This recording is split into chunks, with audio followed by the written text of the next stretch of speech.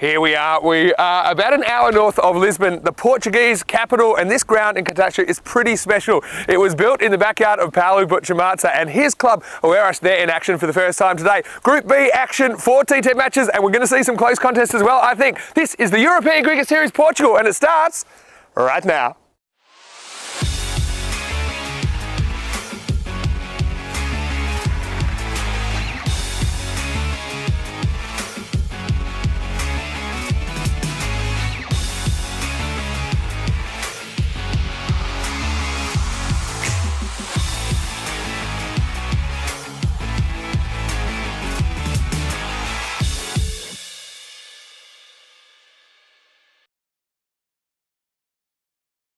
Good morning to you wherever you're watching from around the world, and welcome to another big week in European cricket. We are starting week 2 right here in Catacho, Portugal. It's day 7 of action, and it's our first chance to see the host club hit the floor. It is Oeiras versus Friendship CC in the first 2 matches of the day, starting with match 25. Let's go over to the tournament referee, Sir Rob Kemming, who's with the 2 captains for the coin toss.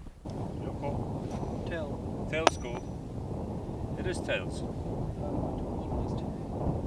It is Friendship CC that have won the toss here in match 25, and their captain Imtiaz Rana has decided that he will have a bowl. So he's decided he wants to chase in this game. No Mohamed Azaduzzaman for Friendship CC. We saw that he sustained a calf injury in the match on Saturday. That's a big loss for them with the bat and the ball. They lose an opener. Having said that, they did manage to get past the Coimbra Knights in 2 really tight encounters. So they are 2-0. Well, they would love to take the scup of Oeiras in this game. And I think the captain Rana himself, he needs to have a bit of a bigger game, I think, to compensate for the loss of Azaduzzaman, who is not in the 11 for this morning's match, and maybe we will see him by the end of the week, but we're not so sure because it did seem like quite a serious injury. Let's talk about Oeiras though, and they have quite a new look side. They're led by Conrad Greenshields. They've picked up the Stoneman brothers. They picked up Mohamed Siraj Nippo as well.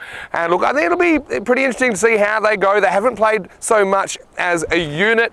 Also watch out for Junaid Khan. He's a pretty handy bowler. We saw him representing Portugal in the ECC last year. So Oeiras looking pretty strong on paper, but will they gel? That'll be the question.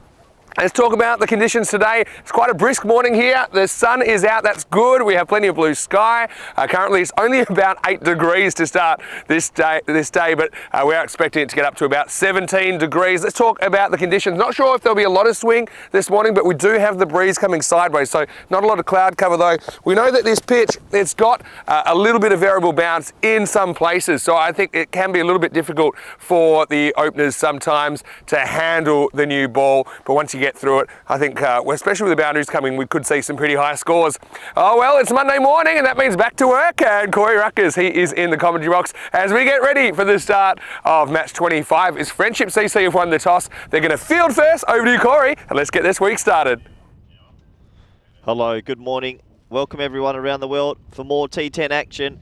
It's a Monday morning here in Catacho, Portugal, and we're going to see the final team of this Group A, Group B, T10 Bonanza. That's Oeiras, the Swans, versus Friendship CC. They've got a couple of big names in there, and one name in particular, Junaid Khan, right at the bottom there. Good seam bowling option. And at the top, Francois Stoneman, Conrad Greenshields, Path Junjay. They're a good team, a really good team, but they're up against Friendship CC, who won 2 games last week, and not many people thought they were going to get over the line, but they did twice. So obviously they've got a bit of a winning formula. It'll be interesting to see how this one pans out. And welcome back to all our viewers around the world. Hope you're ready for some T10 action. And it's a nice, cool morning here. Pretty fresh. And it'll be a bit testing for the players out there, I'm sure.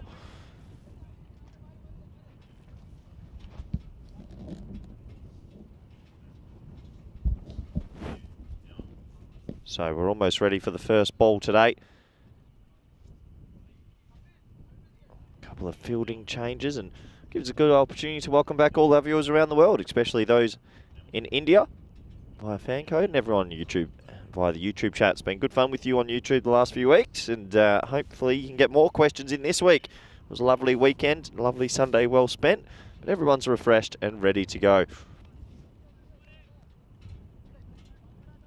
So Jad Alam, left arm seam, he was brilliant last week. How's he going to go today? Up to Patel. Oh, he's brilliant again. That's out for me. He's got him. Well, hello. What a way to start the week. I said he was brilliant last week. He's brilliant this week. It's full, it's straight, it's tailing back in. It hits him on the back leg, and that is absolutely plumb. What I love to see is an umpire brave enough to give it out, especially on the first ball of a cool morning. It's straightened down the line, pitches on middle and leg, and that is hitting middle. Good decision from the umpire, and that was absolutely dead. 1 for none. What a start. And Friendship CC, there's nothing friendly about them. They're a good side, but this is the big wicket. Conrad Greenshield's striding out. We know how dangerous he can be. And he comes out at number 3. I thought he would have been opening, actually. He basically is opening. So that doesn't make too much of a difference. He's out there straight away. But what a great ball first up. Obviously, it's early in the morning. The feet weren't set. He fell across, and that was absolutely plumb. And yeah, credit to the umpire there. You got to give him. And he was alert enough to give that out. So, Jad Alam with the first wicket on this second week. Reminding everyone, this is Group B. And we're in the group stages of Group B. Here we go. Oh, well bowled again. There's a lot to like about Jad Alam. He just puts it in the right areas. And that was a little bit more natural. Didn't come back as much, but what a great delivery to start the day. That's given everyone a bit of a wake-up call around the ground. It was a bit of a sleepy morning.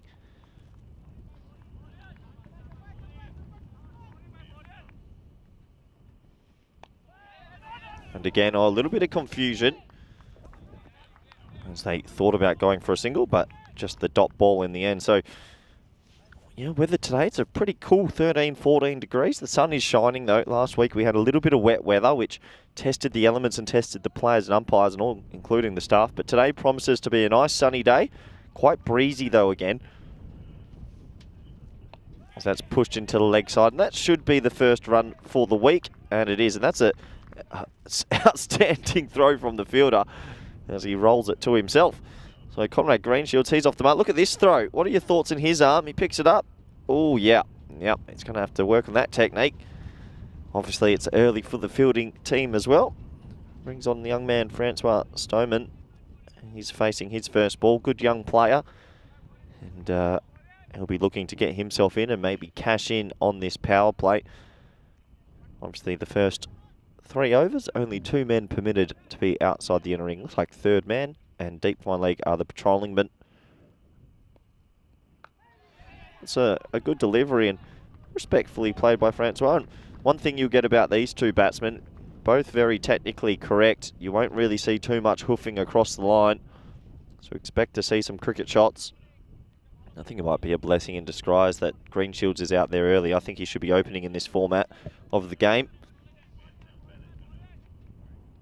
And you can see just a slight delay. So just because of the breeze, a really big gust of breeze went straight across our screens there. So it is blustery. It can be difficult for the batsmen and for the bowlers.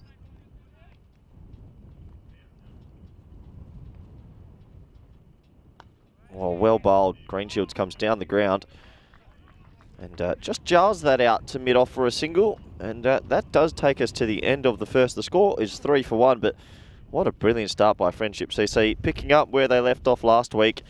They won 2 matches against Coimbra Knights by a whisker. Both games went down to the final over. And a few people around the crowd thought Coimbra Knights were going to win, but Friendship got up. Here's the lineups again. And yeah, it's a really, really strong Swans team. I think a lot of people are tipping them to be favourite. Also Nepo, a left arm off spinner. He's in the middle order, but look out for his 2 overs later. They're pretty well stacked, aren't they? Friendship CC, even though they've won the 2 games, go into this game as the underdogs.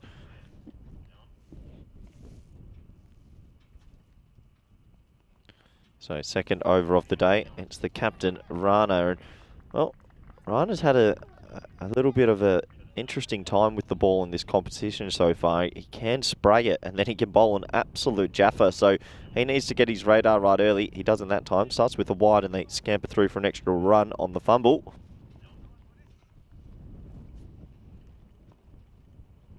That's a better delivery. That's nicely driven straight to the fielder. So I hope you all enjoyed your weekend and enjoyed the time off. But now you're back plenty of games coming this week, 24 matches to go. And this is the 25th match of this tournament.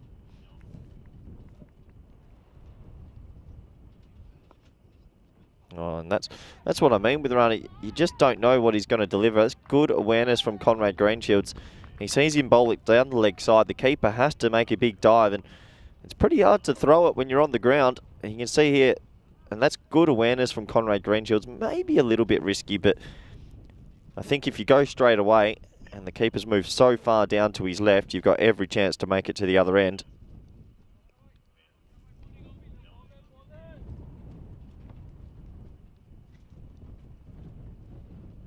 Well, that's a poor ball and gets the treatment. And that will be the first boundary off the bat in this week, and it's gone for 6. Nice shot from Conrad Greenshields, but yeah, Rana, it's a poor delivery, really short, banged in. And yeah, that's a hit-me ball. He's got to get it a bit fuller and a little bit more outside off stump if he can. You can see there, just trying to warm his hands up. It is very fresh this morning. No excuses, though.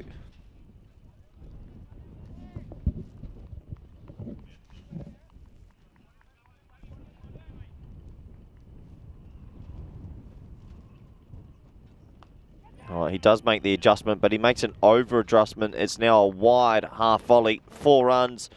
Nice shot by Greenshields.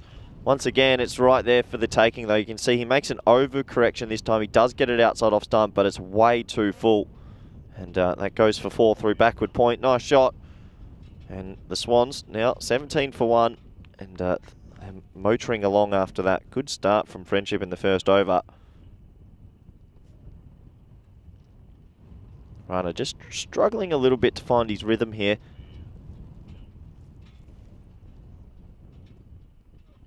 Yeah, and you can see now that's a big full toss and respectfully played. Just nudged to mid-on for a single. Maybe could have tried to hit that a little bit harder through mid-wicket. But gives it the straight bat, just the one. Interested to see how Stoneman goes about it.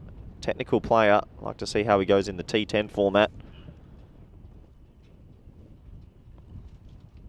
As you can see, a very correct shot through the V, and it's a gorgeous shot, and the fielder doesn't dive down on it. And with this outfield, if it breaks through that inner ring, you're better off diving on it instead of trying to turn and chase it, because it is absolutely rapid.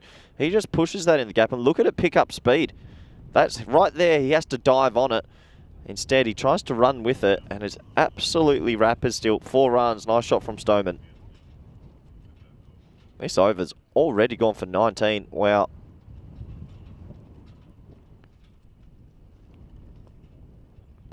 That's respectfully played, pushed into the offside, so they'll take 20 off the over. And that's a big comeback from the Swans. Expect that from them throughout this whole week. That is the end of the second. The score is 23 for 1. So this is the 10th and final team joining the competition. We've seen everybody else so far. We've lost Fighters CC. They were knocked out in Group A. Disappointing for them after making the final last year. But plenty to play for this week. Group B, 4 teams will make it through. Another team will be knocked out. We'll take a look at that table. These are the 5 teams. This will be a hotly contested group.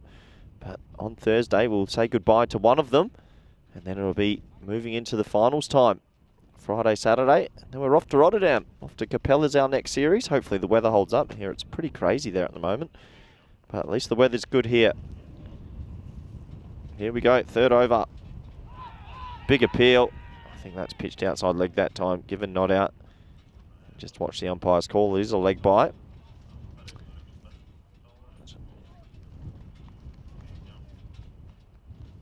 So Jad Alam, he's going to bowl his second up top. He's been sensational so far this tournament with the ball. You've got to wonder, do they see him off or do they go aggressive against him? Well, when you bowl a full toss like that, that's a very loose delivery. It's not very often he bowls a loose delivery. That's probably the worst ball he's bowled in quite a long time. And easy for Greenshields. He just almost leans on it and just times it through the gap. Easy start for him. He's been given 3 deliveries. A short ball that he put away, a wide half volley, and now a low full toss. They just have to keep it in a better area, otherwise he will cash in.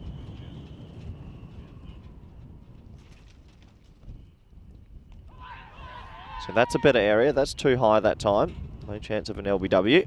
Leg by signalled. But that's better. Just hitting the good length.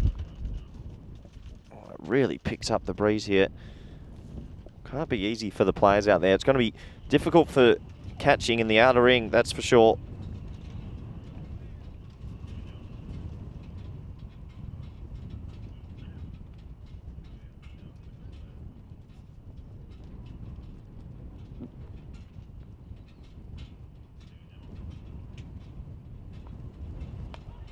That's well bowled. Good bowling from Jardalam. Good comeback delivery.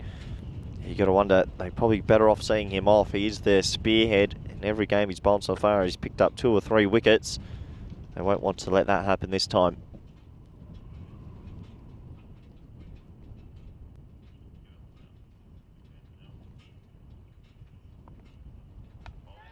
That's a good ball as well. Just pushed into the offside. They'll scamper through for a quick single. Always there as the inner ring's right on the ring as they try close this power play. It's good running. You can see Stoneman's probably not too much of an aggressive player, just more a touch player. Conrad Greenshields gives it a bit more of a hit.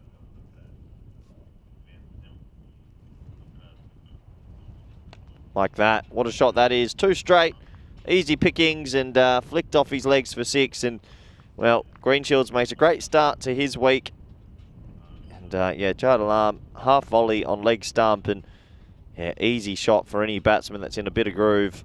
6 runs, and that will take us to the end of the power play. And after a poor first over, the Swans, they've got themselves to 36 for 1.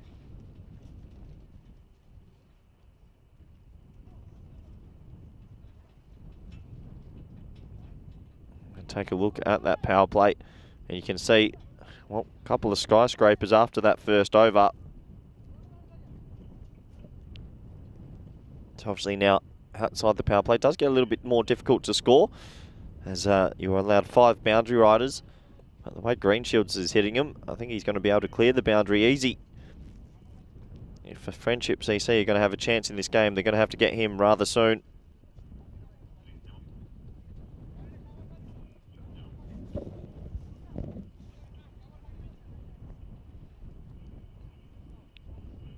It looks like they're keeping mid off in the ring. That might be because of the wind as well, right behind the back. Not easy to play straight. Right, Hussein's getting ready for his first delivery as the umpire passes the ball. Give me a good opportunity to welcome out Vinny Sandhu. Good morning, Vinny. Yeah, good morning. Good morning to all of our viewers. Great to have your company for a brand new week of European cricket. And yeah, I'm really enjoying what I'm seeing so far. As we see Sabir Hussain coming to the attack. And this has just worked around the corner. Think of 2 here, and they are going to do it. So I think just saw the fielder lose his footing. There's Mohammad Zakir Hussain. And so, yeah, they get back for a couple. Yeah, bright start, I suppose, for Friendship first ball. But since then, it's been all Awarash. And, you know, Awarash, I think you mentioned, the last team to hit the park. But they don't want to make an impression, that's for sure. Stoneman on strike. Yeah, nice shot, but drills straight to the fielder.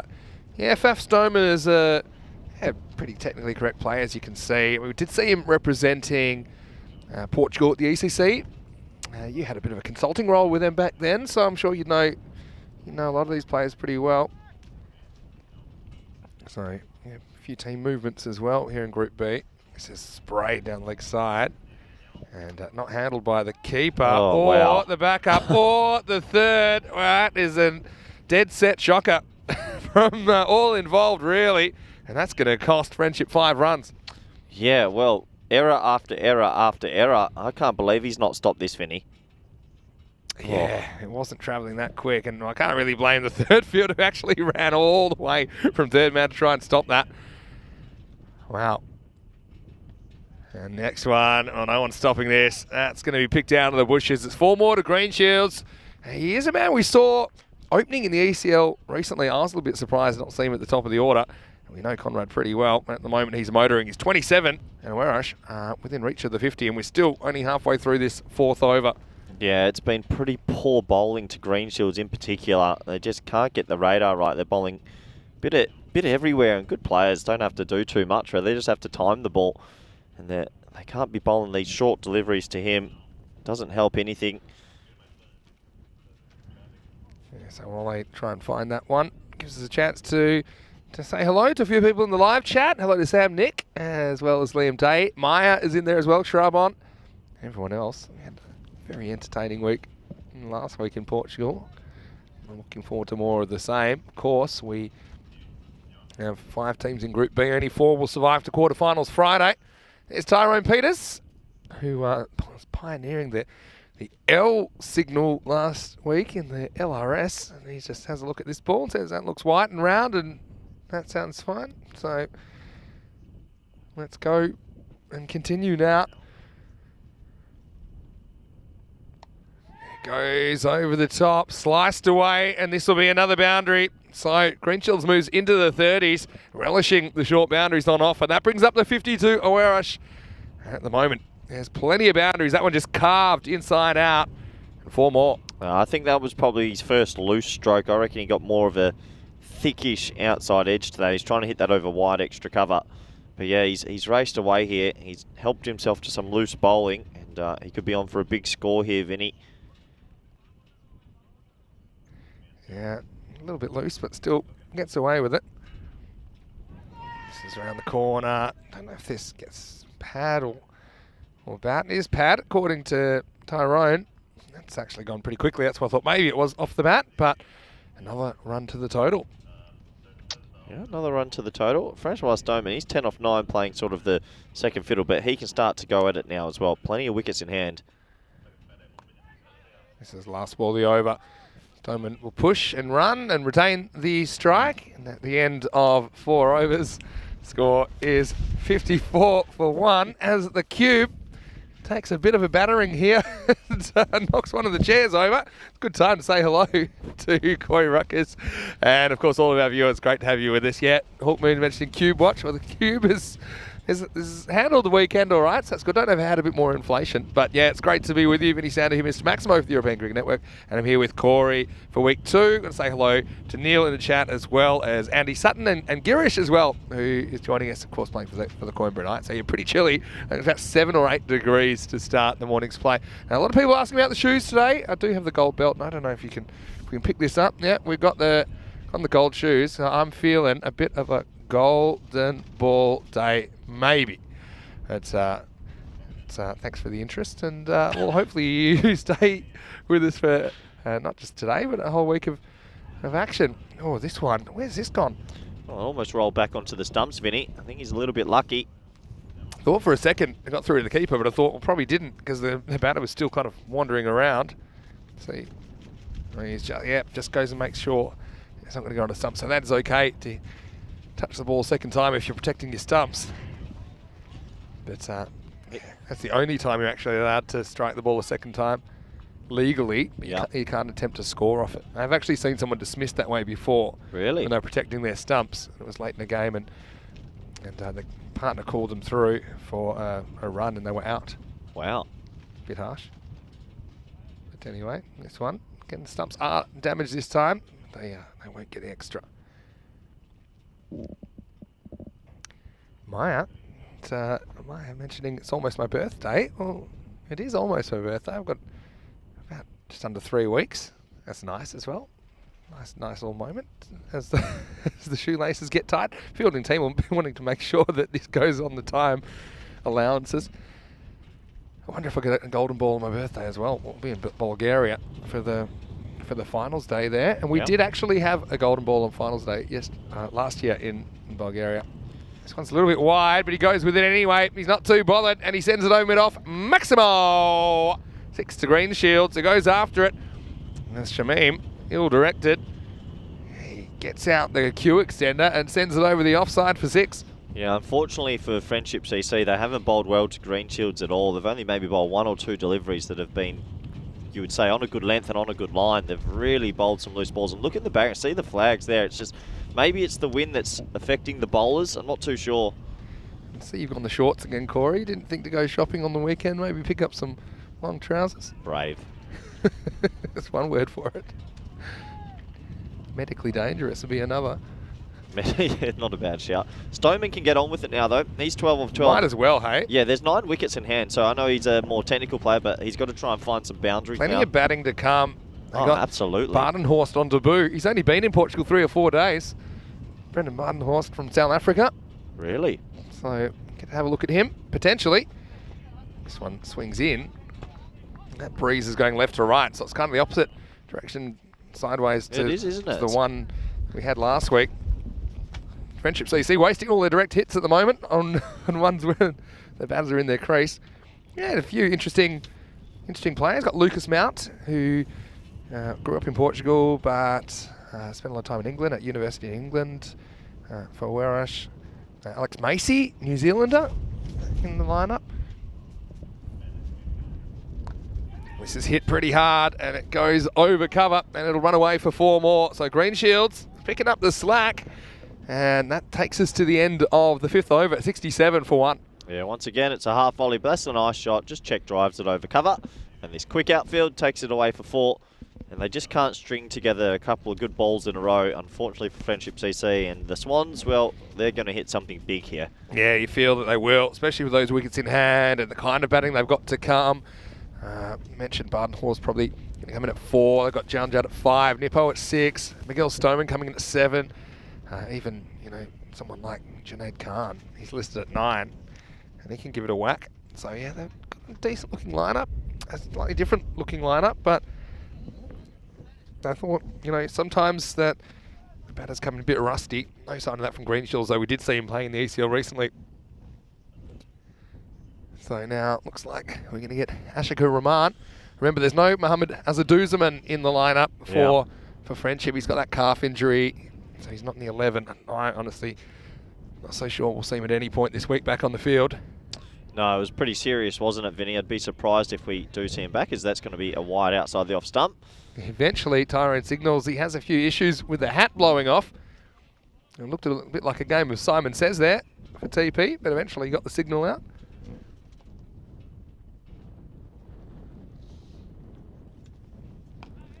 So that's a ball there. I know Stoneman's just hitting the one there, but I reckon he can try and elevate that over deep mid-off or deep mid-on. Yeah. 9 wickets in hand.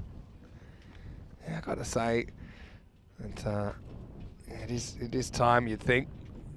I haven't said that. As long as he gets the one, you can get Greenshields on who can do some damage. Still 5 to come in the over. This one will be a wide. Hello to Abhijit Vajayan as well in the chat, who's saying hello to Corey and Vinny. Hello. We're following IPL and our favourite IPL team. Well, I'm a bit neutral. I tend to kind of follow the players that I know, the people that I'm friends with. I'm a PSL man instead of IPL anyway. Yeah, I know that you spent a bit of time coaching. The PSL's better standard. Oh, okay. Absolutely. So yeah, give us your thoughts about that in the chat. And obviously, got to say well done to the Australian women's team for winning the World Cup. Yeah, brilliant. And also well played to England as well. I think high scoring very final. Good tournament. Yeah. Well, when one player gets 170, it's probably going to be high scoring. And speaking of high scoring, this one's going to disappear as well. Maximo, 6 more. He goes offside. He goes leg side. He can put him anywhere at the moment. Greenshields is lighting up the cricket ground as he moves to 48. Yeah, it's just hit me bowling, isn't it? It's just a bit slow, and he walks across and simply lofts that over the leg side for 6. Too easy for Greenshields. Gets a bit cuter and cuts this one away. It moves to 49. Sympathy shot that. He could have absolutely wellied that through the offside. There's no sweeper at deep extra cover, and he blocked it to 4-1. Sharing it around. It was a little bit shorter, I suppose, a little bit quicker. I want to see Stoneman have a go here. I want to see if he can elevate it. Yeah, be brave. I mean, nothing to lose. Can run a ball pace. Hello to Andrew as well, who's joined us. Andrew Batchelor. And to Jeff, who's got a question, which I'll come to in a second. First, let's have a look at Faf Stoneman on strike. He does. He hits it reasonably hard, but straight to the man, Rupu, who makes the stop for 1. And so Jeff's asking, who's the fastest bowlers we both faced, and did it make us want to be at the non-striker's end? I'm going to say I faced Mitchell Johnson in grade cricket. That was pretty... I versus Barrendorf. Yeah, he won your mates. Yeah. He's quick, do you? He gets good bounce, that's the thing. I think quick. He's still being clocked at 145 around there. He got picked for the last Australian game. I'm trying to think if there's anyone overseas that... Yeah. Barendorf's really... I probably kept to quicker bowls than I've faced to. They're probably the odd exception. So it's probably good that they were on my team. And also when we're in the nets, I reminded them we didn't really have a reserve keeper. So I just like slow full tosses, please. Goes after this one, Green Shields. But the turn beats him on the inside half of his bat. Anyway, it takes us to the end of 6 overs, and the score is 79 for 1. And so Mahesh Gupta has you've lit up the chat here with your PSL comment. He says, give us one reason why you think PSL is better than IPL. Because the bowling standard is phenomenally better. In IPL, it's not very conducive for fast bowling. Batsmen seem to always have the wood. In PSL, you're coming up against probably 3 Pakistani guys that bowl 150. Then you add all the overseas players that are unbelievably high talented. Yeah, there's just a bit of natural fast bowling talent in Pakistan. So you reckon you have to earn your runs a bit more? Absolutely. Corey's been there. He's had a look at the close That's up. not just coming from me. That's coming from all the players that go around the world to all the franchise leagues. All of them say that the best bowling standard that they face in the world. This is coming. Oh, sorry. The laptop's almost blown off the table. That's coming from Dale Steyn. That's coming from Ian Bell. That's coming from all the big names around the world. They all say that the best bowling standard is in Pakistan out of all the franchise leagues. Yeah. Well, there you go. That's one reason. As Rupu comes in, this one could be a wicket. No, doesn't quite carry. Soman's trying to get going. Is this one of those times that you think about strategic retirement, maybe to get more of a natural hitter in there, or do you think there's no real need for it at this stage? Not yet. Maybe if there's like 12 balls left. Oh. And that's nothing really about saying anything bad about Stoneman, who's played a pretty good support role in this partnership, but it's more just about using your resources in a clever way so that at the moment, I mean, like he's trying his best to get the ball away. He's 16 off 16, only scoring at 100 strike rate. He'll probably want a couple of boundaries. Mahesh, let's come back at you saying cricket's not just about fast bowling, but I guess he asked for one reason and you gave him one reason. Absolutely. You didn't say it was just that. No, well, the scores are still high there. The batsmen have to earn the runs more. This is coming from proper players around the world, not just myself. That's his 50, Vinny. Yeah, it is. And so Green Shields will probably get a couple here. And so, yeah, good innings for him in his first match as captain of Werash. He brings up his 50 off 21 balls, 4 sixes and 5 fours in there. And, yeah, striking pretty well around the kind of 2.5 a ball mark. So, yeah, now he can really put the foot down. It's a loose shot. I'm not too sure what he's doing there. Should have just tried to whack that over the offside. I think he was deceived by a slow ball. Yeah, so this is Ashful Rupu. So Jeff's saying that he'll give Conrad a hat if he can make 100. Well, he better get a move on because into the last third of the innings. Still a chance to. There's no reason why not. If he faces most of the deliveries and gets onto a bit of a run, could get close. Yeah. So yeah, Irish had the double header this morning against Friendship CC, who are 2-0 after beating the Coimbra Knights in a couple of close ones. As this time, Stoneman gets inventive. And I like this shot. This is where he found some success at the ECC as well, getting a bit funky, and that one disappears into the woods. 4 runs. And that is his go-to, I think, when he wants to attack, and he executes it well there. Yeah, that's a good shot. It's short, and he gets that away beautifully. Moves inside the line of the delivery and only has to help it on its way. Nice shot. So Rupu, he's gone for 9 here. And yeah, Friendship CC, let's see where their run's going to come from. I mean, Muhammad Jayed Alam, he'll be the one I think all eyes will be on. He had a really good morning, carried them basically on Saturday morning. Remember, no Muhammad Nazrul Islam in the side this year for Friendship. As this one is hit even better, and this will land past the boundary. So Maximal 6 to Stoneman. I suppose that's why you don't retire them. You just give him a kick up the backside and say, get on with it. Stoneman has, and he gets 6 right here. End of the over. The score now is 94 for 1 after 7. It's just short bowling, and I mean, when you bowl it so short, the batsmen can do anything they want with it. Friendship CC haven't been able to find any rhythm this morning with the ball, but this is the week, Vinny. Explain it to us. Yeah, so you can see that we've got Group A, they're already qualified, and those 4 teams, and unfortunately finalists were eliminated from Group A. And these teams in Group B, they're fighting for 4 spots in quarterfinals Friday, which is in just 4 days' time, and then we have finals day on Saturday. So stay tuned every day for the FanCode European Cricket Series Portugal. So one thing I will say in the chat, and there's a bit of lively debate, it's nice that different people have different opinions. And Corey's entitled to his opinion. I know a lot of our, particularly Indian viewers, are sticking up for the IPL, which is great. And look, to be fair, the IPL did start the whole thing off basically in the modern way of franchise T20 cricket. Well, they're getting a bit upset in the chat, are they? One's upset. They're just, oh no! Don't What's hit happened here? Oh, he's gone. They've done another injury. Oh, he's gone. He's in strife here. That's a knee popper. That doesn't look good, Vinny. Oh, dear me. Well, it'll be a no ball. Oh, that's one time that I wouldn't. Can you call it a dead ball? I think technically you got to call it a no ball. Oh, it's a bit hard. He's let it go forward. I think if you're the Swans, that's one that I wouldn't hit. Oh. Yeah. Yeah.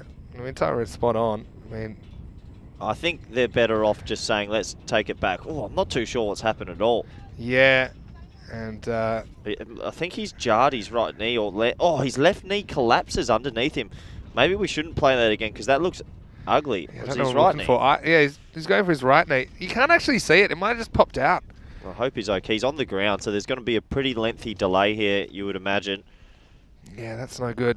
That's no good. They've had their issues, and yeah, that's not what anyone wants to see.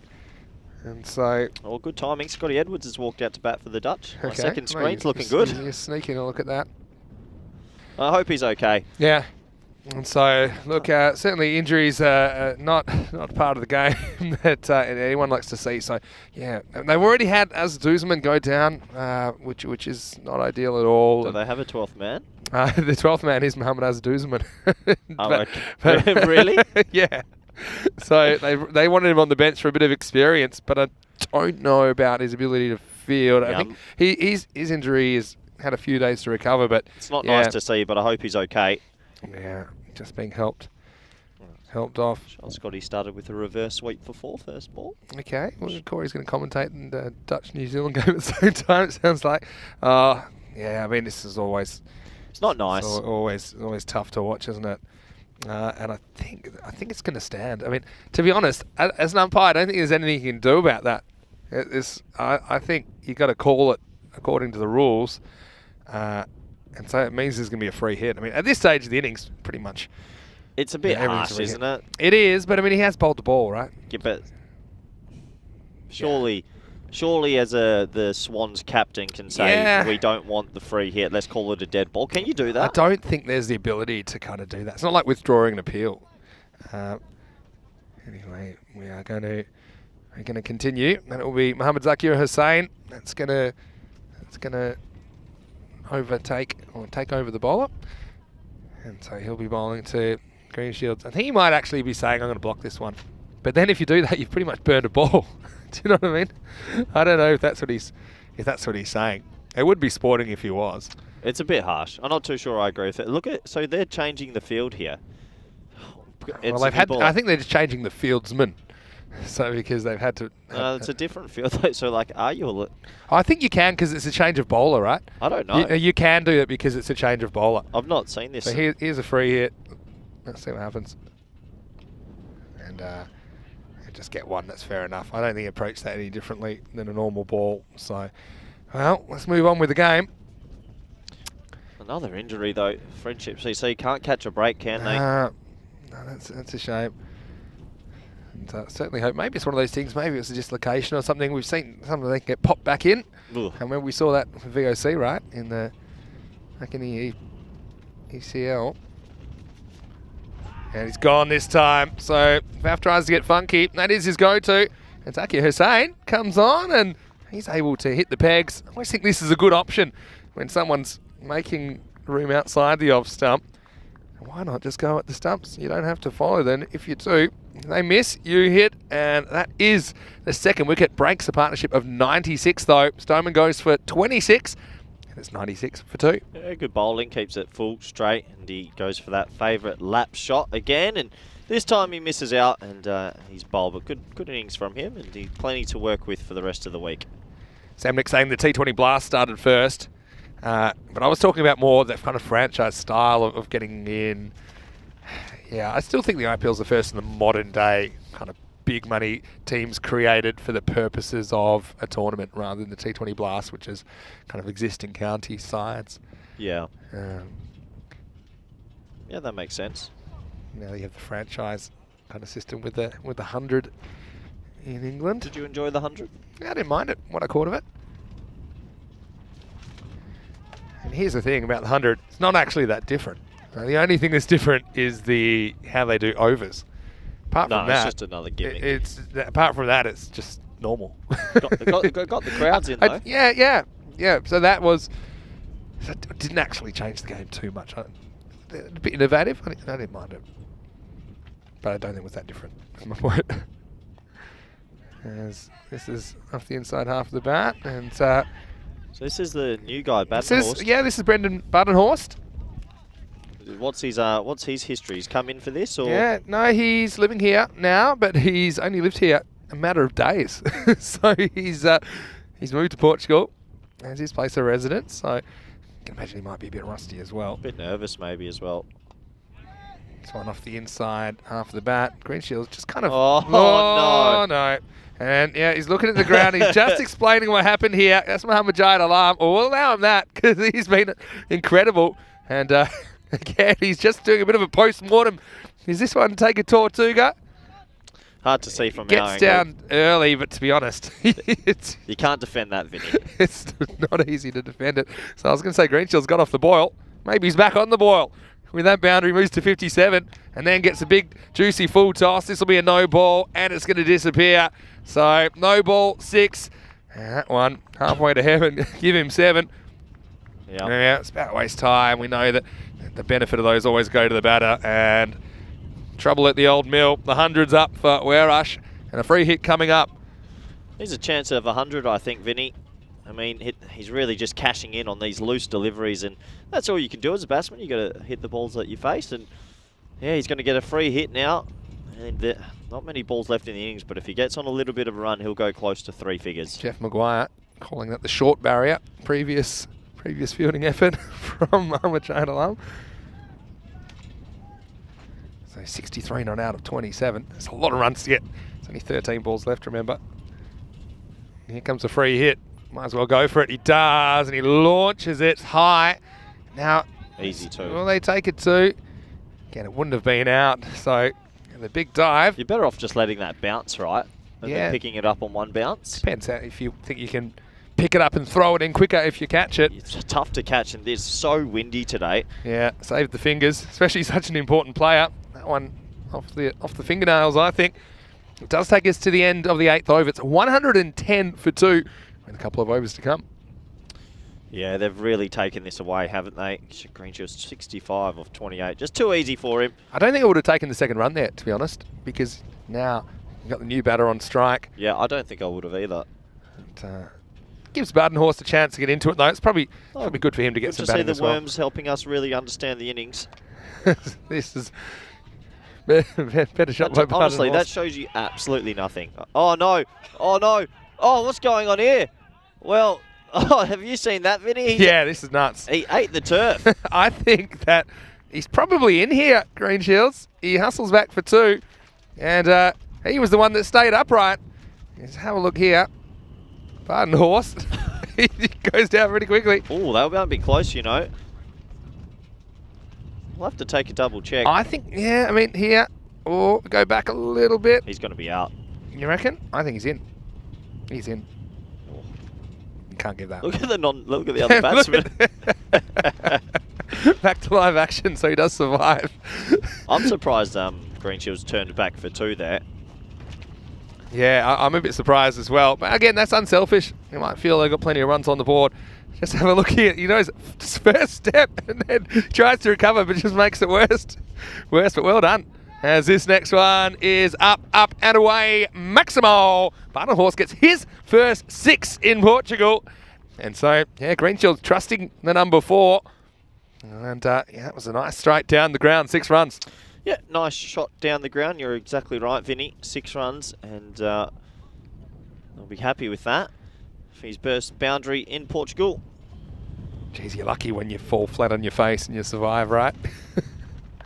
As this one's lifted up over the leg side, and this one's going to get away as well. Well, he's going to have to blame the ground again. This one, I suppose it does bounce just in front of him. Button Horse gets another boundary. He moves into double figures. Yeah, moves into double figures, but poor fielding. They're so disappointed with it. And you can see here, bounces in front of him, and that's not easy because the wind's taking it at a rate of knots, but Friendship CC, they're all over the place at the moment. Hit hard again. And this time it's caught. Well, that's a nice safe catch down there. We said they're all over the place with their fielding, but that's a good catch, and that's another wicket. And that's actually Mohamed Jaidalam who's moved around. And so, yeah, it does take the catch. So nice little cameo, though. We saw a little bit of what Brendan can do with the bat there. He'll fall for 13. And the score now is 122 for 3. Got to say, though, he was lucky to survive. I mean, when that ball hit the stumps, turns out Greenshields was just in. But if that ball doesn't hit the stumps, he's pretty much guaranteed to be run out, whether the bowler fields it or the backup fielder fields it, because he was actually just flat on the canvas, wasn't he? Yeah, it's one of those comical ones you can see sometimes in this format, Vinny. So last ball of the over coming up. Rupu gets the wicket. He's been a bit expensive, but he'll be happy to have a wicket to his name.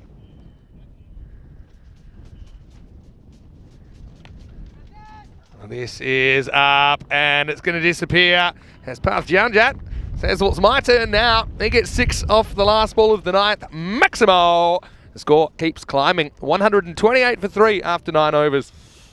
Yeah, nice shot first ball, and it's just not working for Friendship CC. The wind's blowing that way today as well, so we might see some high scores. This was Group A, Vinny. Yeah, you can go back and see who finished in what position from Group A, and that's who the Group B teams will be playing, depending on where they finish. So Warish, this is their first game. Friendship CC top of the table after 2 wins. Punjab CC and Wild Panthers, they had a wild double-header on Saturday afternoon. They split the points in the end. And so, yeah, the Knights, the team, unfortunately, in the drop zone at the moment. But, I mean, plenty of cricket still to play here in Group B. Question in the chat from CJ Sharp, which an interesting one. Says, Corey, do you have any insight into what Cricket Portugal are doing with young player development? Are there many young players coming through or just a reliance on imports? Interesting question. So we see this one. First one's a wide from Zahir Hussain. Probably Conrad's a better person to probably answer that question or something. I don't really know what they're Thing doing. is, it's not so much imports. They're not being imported for cricket. I mean, if it's take someone like Badenhorst, like he's here to live, and so that's why he's playing cricket in Portugal. So you're always going to have those kind of players. You see some good young players around, like the Stoneman brothers, for example. This is blasted straight down the ground. It's going to be 4. So Greenshields, last over. He's really going to put down the foot now. And he moves to 69. And that's a nice shot straight through the line of the ball. Yeah, nice shot. 2 full, 2 straight, and that goes for 4. They just can't find that good length. Yeah, no, I don't know too much about what they're setting up with the youth system. I know that they are they're trying to do a lot of things to develop cricket, and particularly, women's cricket as well. Yeah. Could talk there might be a third women's side. Of course, the Miranda Maidens and the Lisbon Lynxes, who are cool names, by the way. My favourite team. You like Lisbon? You're a Lynxes fan, are you? I'm a Lynxes fan. All right. Look how blustery it is. It's difficult for the umpires out there. That's a nice shot, but should be stopped for 1. Well, and don't speak too soon. I could tell that was the spin that was going to do him there, and he's done him like a kipper. And so, yeah, that's Sabir Hussain out there. Just have a look at this. Always going to spin right to left. And doesn't get a hand on it. He was going like a crab in handcuffs there, wasn't he? They're still in, let's be honest, Friendship CC is still in weekend mode, aren't they? They do not look up for it. Have been very friendly with the misfields, I'll say that. And now this next one, it's going to be touch and go. It'll be 4 more. And Greenshields moves to walking 677. He has dominated. And I think this is probably a sign he should be opening the innings, because effectively he was, right? He's back out there after 1 ball. And he's really been good, but he's had a few gifts, you'd have to say, from Friendship. They've given him a lot of gifts. It's been a very friendly bowling spell to him. Well, what do you do? Can I go leg side here? Yep. There you go. And he steps across and absolutely blasts this one. Well, that one is going to wake up the scorers. Well, they know it's 6 because it pretty much lands on their table. It's Maximo time. As you could just tell, sneaking outside the off stump, he wanted to go leg side. He's seeing him so well. And with that, he moves to 83. Well, they're going to have to make a new league for Green Shields. He's too good for this. He's too good to be playing here. I think he wants the same again. Yep. So he goes again, and he's going to get more. He's going to get 6 more. Maximo moves to 89. No ball 6 Yeah, coming up. He needs a no ball, doesn't he? Because he needs 11. He's going to head into the last ball now. It's been brutal hitting, hasn't it? It's just half volley after half volley. Oh, sure. Brings up the 150 as well. It's dangerous. Jeez. It's really blown out. And again. He goes one more time. This time he picks out the fielder. But I think, well, may go for 2. I think they're just going to settle with a 1. They feel satisfied. They've got enough runs on the board. Green Shields will finish with 90 off 34 balls. Jaunger just gets to face the one which he smoked for a Maximo. Awarash, they certainly have made their presence known here at this FanCode European Cricket Series. In their first innings of the tournament, they have stacked on 154 runs.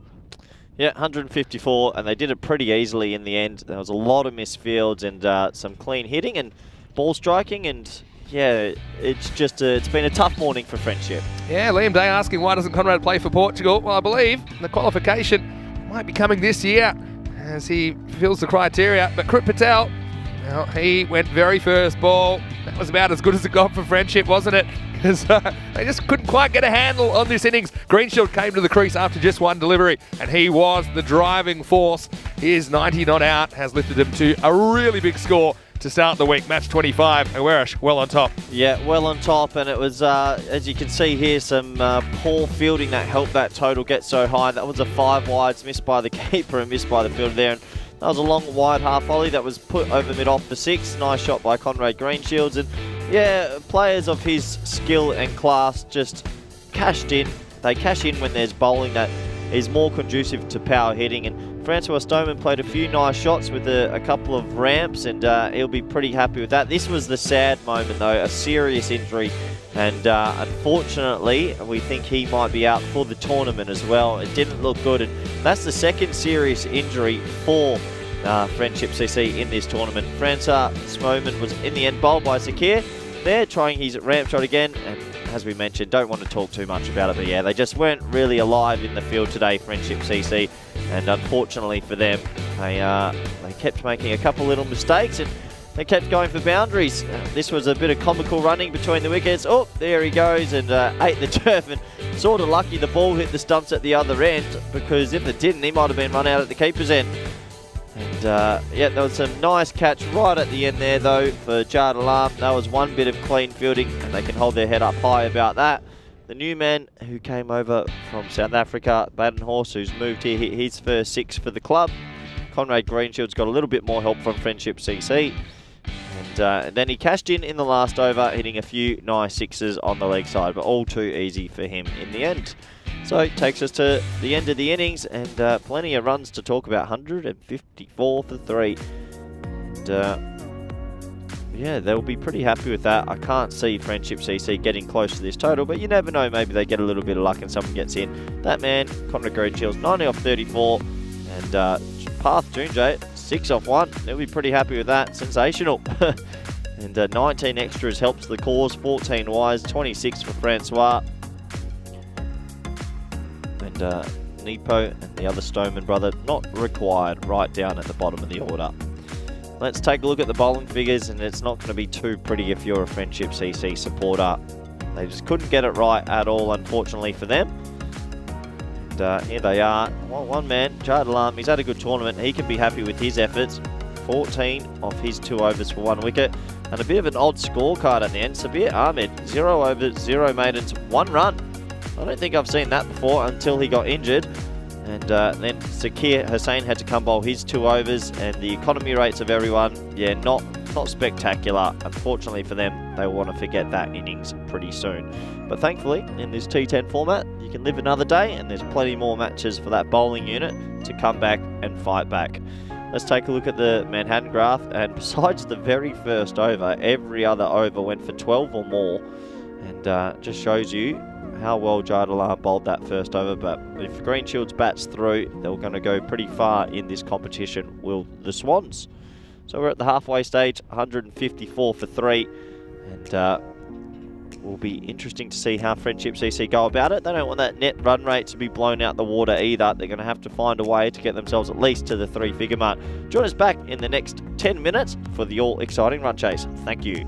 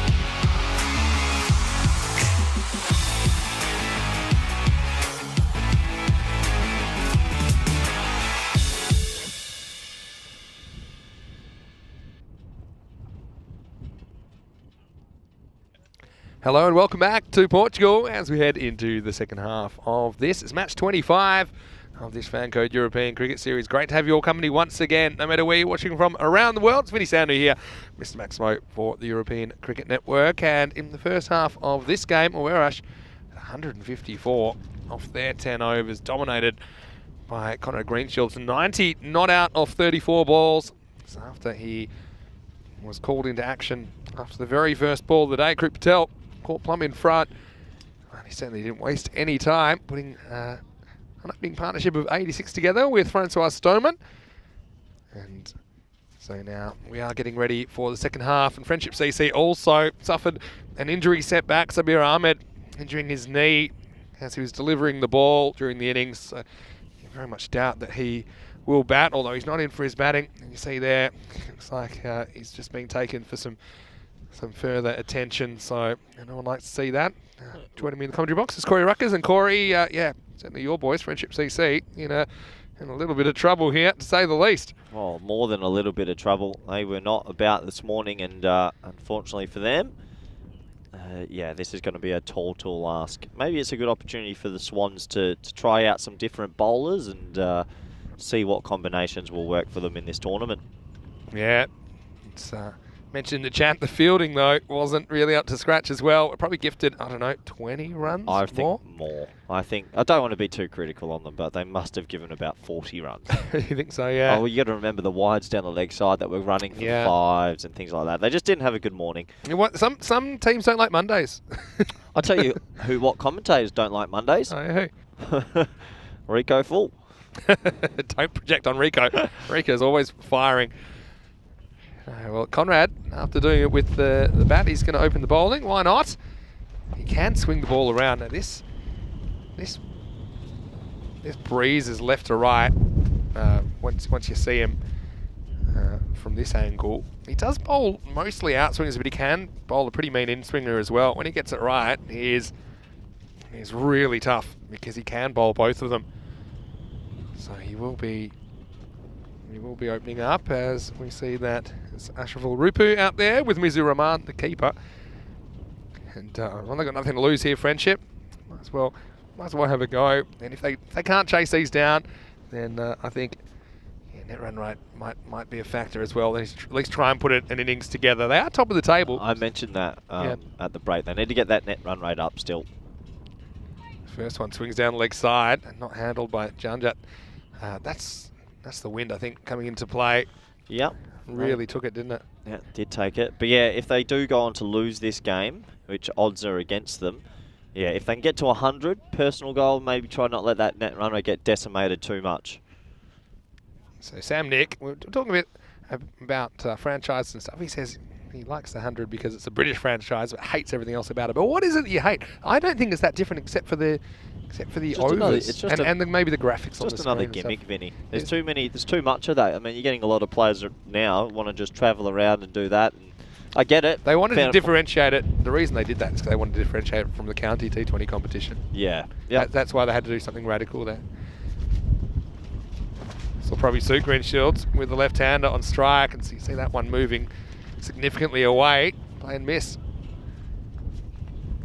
So, we're mentioning as well, kind of Green Shields' plan is he will qualify to play for the Portuguese national side. He's waiting for a passport, isn't he? Yeah. So I'm sure he'll be happy when that comes through. We may see him at the ECC and also playing, of course, the T20, various T20 internationals that Portugal will play this year. Well, when's his passport due to come?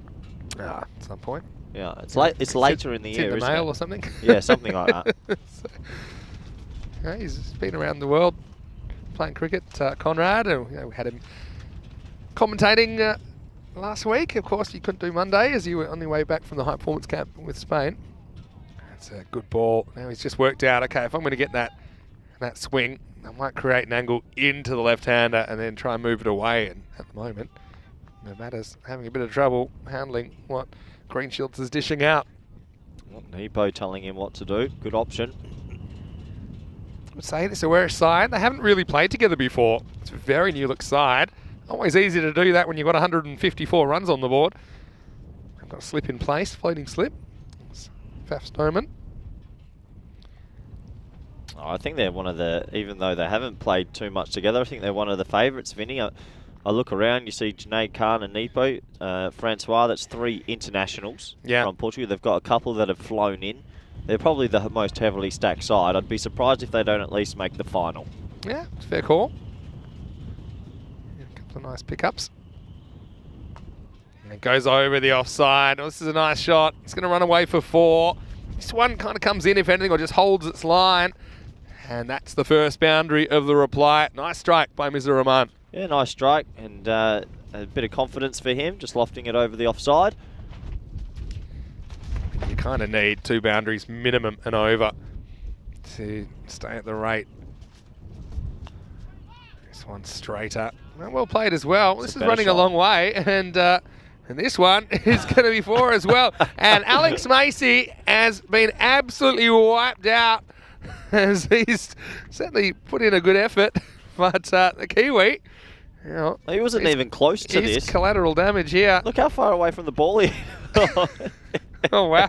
And it almost cleans himself up on the helmet as well. Oh, A for effort. Yeah. O for ouch. I do like that he put his body on the line. It was a lost cause. Last ball of the over.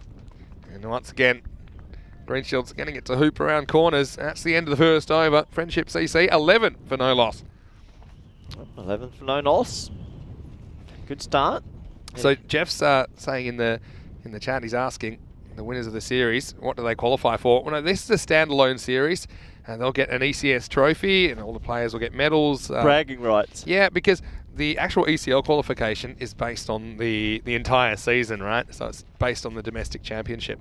And I believe they will do that this year with their 14 clubs in zones, so based on geography, and then the top 3 of each will go into like a Super 6 competition, and they hope to have the ECL qualifier sorted by about August. They're hoping it'll be around August or so, and then they might have a few touring teams coming in. So that's the plan. They're still working out the season. Here is Junaid Khan. Oh, what a good in-swinger first up. And this one really bends. It's a banana bender, and Rupu is going to have to go very first ball. Tough one to get first up. Yeah, this one does really move into him. That's the first wicket, 11 for 1. And what a good start to the season for Junaid Khan. Yeah, what a great start for him. He gets it absolutely right. It's a peach first ball. Look at this come. Whoa, that's getting many batsmen, isn't it? Yeah, I mean, you know it's probably going to swing in a little bit, but it's the amount of swing that he gets that does him. I mean, you've got to be expecting it's going to be a little bit of an in-swinger with this breeze, but that's excellent bowling. And I think you're right. Many batters around the world would struggle to keep that one out. Yeah, what a great start for him. He'll be really happy with that. Can he back it up with another peach? Yeah, so good time for this man to come to the crease, Mohammad Jayad Alam. You'd say he's their only hope of getting anywhere near this target, based on what we saw the other day. Remember, no Azaduzman in the lineup because of his injury. And so, yeah. It's going to be a battle of attrition for them, isn't it? 2 serious injuries in a couple of days for Friendship CC. Not helpful at all. Not at all. And again, you're going to have some tough points in a tournament like this when you play 8 games. This one doesn't really swing in. It's going to get over the field. That takes a bit of a Tortuga.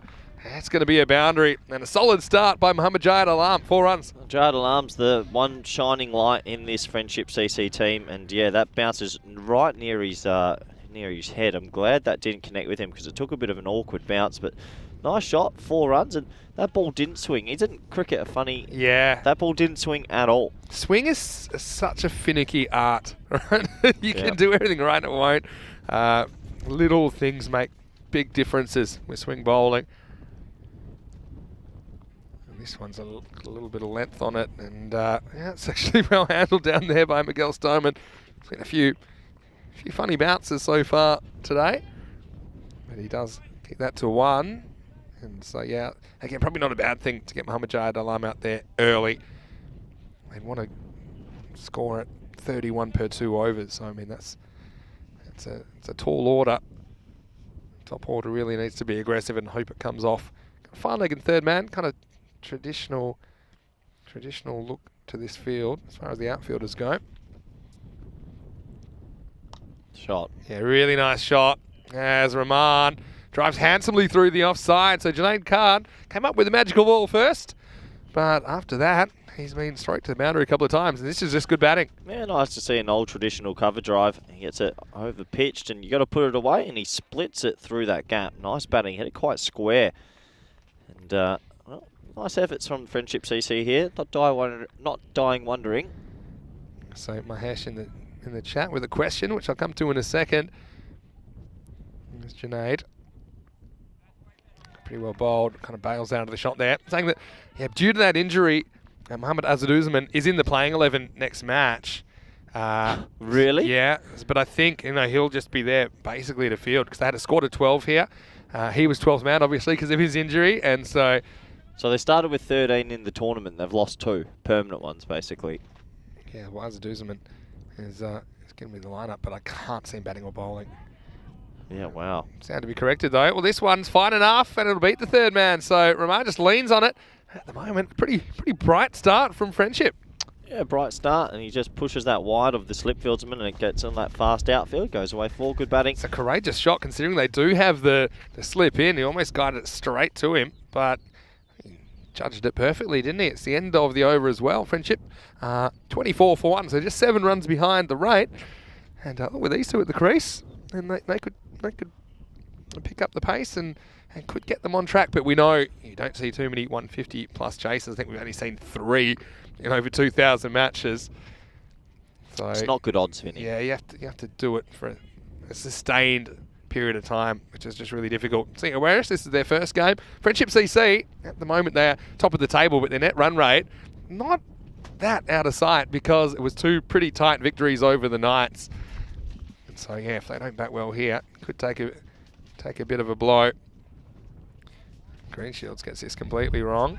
Oh, they should run there. Oh. Yeah, well, that's one way to stop the ball swinging. And, so yeah, you can see even Green Shields just struggling to control the movement at times, to the right hand in particular, where that wind left to right will take it down the leg side.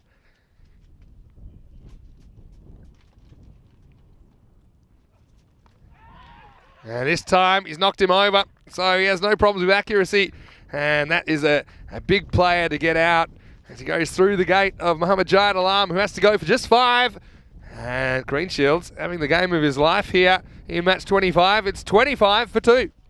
Yeah, he gets through the defences there, swung in, and might have clipped his back leg on the way to hit the stump. So plenty of movement. Yeah, this is all a bit too easy for the Swans. Seems like a bit of a mismatch. I think they're stamping their authority on this tournament. They really are, but they also have made the most of conditions. Remember they were sent in, and I also don't think it's particularly easy to field first when it's freezing. Okay, dew not so much a factor, but I think I'd like to go out there and bat. And that's actually exactly what Awareness are going to do, because in the second match of the day, they've won the toss, and this time they've elected to bat first. Well, I think they've still got Nepo, Junaid Khan with the ball. They've got Francois Stoneman bowls left arm team. They're going to have 8 to 10 overs of international bowling. Yeah. So, yeah, I think they look like the team to beat. No let up. This one. You can just see this as a mismatch straight away. Yeah, threatens to shape back. There's Muhammad Alamin, who's at the crease now for Friendship CC. Yeah, so now you need to try and maybe the point will come where you have to just forget about the scoreboard and just try and bat as if you're batting the first innings. Forget about the target and just try and get as many as you can here for your tournament benefit. As this is timed away nicely by Muhammad Alamin. This will be 4. And so yeah, just a little push. Uses the pace of Green Shields, and Friendship CC, they've lost a couple of wickets, but still, the boundaries are coming. The outfield's rapid, isn't it? And like we mentioned, to get it through, it's 4 straight away, and you got a little piece of that. They pulled the 3rd man up. I think they'll be keeping him back now. Liam's back, and he just missed the answer to what do the winners of the tournament get questions. I'll answer it again for you. Bragging rights. Yeah, well, I mean, they do get, of course, the fantastic ECS trophy, thanks to Local Lifestyle and all the top 3 teams all get medals, all the players. This one is going to be well fielded down there by Miguel Stoneman, just a single. But it's not for ECL qualification. The reason is ECL qualification is based on the entire domestic season here in Portugal. So, and the plan is that the teams will break off into kind of a north zone, south zone. The top 3 of each will play in the Super Sixes later in the season, and the winner of that will represent Portugal in the ECL, and they should know that around the end of August, although they're still finalising the structure of the season. So that was your answer, Liam. He's round the wicket now to the left-hander Green Shields. And this one's picked up nicely, and it's Adios Pelota Maximo Rahman. He's played some really nice shots since he's been out there. This one just kind of angles into him, doesn't swing a lot.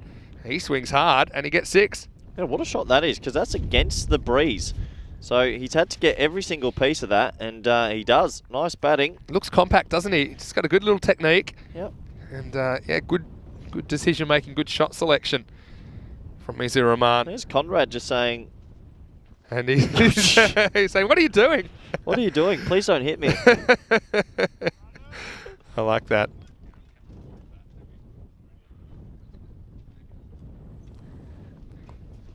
This one off the inside half of the bat, and so it'll be the end of the power play. And not a terrible one for Friendship, but they are behind the 8 ball. After 3 overs, it's 36 for 2. Yep, behind the 8 ball, but at least giving a bit of a fight of it. And yeah, Yeah, good time to be a batsman, get some form maybe for the rest of the week. Well, Sam Nick is calling him Yuvraj. He thinks he's got a bit of the Yuvraj technique about him. Yeah, I Big can call. understand that. Similar. How'd you enjoy Lisbon yesterday, Vinny? How'd you enjoy your day off? Yeah, we enjoyed it, didn't we? We caught the train into the city, which is about a 45-minute journey from where we're staying in Santarém. How many lunches did you have? Have we got a hashtag? Well, we went to one of those places. There's a food market, and there's all sorts of different things. So I just picked at a few things. Maybe that could be a question in the viewer chat. How many lunches did Vinny Sandhu have yesterday? Because it was impressive numbers. Enjoyed it. Separate meals, big meals as well. You didn't hold back. Well, didn't have dinner, put it that way. Yeah, Except if you count the... actually found a bakery as we were getting driven back. But, you know, we had a nice day in Lisbon with the crew. Gorgeous city. Yeah, and you were the sensible one, seemed like, for once. Always. That was a strange time. That was a strange dynamic. Anyway, here's Mohamed Siraj Nippo to bowl. And this one is going to be gone. Yeah, this one just slides on, doesn't spin, hits him in line. And well, just like Junaid, he gets a wicket with his very first ball for Awarash. And so, yeah, Nippo, another player that we've seen quite a lot on ECN. And that's out. I mean, there's no defence there. And you can see there the slow finger of death from TP. And Nippo is up and away. It's 36 for 3. Yep, great start to his week. Just angling in. It sort of went with the breeze inward, and that was plum. Yeah, it really was. You'll enjoy this breeze to get that drift in. It has the option of trying to rip one away. I'll tell you someone that's not enjoying this breeze. Me. It is freezing cold here. Yeah. It's it is certainly the dominant thing that we're noticing here at the ground this morning. So, Tyrone Peters umpiring. The hardest thing he's having to deal with is keeping his hat on his head this morning. And most of his decisions have been fairly easy. It's really whistling, isn't it? Okay. We're going to have to block the cube up today, Vinny. I can't do this. It'll be even worse. We've got to that side. We'll just get you a blanket. You'll be fine. Anyway, Nippo, who's a golden ball hero. If you go back to golden ball 8, you'll see him bowling an Irish batter, actually, back then. He was playing for Rossio. This one is worked away, and looks like Krip Patel, who attempts to get down to it, doesn't really. But it'll just be one. So this is the captain who's out there now. Imtiaz Rana, who's off the mark immediately.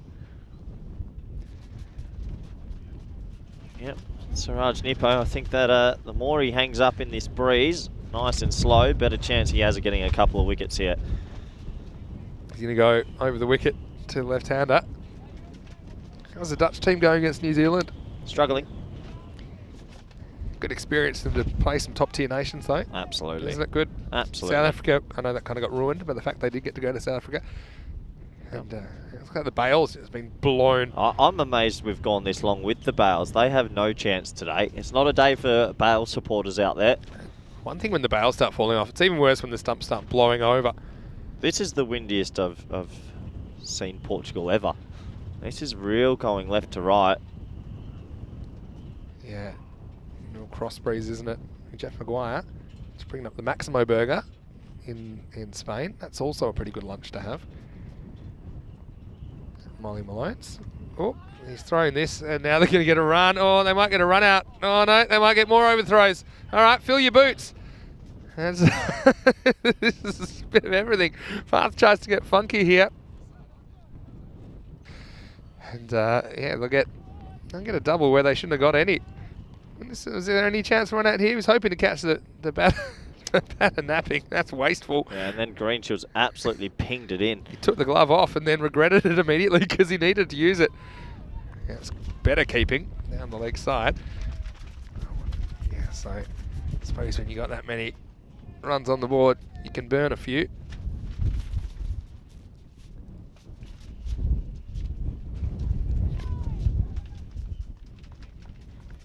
I think it was off the bat as well, maybe off the glove. Yep. Of the previous one. So the 2 runs were credited to Rahman. How you doing, Corey? You often say Your first game, you lack a bit of energy. How do you feel this morning? Oh, I'm into it. It's just obviously when they're chasing so many, it's so difficult, you know. Oh, I might have been a little edge on this. And he's either they stick or they don't. Don't see how much of deflection there was off the bat here. Just by the reaction. Yeah, I think Quite a deflection though, wasn't it? Tries to ride the bounce. Can't hold on to it, Janjat. Now goes for it in the air. But, oh, it's a kick stop attempt. Well, it could be out at the end here. They're pretty confident about this. There's no problem with the boundary. And he's frustrated, but then see the backup. And I think Nippo thinks he's got his man here. Well, doesn't have the ball there. Doesn't have the ball, yep. Okay, we'll roll it forward. Doesn't have the ball for me. I think the ball goes under the stumps, but I think he's just made it. So, yeah, he's safe for me. It'll be 2 runs. And they will survive, and that is the end of the over as well. So after 4, it'll be 43 for 3. That's good fielding in by Faf. Maybe that's a set play. I don't know. But Macy, he certainly attacked it with gusto. And there's Vinny Sander here, Mr. Maximo alongside Corey Rutgers. And now let's just have a look. I've put the big jacket on. I know I've got my fancy stuff on underneath.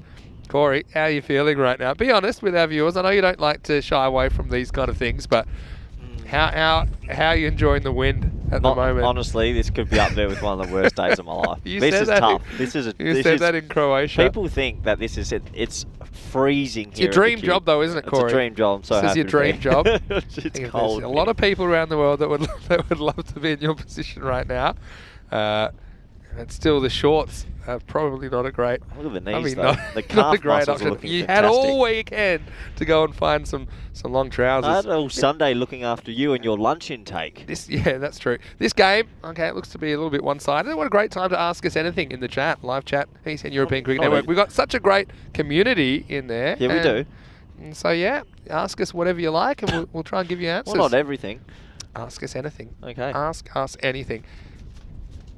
As we see, this is Francois Stoneman coming in with his radar medium pace. So, of course, we saw Faf keeping for Portugal in the ECC. And, you know, he's not a regular keeper, but he did fill that spot and did okay, actually. Now we're seeing him with the ball.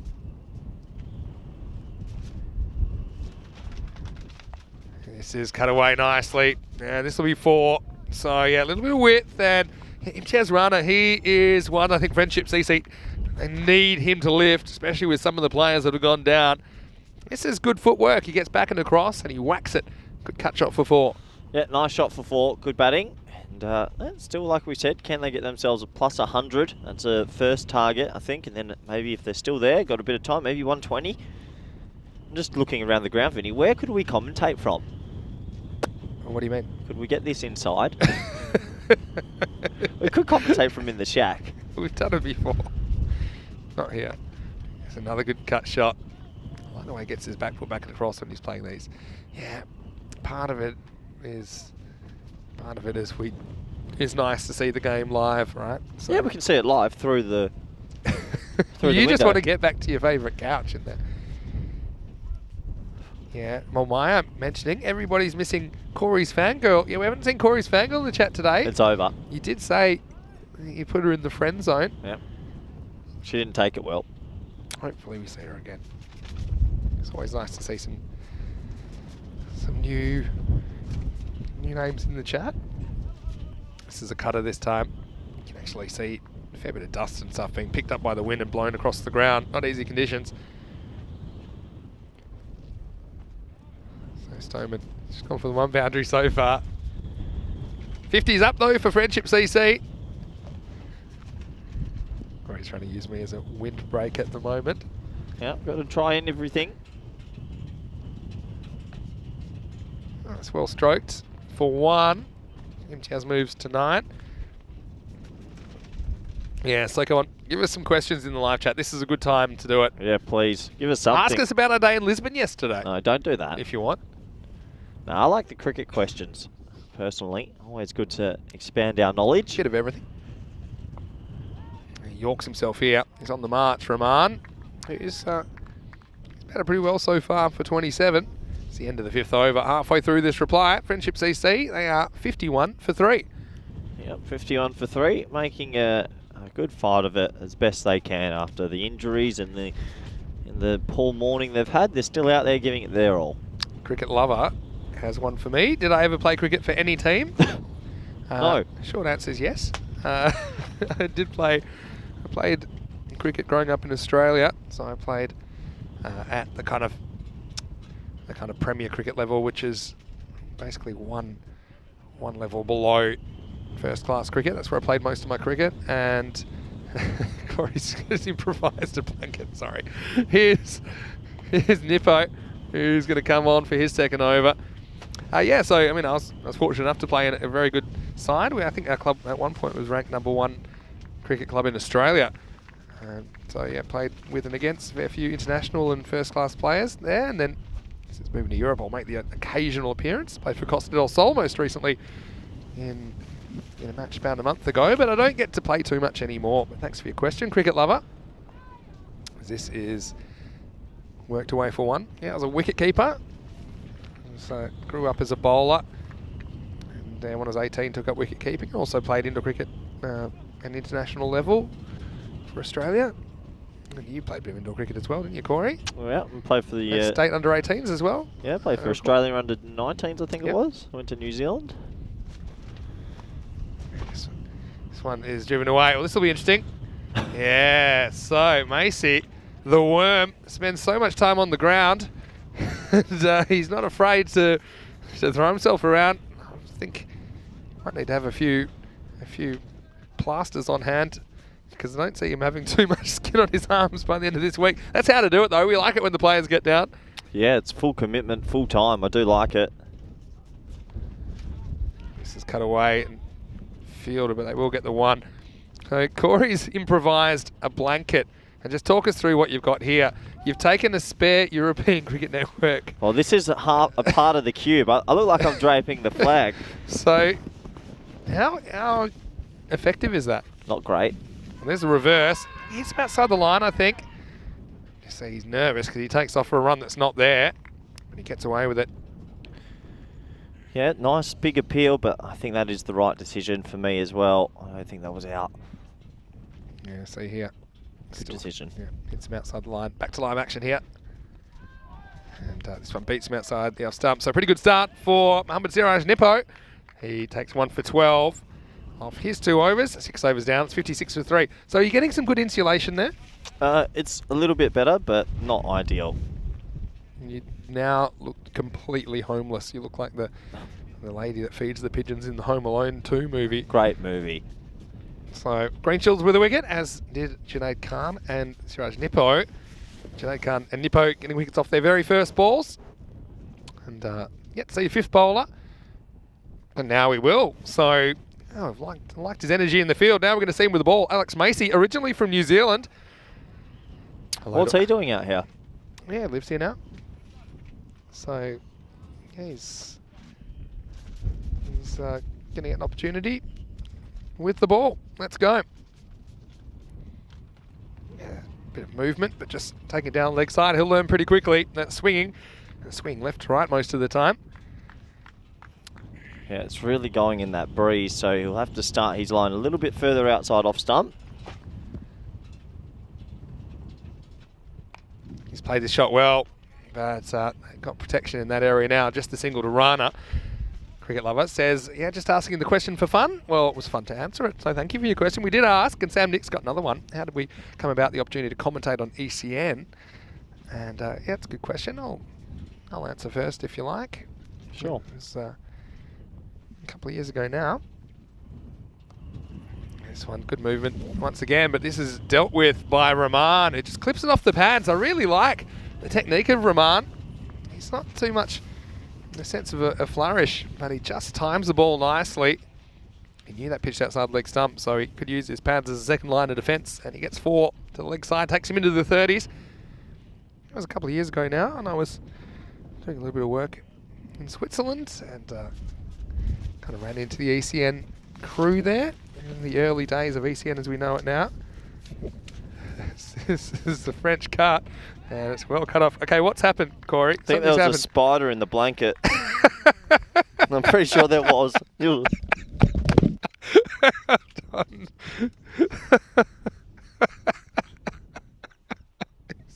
Slapping himself like some sort of ethnic dancing. There was a spider in the blanket. Oh no, he's freaked out now. Oh, we lost him. All right, here's Macy anyway. This one's a little bit short, and this is not an easy stop, but a good stop. That's Faf out there who does well to his right. So yeah, so anyway, I was playing in cricket on ice in Switzerland, and the ECN crew were covering it in the early days of the what's now known as the European Cricket Network. It was following on from a project called German Cricket TV through the mid kind of 2010 decade. And yeah, and so that's where I first did a bit of commentating, first as a guest, and yeah, then ECL 19 obviously was part of that setup. And with the ECS taking off, we never looked back. And Corey's back with me after surviving a brush with a spider. You're Australian, you're not meant to be scared of the spiders. Oh, this is an outside edge, and it will get away from the keeper, Rahman. Not his most convincing stroke. And Macy can't take a trick. That's an edge which almost went to the keeper, but just escapes. Janjat. 4 more to Friendship CC. Yeah, a little bit of luck there, but enough bat on it, and they'll go away for 4. And hopefully he can get himself to a 50. Deserves one. He's batted pretty well. And Corey, you got into commentating. I think originally you just round the traps, right? Because of course you were playing in Holland, and I think I did. You were part of the ECL, right? You were playing for VOC back then. Oh, shot. Yeah, this one, he's given it heaps, but it could be caught. Oh, it's a tough one. Miguel Stoneman went back with the flight. In the end, he will get a single. It's the end of 7 overs. I'll come back to that in a second, Corey. But yeah, this one, yeah, he actually tracks it pretty well. Again, can't be easy with this wind. Gets 2 hands on it, but it goes down. So it's the end of 7 overs. The score 69 for 3. Coming up, we have the second match of the day, and it's going to be a rematch between Warish and Friendship. And I know that Warish will be pretty keen to put some more runs on the board after winning the toss and electing to bat first.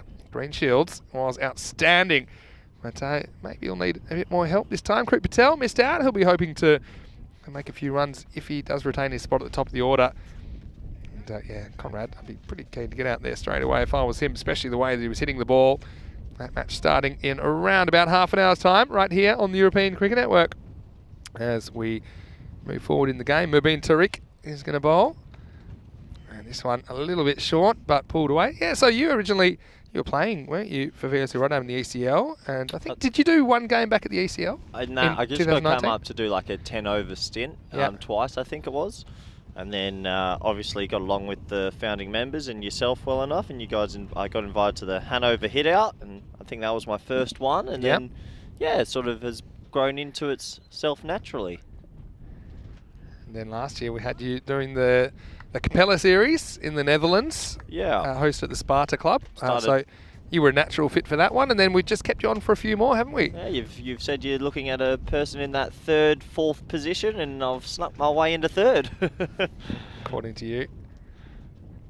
Oh, it is good fun. I do enjoy it. That's a lovely cricket shot by Rana. And, well, credit to Friendship CC here. They could have dropped their heads. They could have been bowled out for something poorly, but they're batting well, Vinny. They can put a ton on the board, then at least, you know, the net run rate survives somewhat intact compared to what it might have been. So, yeah, that was a nice shot. He plays that shot really nicely to pace and spin, Imtiaz Rana. Come into a bit of form here. Oh. He gets this one wrong. This is going to be a no ball. And it's Adios Pelota Maximo as this one endangers the dugout. And Rana, yeah, this one is chest high. And it's baseballed out of the ground. That's 7 and a free hit coming up. Yeah, that's a lovely ball to get as a batsman. He got nothing to lose. He get to put it over the fence, and now he gets a free hit. This one will be a wide, so we'll get another free hit. Steve, talking about the boundaries coming in. Yeah, they have come in slightly for Group B. And so I think we're seeing slightly higher scores. That's a good call. Free hit again. Free hit again. That'll be another wide. So what are the other questions we got here? Geez, there's so many to choose from. I'm loving the questions. Yeah, so that's how Corey got in. As we see the free hit missed out. And we'll say, let's talk about what's our most inspiring cricket moment ever from Yasser's lifestyle. Most inspiring cricket moment. I got one from recently. This won't be a run. What, inspiring to ourselves? Just inspiring, whatever. What inspires you?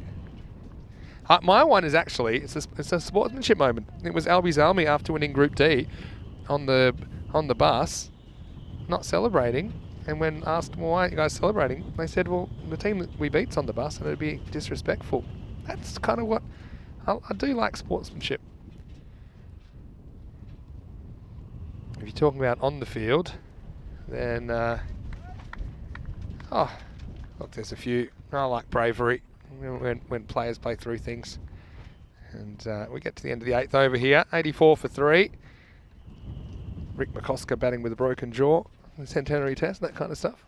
Yeah. How about you? Anything inspiring you want to share? I was just actually going deep into thought for the first time in many years, and nothing. I can't think of anything. I honestly can't think of anything that really inspires. Another thing that was inspiring in the recent ECL, the Turkish team, particularly their captain, Mecit Zaga, his passion for the game, and even though I always like people with big work ethics. Yeah. That inspires. I like seeing people push the boundaries of their abilities and expand their game. Yeah, agree. Keep the questions coming. We're enjoying them. Last couple of overs here. First one from Faf Stoneman. Why hasn't Miguel Stoneman bowled? What's he in the team for? I don't know, maybe didn't get a bat because they didn't need him, Yeah, I suppose. why haven't they given him a bowl? Yeah, maybe they just want to get a bit more bowling into the people who they think are going to get a bowl, because it's not like anyone's had a bowl yet. So, yeah, but interesting. Okay, yeah, I thought he was one of their main bowlers. I'm going to go to more questions. Who's the best run-chasing finisher you've seen? He says Michael Bevan. This is Sam Tapchell in the chat. I've got to say Bevan for me as well. He was over a phenomenal. long period. You kept thinking it was a fluke, but it can't have been because he did it for so long. He was averaging something ridiculous in ODI cricket.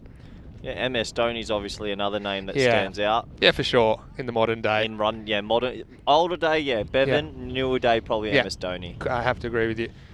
Cricket lovers asking what my thoughts are about Bangladesh. We talked a fair bit about Bangladesh last week, didn't we? They're growing. They're doing well. This is a cutter, and it's dispatched square of the wicket. It's going to be 4 more runs as Rana moves to 30. This has been a positive for Friendship CC. And Rana's getting a few runs because he becomes even more important. He's batting all the way down at 5 here, but I think he's going to have to bat higher, maybe even open. And so, yeah, it's a nice shot through the leg side. Yeah, Bangladesh in our generation, I suppose, gone from the minnows to a real force in world cricket. Of course, such passion for cricket there. No, they're doing good things with Bangladeshi cricket at the moment, and winning that ODI series in South Africa, and they're currently in the Test series there. They beat Australia at home recently, New Zealand at home. They used to have kind of 1 or 2 players at the standard, and then they had a few that struggled, right? Oh, this is trouble. It's going to be a no ball, and almost takes out the umpire, almost takes out the fielder. And it's going to, in the end, be 4. So Stoneman just struggling with the length. Just have a look at this. Tyrone's been in the walls a bit there, and he's in the firing line this time. And, wow, to be fair, it was nowhere near him. And then it almost takes out the fielder as well. Oh, and he's gone down again in the background, Vinny. Oh, no. So what happened there? So as he's got to retrieve the ball, he's fallen on the way back. So the wind's knocking a few people over. The wind is going in that direction. This will be a free hit coming up. Can you call a game off due to wind? It almost happened. You make a joke, it almost happened in Milan last year. Now this is the free hit. And, now, he won't be out because he aimed on the leg side, skewed up to the man at short third man. Well, I think it was caught, but... Yeah, it was caught. It was caught by Miguel, and I think at first they did think it was a wicket, but no, free hit, 1 run. Well, someone in our graphics department thinks it is a wicket, but they're going to have to fix that. Whoops. It is Monday morning after all. It is. It happens. So now Good slower ball here, off cutter. Yeah, so yeah, Bangladesh, I think their depth in their cricket has become better over the last 20 years. Oh, there goes one of the Oh, sight the screens. sight screen's gone. Yeah, we almost called a game off due to wind in Milan, and there was one other incident actually. This one will be a wide, just a little bit wide. But it was actually in Rome, where in between games we had a gust of wind that blew everything over, so we had to delay a game by half an hour. Really? Due to the wind. This is going to be 4 more. It's going to run. That's the vortex today, with the wind going in that direction. So that'll be 4. So yeah, Friendship CC, they're out of range of this target, but still, it's been a good partnership, and they have at least brought some respectability to the scoreline. These two came together at 36 for 3. So this partnership is worth 65 now. Yeah, it'd be nice to see Rahman get to a personal accolade of 50. I think he deserves it. He's played a lone hand with his good support from his captain Rana. I hope he can get there. Plenty more questions to come as well. I think the bails are gone. So But the bails have got to go. You just want to get back into the couch. I'll tell you some bad news. Next game starts in 25 minutes. I'm starting late. No, you're not. Last ball the over. This will be a wide as well. Get it straight, Stoneman. He's killing Corey here. Helix saying so Corey snuck in under the radar. You kind of did sneak in under the radar, but What's that? we're happy to have you on commentary. Now this one is blasted and it's into the gap and it's going to be 4. So Rahman could be on the way to a half century. Fielded by Paolo, who's off the field. He'll move to 47. And Friendship CC will finish the 9th over at 106 for 3. Yeah, 106 for 3, and Stoneman, he ends up going for 30 off his 2 overs, so not too good with the ball there. Maybe there's going to be Chendo. Looks like Junaid Khan's going to have a bowl, so he'll end up bowling the last 6 balls of this game, but you feel like the Swans, they batted him out from the first ball, didn't they? Yeah, it did seem like, well, not the very first ball, because that was a wicket, but maybe second ball onwards. So Liam Day asking, how did the ECN come across the banging tunes? Like the tunes in the middle. So I don't know. You'll have to ask the crew at Spring Productions. I think they're responsible for that. But yeah, I do like we should have our own soundtrack. Right, the ECN soundtrack. Really? Yeah, we should. I'd like to have my own number on there, a little rap number. Oh, here we go. I used to be quite proficient in yeah, the old now rap you're battles getting at bored high school. and you're making stuff up. Maybe you'd like to spit a rhyme for us then in this last over. My name is Rana. Oh, you messed that up already. Hey, you just read that on the screen. All right, this is lifted over mid-wicket. It's going to be 4. Well, his name is Rana and is here to stay. That's 4 runs in every way. As, if you're going to bowl poor, I'll hit you for 4. There we go. Some freestyling. Well, we've got Sony on the line. Oh, they're saying, don't give up your day job. Oh, multi-year offer probably coming my way. Well done to Friendship, though. 110 with 5 balls to go. Yeah. Good on them. It's been a good partnership.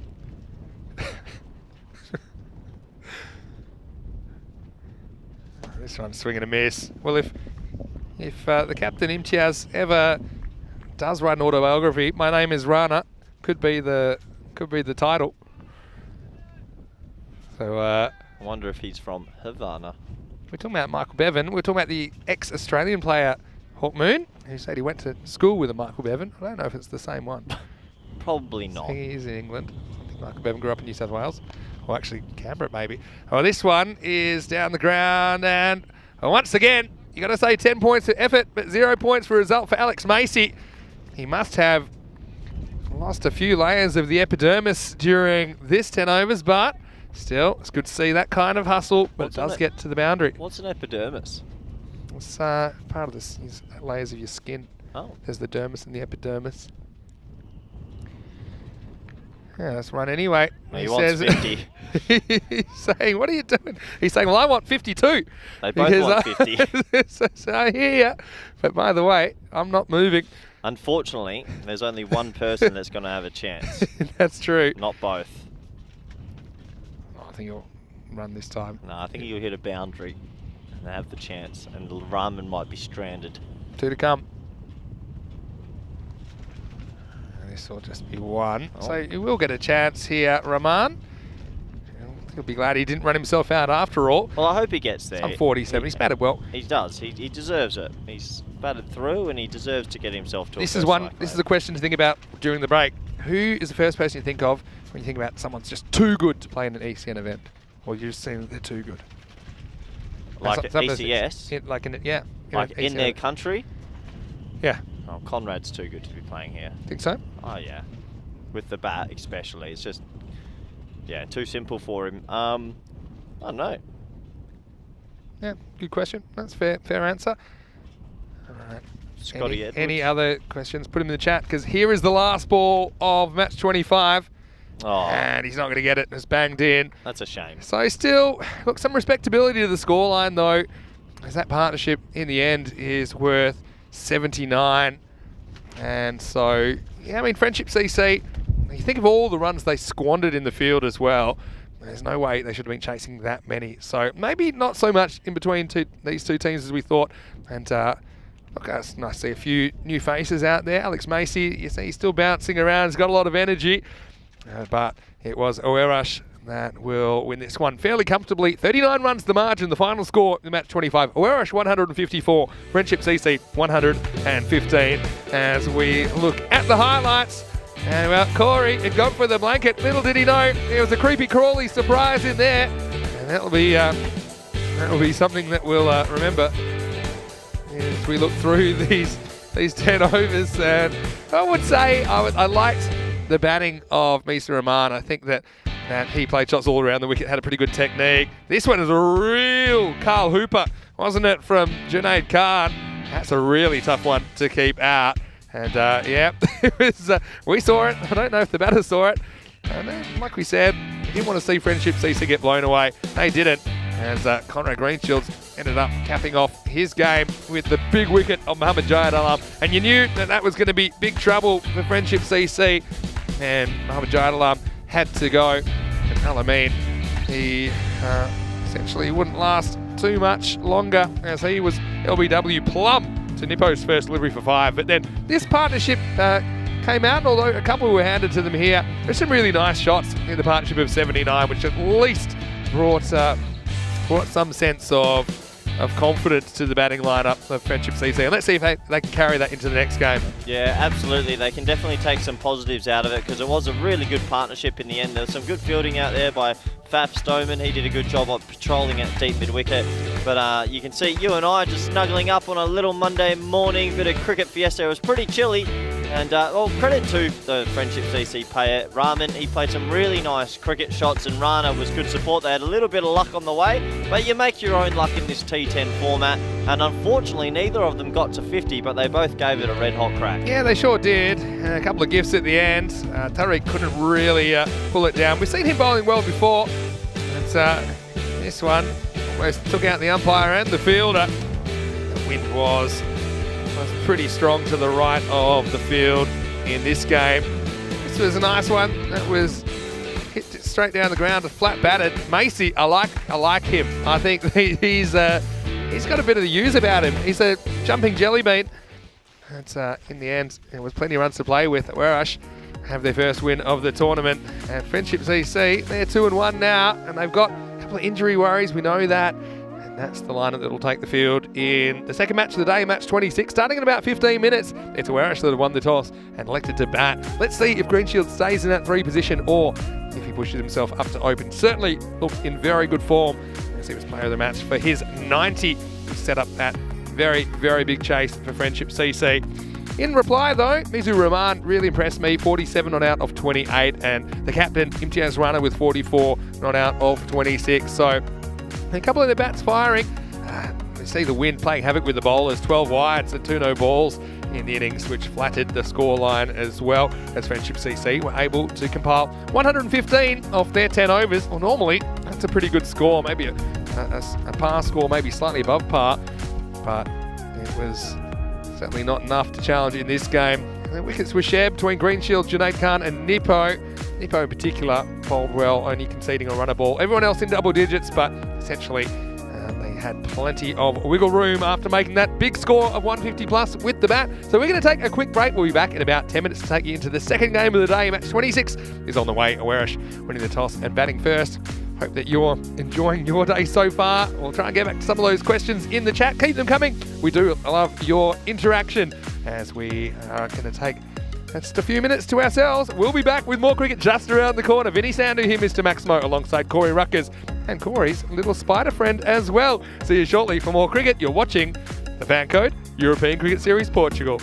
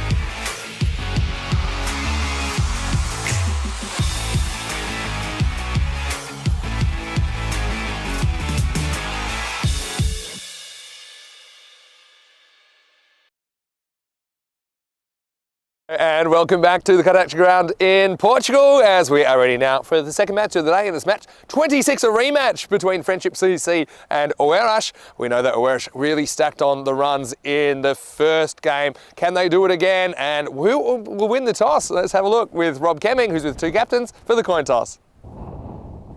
Hits score. It is hits.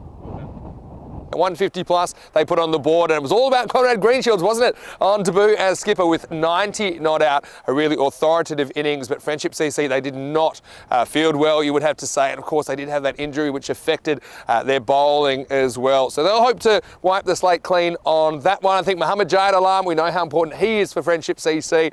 Let's see if he can fly the flag as we get ready for the first ball. It's the second match of the day. Oeiras have won the toss and they're batting first.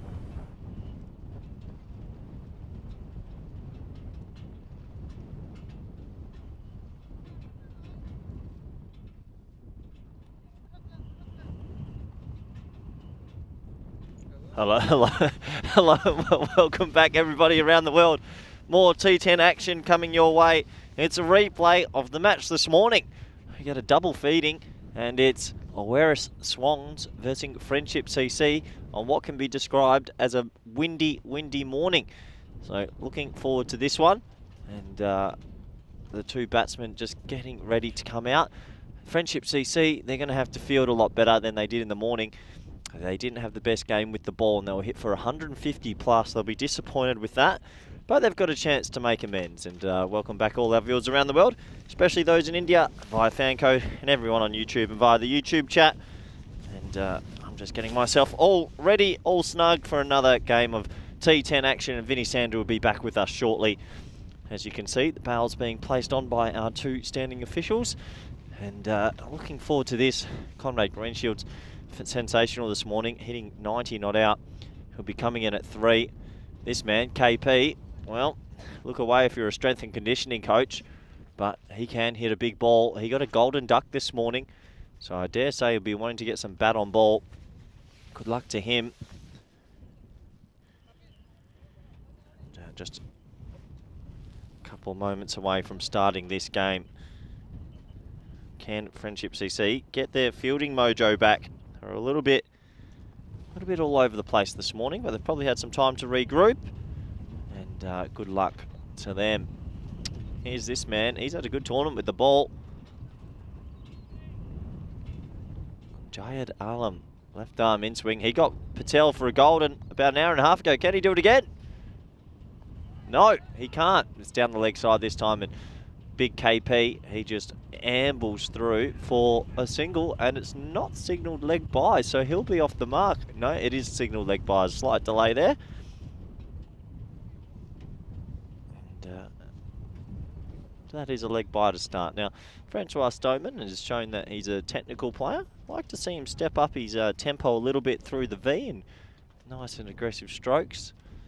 And he'll be looking to spend some good time at the crease.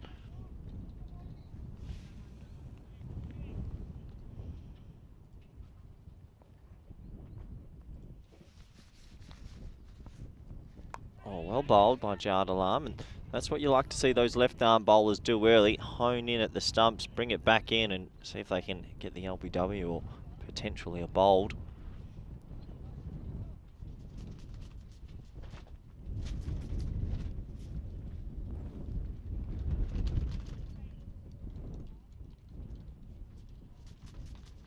Oh, there's a ball right in the slot, though. That's one thing, if you do aim at the stumps, it does give the batsman an opportunity to potentially launch it. KP, he ain't doubling back for a 2. Happy to settle on the single.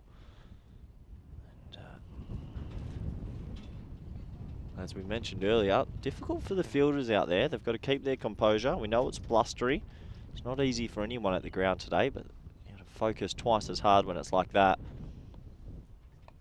It's a better ball outside off and respectfully played into the offside. So hopefully all you viewers are enjoying all this action. This is Group B.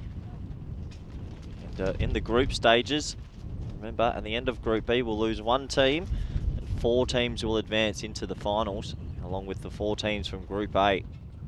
Looking forward to that later in the week.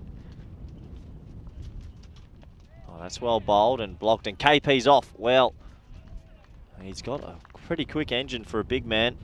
He scampers through for the single. What a lovely start this is by Jawed Alam again. A very, very talented bowler.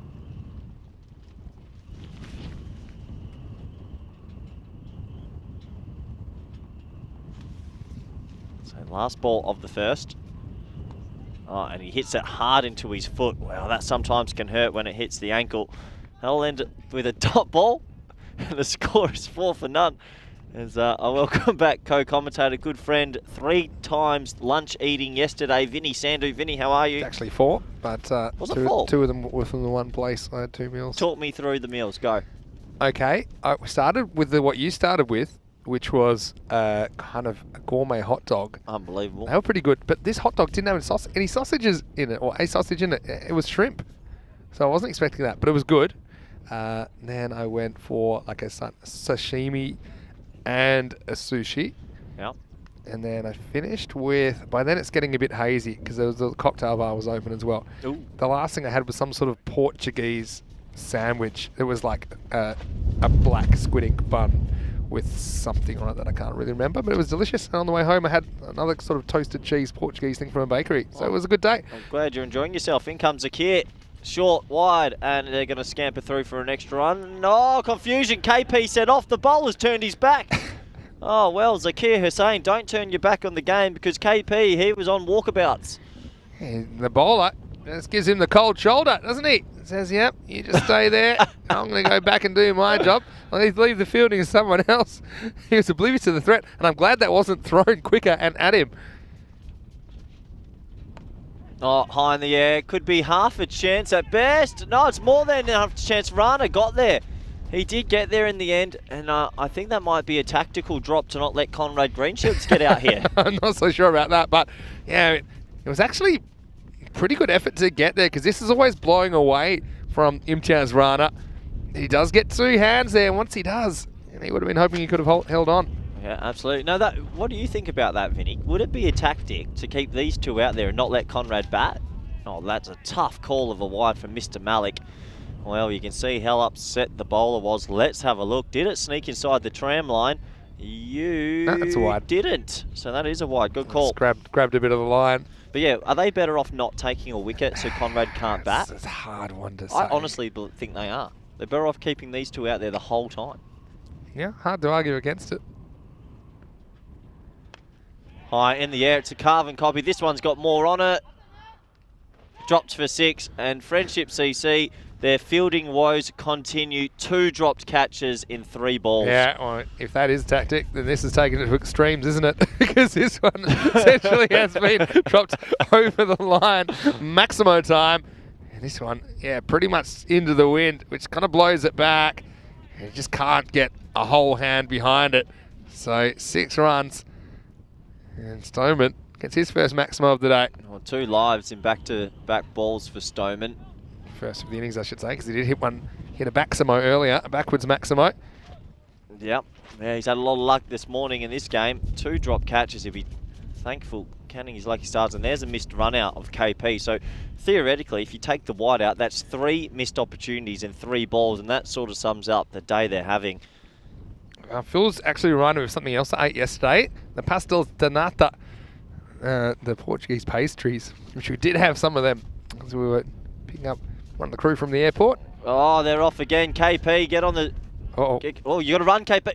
Oh, if he had left that, I reckon that's out. Do you reckon that's hitting the stumps? It was close, but look at this. The bowler actually stops it. And if the ball had kept going on its journey, I think that was hitting the stumps, and that would have been out, run out. You think so? Let's try and pick the line of the ball here. Watch this. Watch it curve. It's curving. It's curving. It's curving. That would have been out, run out. That's 4 and 4. Oh, we're thwarting their own attempts to get wickets at the moment, Friendship CC. Maybe they've listened to the tactic not to get a wicket. I often think about what would the opposition want least and then do that. And so, yeah, I think the last thing they want is have to bowl to Greenshields again after he whacked 90 this morning. And also Conrad, pretty unselfish in the way that he conducts his team. He said, okay, I'm the number 3, I'm going to be the number 3. And I mean, obviously KP would want to get a few runs after going for a duck in the first game. Yeah, he's gone. Well, the tactics not worked this time. He has actually got the feather edge and they've decided to catch it. It's a nice, safe catch by Mizu Rahman, the keeper. You can see a few pointing going around because there were some missed opportunities, but they get the feather edge in the end. They do. And it's just a kind of walking waft, isn't it, from KP? It's a long hop, really. No footwork at all. It's tough to play that shot if you don't get that back foot back and across. And so I don't think we'll see much more of KP opening innings. I think Green Shields will end up just promoting himself one more spot. Because in the end, he's missed out on 11 balls of power play. That's the way I look at it. yeah, from a strategic point of view, I think you're probably right. And so anyway, 18 for 1 with a ball to go in the second. And let's have a look, because we did see the boundaries coming in. You see the orange, that's the Group B run rate from Saturday, 9.2. I thought it'd be well over 10, but that last game was super low scoring, right? Where Punjab CC almost defended 60. You can see this is how the run rates compare to the previous series we've had here at this same ground. So all up 9.7. So telling you 100 is a pretty good score, but You ever watch those world beauty pageants? in passing, I wouldn't say I've studied them very closely. Oh, he beats the bat first. Ball brings it into the second. It's 18 for 1. Yeah, I feel Where are you like going with this? I feel like I'm one of those women draped in the flag, and I've won the competition. Oh, yeah. I've got the European Cricket Network banner around me. I feel pretty honoured. I thought you were right going to now. say you look like you're in makeup before you have to go out there where you got the cape on. Anyway, let's have a look at Friendship CC. Well, not often you see the top of the table team with a negative net run rate, but that's the case after they got a bit of a hammering in the last game. But they do have another opportunity here to try and pick up a couple of points, and Werash, we'll see if they can continue their strong start. But we did see a bit of fight out of Friendship, particularly with the bat.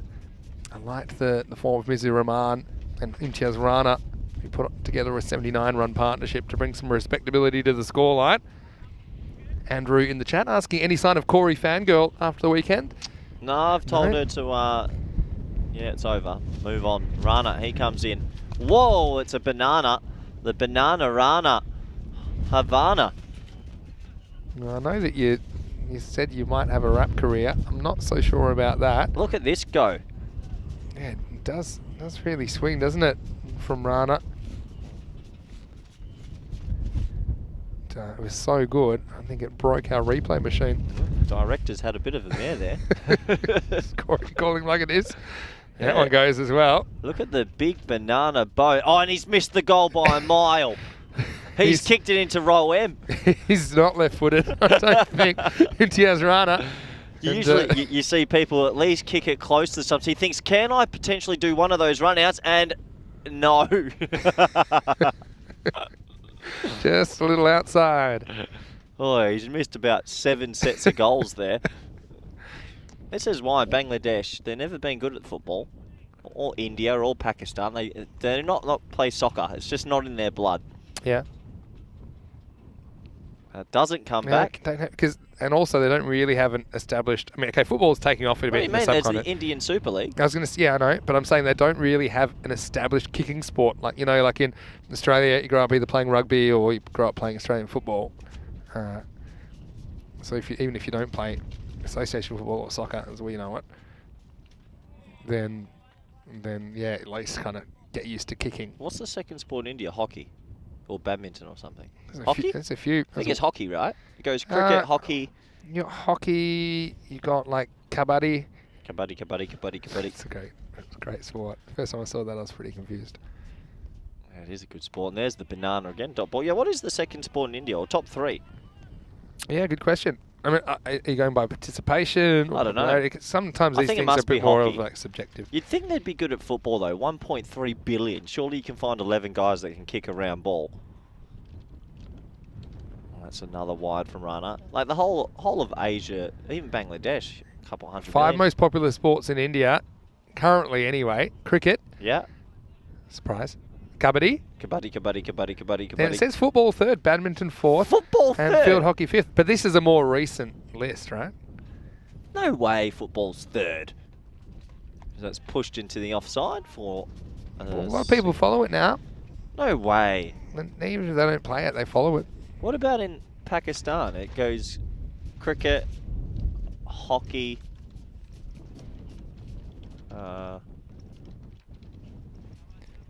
Yeah, they don't really like ball sport like soccer or rugby or anything like that, do they? Or tennis, really.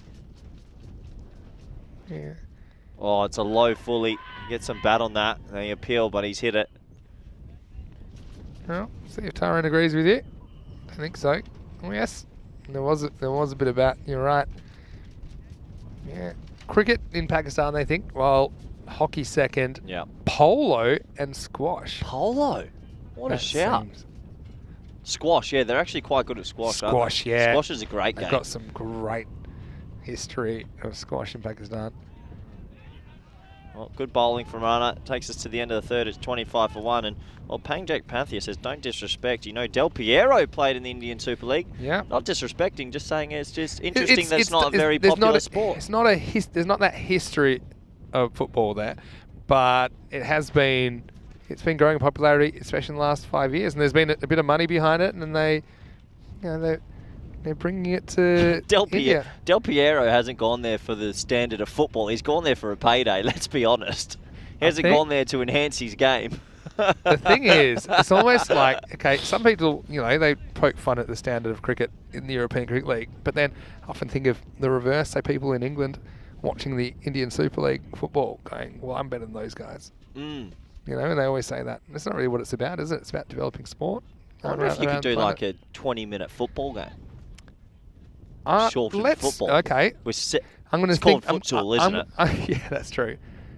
I'm going to think about how you could make a jazz football up T10 style. Ready? Well, that's a loose ball down the leg side. I'd have some sort of ball that travels faster, whether it's slightly smaller or not. Okay, and I'd have the goals bigger, and maybe you have more rugby goals, so you get like 6 points for under the bar and 1 point for over. Sounds so like it's higher Gaelic, scoring. That sounds like Gaelic football. A little bit like that, but you can't use your hands. And how about this? No goalkeepers. No, okay. This is my T10. Oh my Hey, you've got to word. make it different. T10 football. Well, I don't like any of that chance. That's I'm pushed just to saying. the offside. And should get down. Does get down. Rolls it over himself, which is pretty difficult to do, and they'll get back for 2. So Radis gets a couple here. Yeah, how does he manage to do this? That's pretty fair effort. He actually does well by getting down. Doesn't use his feet. I like that. Yeah. And then it hits his hands and just bobbles around him. He's Good really effort. circumnavigated the ball. Yeah. You give me a sport, I can jazz it up. That's how I do it. Yeah, fair enough. I'm not saying it would ever happen. I'm just saying. Oh, that's short. Absolutely laced. And he's missed it. It's gone for 4. Oh, painful memories. This It's- time it's Rupu. I think if Friendship CC were honest with themselves, they could keep the Swans down to a decent total, but the fielding has to improve. Yeah, that's one of your key fielders as well. So that doesn't help. So yeah, I'm just not. I'm not saying you would do that, but I'm saying there are certain things you can do if you're doing it purely for entertainment and to grab an audience that's maybe not traditional. What's this one? Let's cut away. And this one is fielded. Almost ends up sitting on this one. And now they're going to take a second, and they essentially take it when they see the throw is coming in along the ground. Yeah, it's good running once again, and these little things, these little errors are just creeping into the Friendship CC game. You can see here they realise late there is a 2 there because the throw's just wild, and they get back comfortably.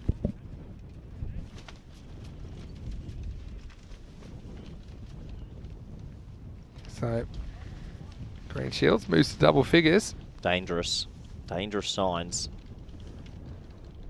Oh, that might be out. I think he's gone. He is. He's gone, LBW. Well, he shuffled across his stumps. It hit him in line with middle, and I think that was going on to hit leg stump. Yeah, Zakir Hussain with a big wicket. And Green Shields, well, he actually makes his 100 because he made 90 in the first game. He makes 10 in this game. He doesn't last any longer. He just plays across this one, and that is out. Yeah, that's definitely hitting. They're just getting a little bit far across. And so Conrad falls, and we have seen some pretty dramatic turnarounds in these double headers. Do not count out Friendship CC at all. They did win 2 games on Saturday morning. At the moment, they're in a decent position here as the skipper goes, and it's 34 for 2. Yeah, it's good bowling. I mean, keeping it nice and straight. What I've liked in this innings with the ball, especially, is that they're hitting a better length. In the last game, they bowled a lot of full tosses. I think that Spider's back, Vinny. And A lot of full tosses and a lot of short balls as well. So they seem to have adjusted their lengths. Now, if the fielders can back them up, they're in there. Sakir Hussain has 2. Barton Horse is the new batter. Oh, he doesn't get any of that. They should get 1, though. Don't think Barton Horse would have played any T10 cricket before. Don't think he's played much cricket. I think he's played a bit. He's also, I think he may have played a bit in Australia as well. So I hear. It was pretty high, actually. Played some nice shots in the first game. Again, he wouldn't have played a lot lately either, so cut him a break here. Yeah, that's what I mean. I don't think he's played much cricket. Not in general. Obviously, he's played, but I think he hasn't played much lately. Yep. Nice looking shot, straight to the fielder. It should be 1. There's a slight misfield. And, well, that takes us to the end of the 4th. It is 36 for 2. Yeah, it's very sound to hear Mr. Maximo. Alongside me is Corey Rutgers, and it almost feels like Corey's wedding day because I've got his little his blanket here, and I look like I'm going to walk you down the aisle. I'm not moving. He's not going anywhere, and actually, there you go. He's a bit cold. That's Vinny how he likes to do his work. Vinny. Anyway, I hope you're having a great day. It's always great to have your company in the chat. Got a Ashful Alam who is in the chat. Hello to you and to Helix and to Kitty who's watching from Virginia, USA. I know we've got viewers from all around the world. It's always great to have your company. And well, you can't feel the wind, but we can. But the good news is no rain, plenty of blue sky around, so I think it's going to be good. And we've lost Corey now. But anyway, you just sleep, okay? I know you don't like Mondays. But anyway, give us your thoughts to the live chat, ECN European Cricket Network. We always love to have your feedback and your thoughts about what you're enjoying about ECN. As this next one is lifted up, and this is really where Faf Stoneman likes it. It's one that he can go behind square. Maximo, 6 runs to Werash. Lost the captain, but they still pick up 6 off the first ball of the 5th. I'm going to need a little bit of help, Vinny, because I can't lift it off my own head and didn't see any of I that. was wondering why you weren't saying anything. Still can't see. All right, there you go. You're back. Nice shot, nice batting. If you tuck it into the back, you might get a bit more insulation. Oh, well done. Okay, I know. You don't want a cold back. Oh, what a nice shot that is by Stoneman. Talking about that T10 football idea, Matty D saying get rid of the offside rule. Yep, agree.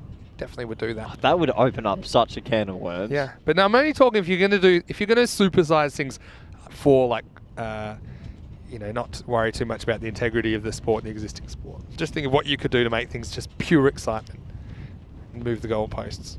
Yeah. Is this Asaduzaman? Well, blimey, the calf muscle. He's not bowling his meds, he's bowling his spinners, and he's back. He's back. Whoa. Good spot from you. As I took the blanket off you. Asaduzaman, we thought, had pulled his calf that badly that his tournament was over. Well, he's now the comeback king, isn't he? Lazarus. He's risen from the dead. I can't believe he's bowling, Vinny. Yeah. He was in horrific... Oh, it's not bad either. Pushing it through. A real run up. Friendship CC digging deep. Well, the medic told me last week that is a severe high strain in the calf, and it was 3 to 4 weeks. So good on him for pushing through for his team. This is a great comeback story. Bravery. Oh, in the air, in the gap. Oh, and he goes with the feet. 4 runs. Yeah, again, probably not the best way to do it. I have seen the outfielders struggling a little bit with some Tortuga bounces today. And yeah, nice shot by Stoneman. Again, had a lot of cricket. That was just good wristage, wasn't it? As he whipped through that one. Yep. Yeah, nice shot. Hit it into the gap. He's moved nicely to 26 off 15. A bit more energy about his innings this game. Asaduzaman, the man with one leg. Do you want to hear my T10 idea for baseball? You make the field 30% smaller. Everyone starts on 1 strike and 1 ball. And instead of a 9 innings match, you play 3 innings matches in a day. Any of you baseball fans out there, maybe some of the Americans, give me some feedback on that. Maybe take the glove off them as well. So 1 run. And oh yeah, and no outfielders don't get mitts. Yeah. There you go. Think of that. Anyway. 50 for 2 after 5, Vinny. 50 for 2 after 5 overs. Well bowled, but I know it went for 14, but Asaduzaman, I'm impressed with that. Yeah, of course. And look, they're in the game here. 10 and over at the moment. It'll test the batting line up a bit. Got Janjat to come in at 5. Nipper listed at 6. Miguel Stoneman at 7. They're about pretty deep. But Badenhorst, good opportunity for him. He's been put in at number 4. He's a fairly new arrival to the country. Helix saying the magic spray works wonders. So maybe he's just had the magic spray on that calf. Oh no. The whole weekend. Bangladesh have been bowled out for 53 in the second innings. Oh, said their cricket's improving. That's upsetting. I thought they had a small chance in that game. I'll be disappointed with that, Vinny. Cricket around the world, New Zealand have gone on to win there as well. Yeah. Oh, this is a really good seed from Hussain first up. Look at this. This just angles in. I reckon it hits the seam and just leaves the batter slightly. Oh yeah. He was lucky it didn't crash into the top of the stumps. Just went over. Brilliant bowling. It's not a great result for Bangladesh, but they've been competitive, haven't they? Yeah, more they really more have. than competitive. This one needs to be Oh, stopped. well and, done.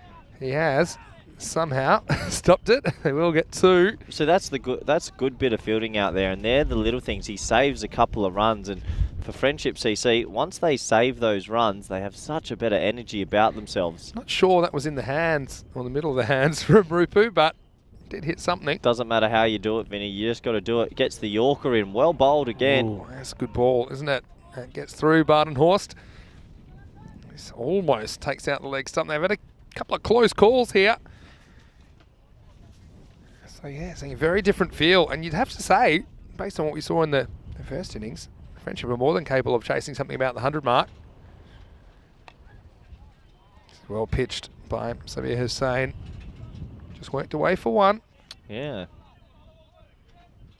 A few Bangladeshis jumping in the chat, just letting me know how the second innings went. Yeah, disappointing. I thought Bangladesh might have potentially snuck themselves over the line or got close, but That's cricket, they isn't are it? playing good cricket at the moment. They've improved out of sight. Oh, well bowled, full straight, driven gorgeously though. That's a better shot, Vinny. What a shot for 4. Yeah, well, Stoneman, he was about run-a-ball pace in the first innings for most of it, but now he's breaking out, and he's doing it with some good cricket shots. There's nothing sloggy about this. Good timing. I just think the way he whips his wrist through the ball, even those regular shots, just allows him to generate a bit of pace, and he's looking good. He moves to 31 off 17. Yeah, 31 off 17, playing a bit of a lone hand in this innings with some conventional cricket shots. Got nice wrists, and seems like he's got plenty of time at the crease. You can see there, just respectfully played down to third man. Should only be 1. He takes his time to get to it. It'll be the end of the over as well. So they're saying not a bad over from him at all. He concedes 8. And Awarash are 58 for 2 after 6 overs. Well, if you go from here, 10 and over takes you to 98. They probably want to a ball from here. That would take them to 106. So it looks like that's the kind of 100-ish score is on the cards, and it'll be a matter of whether Friendship CC can hunt them down. And Awarash, I suppose their bowling will be tested a bit more. I mean, I think they had plenty of runs on the board, so I think they probably weren't, I suppose, super desperate to keep it as low as possible in that first game. But yeah, I think they will be put to the test here in match 26. Yeah, good call. Vinny, good call. This game, pretty evenly poised at the moment, you'd think. Asaduzzaman, well, I'm glad he's stayed on because his calf's warm, so you've got to keep getting through these balls while he can. Must be strapped up pretty tight. How about that for a shot? Went and fetched it. It's the sweep from Faf Stoneman. Well, they've only got 2 men on the boundary on the leg side, so I sort of get that thinking. Could also hit that over cover though. Yeah, I suppose, but he's not really a big elevator in front of the wickets, is he? Another one down the ground to... Oh, no! No, no, no, no, no. Vinny, talk me through. Oh, Friendship CC. Oh, they're testing my friendship. They're leaking like a sieve today, aren't they, on the outfield? I mean, and you don't expect this from Imtiaz Rana, the captain. He's one of their better fielders. He gets everything down, but he leaves the little mouse hole open, and in it sneaks. 4 runs. Oh, they're testing me, Vinny. Oh, another fumble. It's like that ball's been dipped in soap. That was an unbelievable one, last one. But look, they're still in the hunt here. Whereas not quite at 10 and over pace. Asaduzzaman, probably not happy. He's come back You know, straight out of hospital, straight into the team, and then to get one fumbled. High in the air, catching chance, should be caught. It is caught. He almost swallows it, but in the end, he takes the catch, and they needed an Asaduzaman. What a fairy tale story. Oh, the comeback king. He has tossed this one up, and he's trying to fetch that from outside the off stump. This one, I was a little bit worried. It was going to hit him in the left ventricle, but he was able to get the hands in there. Kind of cramped his hands, but in the end, it is Stoneman that has to go. He becomes the third wicket to fall. He goes for 33 off 20, 2 fours and 2 maximos in that innings. The score is 64 for 3. Yep, 64 for 3. They needed that wicket. That'll give them a little bit of peace of mind. And Asaduzaman, if you're just joining us, last week he had a horrific leg injury, and he's come back. He's earned himself back in this team. We didn't think he'd have much of an impact, but he said, no, give me the ball. I'm going to be okay. And well done to him. Chanja comes out to bat, the keeper. He only faced one ball this morning, and he whacked it for 6. Yeah, we're going to have a quick look for what you people didn't see. This was Asaduzaman last week. Well, that's not Asaduzaman. That is someone else. Yeah, that was... this was... That's how many injuries we've actually got the wrong one keyed up. Yeah, that was another injury, actually. That was this morning, wasn't it, when Sabir Ahmed went down. Yeah, I thought our director was on the ball there. If But Chris Upps is really good, he'll go and find the injury from Saturday morning. he's still thinking about poker night Thursdays, isn't he? Anyway, back to the action, and Junjak gets himself off the mark. That was an injury, so I'll give him a partial credit for Well, that. yeah, Friendship CC, they've had a tough time with injuries this tournament. Nice ball over. No, it's not, Vinny. Stop saying that. And Matty D, no, who's someone in the chat, I can't remember, Liam Day asking potentially how was their fielding on Saturday. Friendship CC did field a bit better on Saturday. Actually, that's what won them the games.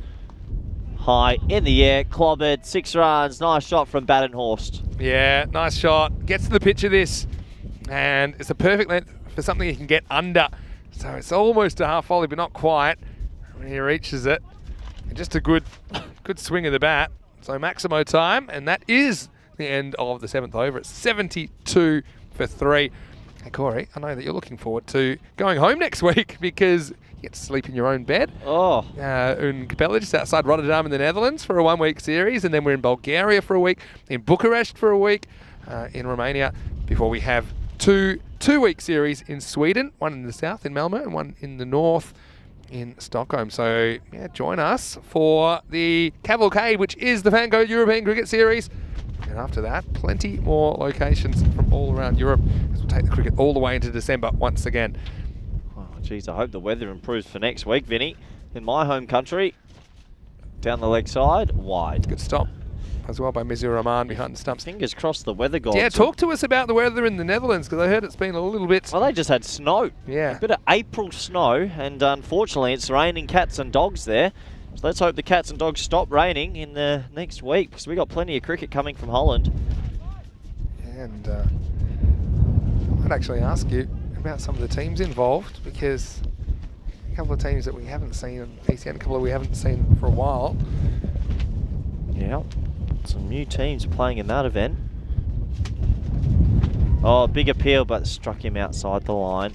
They get through for a leg bite.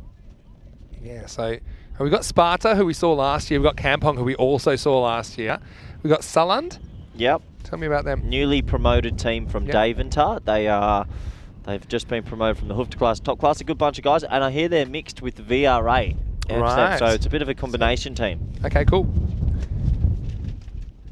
Sabir Hussain. Oh, well bowled. He brings it back in. He does a little twirl, a little jig, and that's a big wicket. Yeah, different sort of friendships we're seeing, particularly with the ball. They've removed Greenshields to just 10. So Spartan Horse, that has to go this time. Did look good for 17, but he pretty much yorks himself there. Again, a little bit of that swing. The left to right wind is playing havoc with some of the deliveries. That one's spot on. So nice piece of bowling. And so it's a 4th wicket for Werash, who are 74 for 4. Yeah, good bowling, and that bit of swing definitely helped it creep under the bat, and he has to go. So disappointed to get out now. But this will bring Nepo to the crease. First time we've seen him with the bat. Yeah, it is. The Portuguese national. He's more known for his left arm off spin, but he's definitely capable with the bat. And then with his Vorburg Cricket Club, or VCC. Yeah, so the couple of the national players, Buster Later and Philip Bossavane, they're in New Zealand at the moment. They might be back in time. Okay. So you might see some high-class players there. And the last one? Punjab Rotterdam. Yeah, Punjab. Steph Myberg, who just made 64 today against New Zealand in his last ever ODI. He plays for Punjab. Yeah, so, I mean, cool. If they're playing, tune in. Should see some high-level cricket if we can get the snow off the field. Oh, well. And we'll bring that to you from next Monday. That's in a week's time. That's where we'll be. So it's pushed into the offside for a single. Yeah, a bit of the wet weather has followed us around Europe, though. That wasn't like this wet last year, was it? We've had a bit of bad luck, haven't we? Cardamom raining in the finals week and so on. Yeah, it's going to happen. I mean, luck of the draw. I think we had a bit of luck last year with the weather. I think it Yeah. was probably more lucky than an average year. Yeah, fair enough. What was that first full year? The same to continue, and you go on. You can say, give us a Maximo. That one is a big Maximo for Janjat, who's hit a couple now this morning. He's again gets some good back speed, doesn't he? The plucky keeper bat, and he takes 6 here. Question from Kitty asking, will there be any night matches in the future? Yeah, we should have some more night matches a little bit later in the year. So stay tuned. Got a few options there. I mean, Miranda de Corvo would be an option here in Portugal, or I know the Gibraltar facility was pretty popular as well. Yeah, I do like a night match. Now that was cold actually. If you'd done the night series with me in Gibraltar, you would not have survived at all. Yeah, I'm a fair weather commentator. As that flicks his back pad, it's good keeping. It's nice that you can admit that. I mean, the this weather, because we were right next to the sea, right, and it would blow off the water, and it would be absolutely freezing when the sun went down. So that was all jackets. No, you wouldn't be getting away with shorts there. Oh, it goes the Yorker. I reckon that's slipping down leg. It's signaling a leg by, pick I reckon up. this is plumb. No, that's going down leg for me. I think that's good umpiring, Vinny. I reckon. No. I'll agree to disagree. Watch how much this comes. Watch how much. Ooh. Umpire's call. Yeah. I'll soften, and you've hardened. Yeah, I'll meet you in the middle. I honestly didn't feel that was missing. But look, to be honest, the umpire gets one look at it, and there is a lot of swing. Probably clipping leg. Yeah, I mean, Not plumb, but not missing. Half the ball hitting leg, Yeah, I yeah, think. yeah. But anyway, I mean, that's easy with hindsight at this stage. It doesn't matter too much. At the end of 8 overs, it's 82 for 4. Yeah, 82 for 4, and pretty good contest this with bat versus ball. How about this from Chris Schinkel? And this is the kind of the chat that I like. He said, raining cats and dogs in Netherlands. He just stepped in a poodle. Get it? No. Just stepped in a poodle, not a puddle.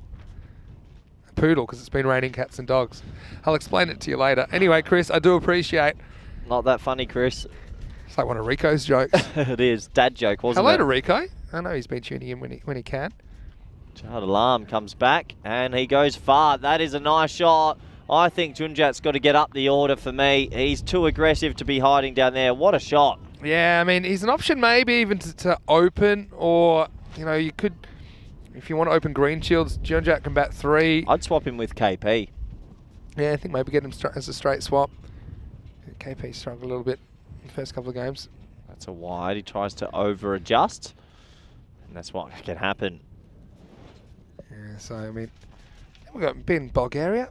I know that Bulgaria is always an interesting one. Now, that ground has it's an amazing outfield. It's a pretty small field, but it's probably the fastest outfield I think I've seen. Yeah? It's pretty much like a freeway. This must be close.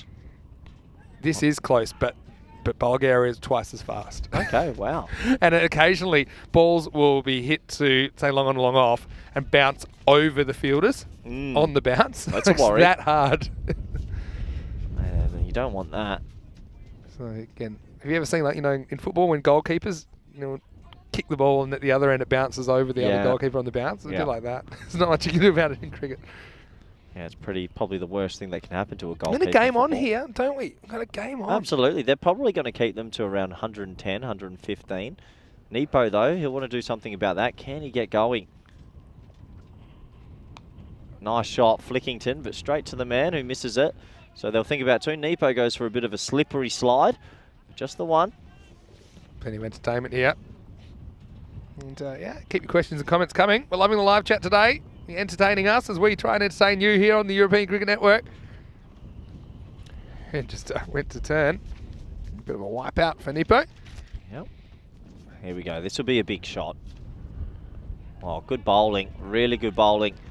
And he gets in the wide Yorker. Yeah, and he had a bit more wiggle room because the batter did sneak across a bit. This is Mohammad Jad Alam, who he missed out with the bat actually this morning.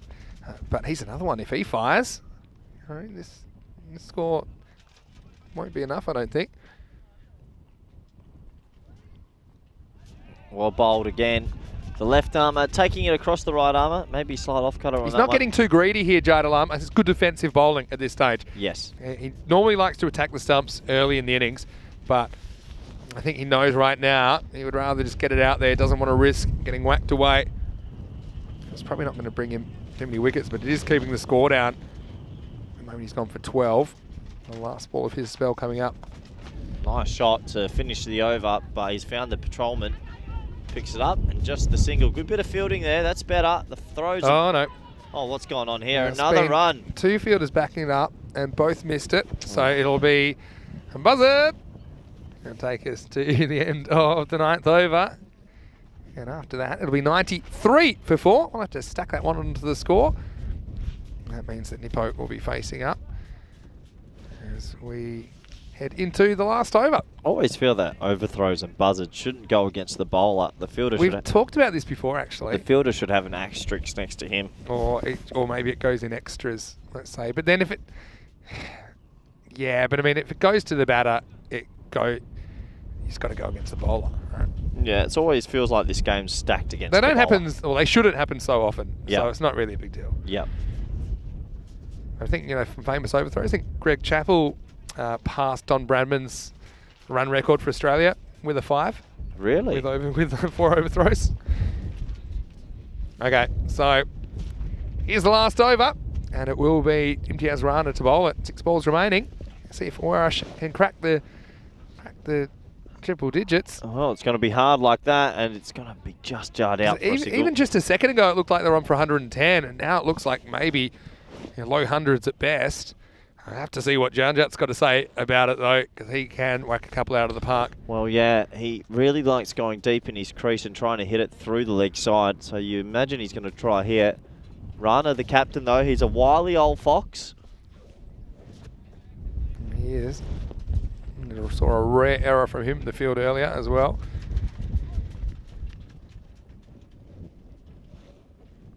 High in the air, and we called it. He's so dangerous. I think he needs to be promoted next game. It brings up the 100 in style, Chendo. That's the way to do it. He goes bang, and yeah, just opens himself up. Gets this up and away. Pretty good shot into the wind. This one cuts through it. 6 runs to Janjat. He's batting too low at 5, isn't he? Yeah. Just feel he is. He needs more time at the crease because he has this natural hitting ability. Rana, he's got to be careful here. Gave him length. Yeah. Good comeback. He gets it too full for him to get under. And great bit of fielding out there, Vinny. A good bit of running as well by Nepo. He will get back and wipe himself out. And his hat's gone about 50 metres. But here's the thing. Yeah, Nepo recognises that Janjat is on a hitting rampage, so he knows he's going to the danger and he might be run out. Even if he is, Janjat will be back on strike. That hat gives you an idea of how strong this wind is at the moment. You asked how many coffees I have. How many's Nepo had? He's had a few, maybe. Nice. Gets it really full again. Sort of that just before that Yorker. I think he can only get a 1 this time. The other thing is, you know, you'd rather have a right-hander on strike so they can... It's just a better matchup, I think. This is where I know it won't happen here, and it's very new age thinking.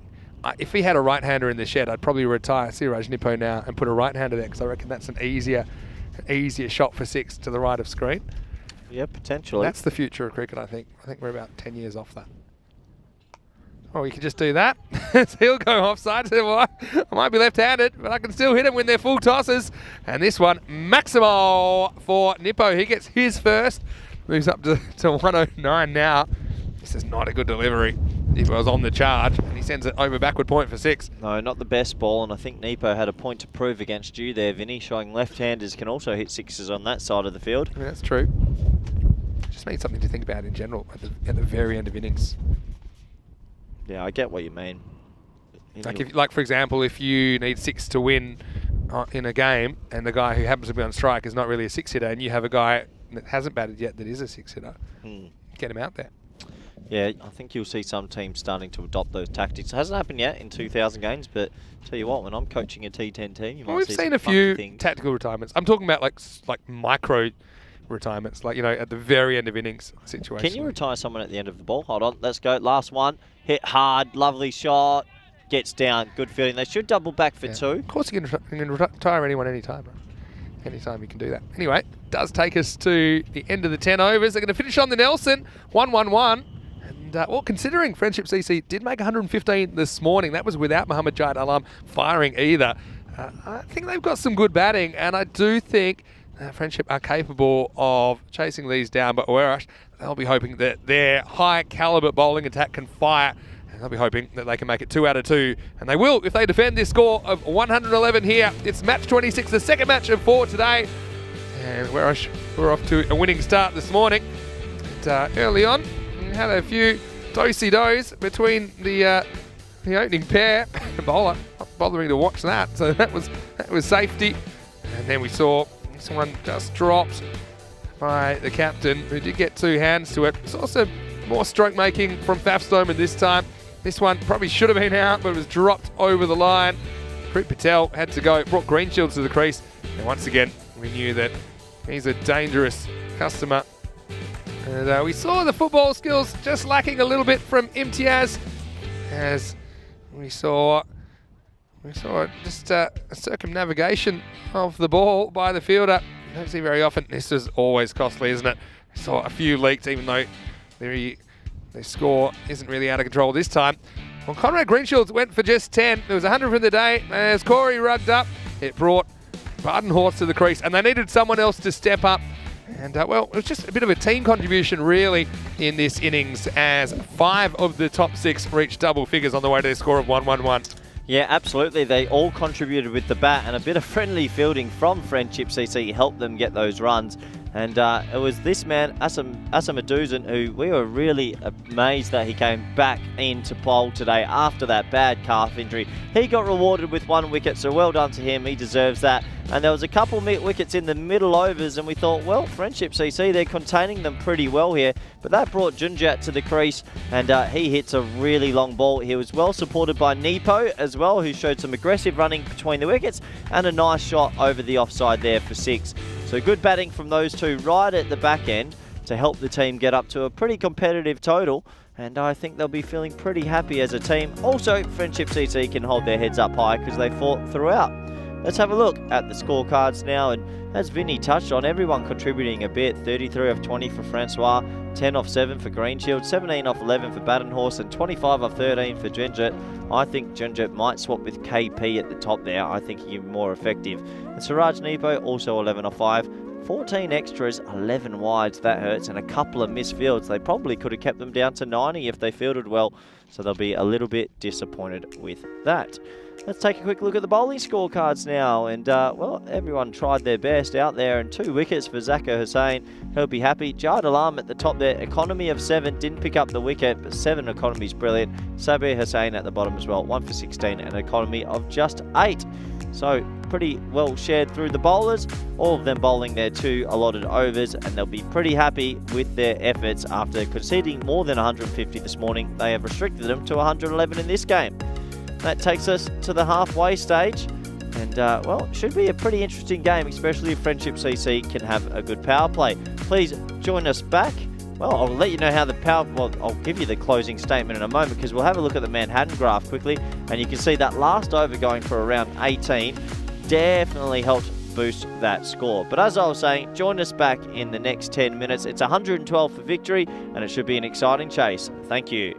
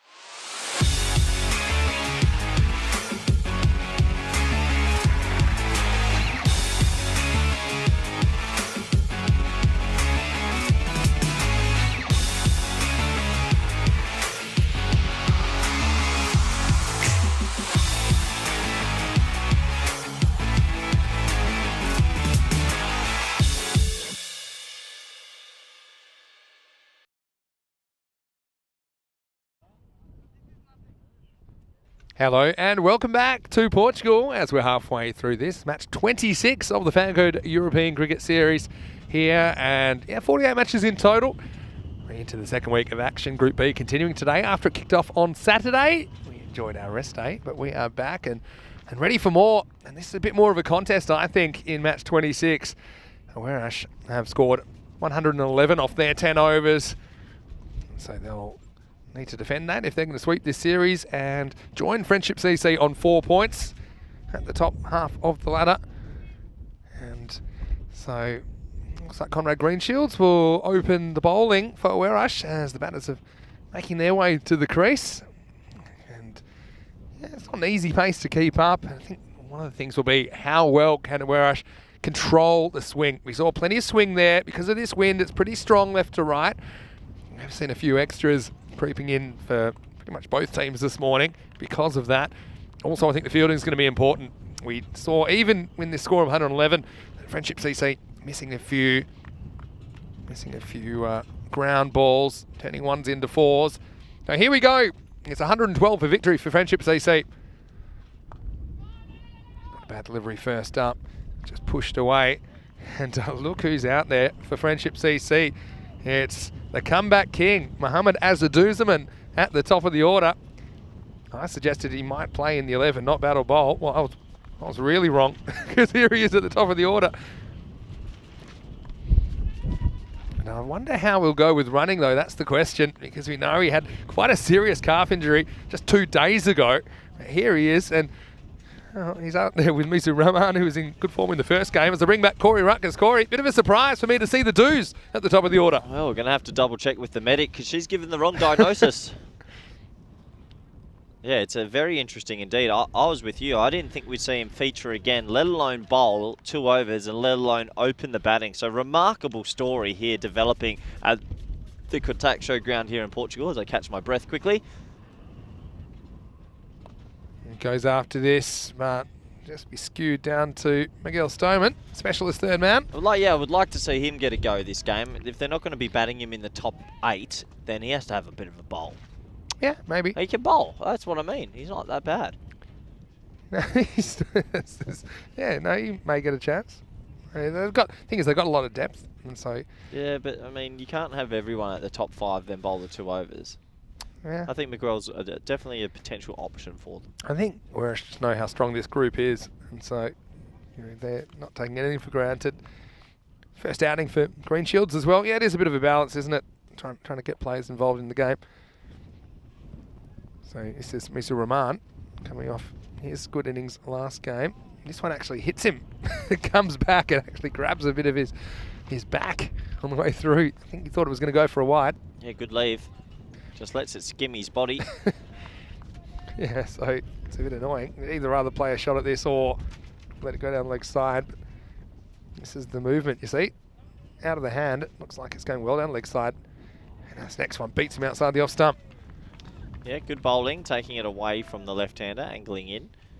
And just a bit of flirtiness outside off stump with the bat. Rather see him put his hands through that instead of fishing. Nice start from Greenshields. Good amount of swing on offer for him. Obviously the breeze is helping it a lot as well.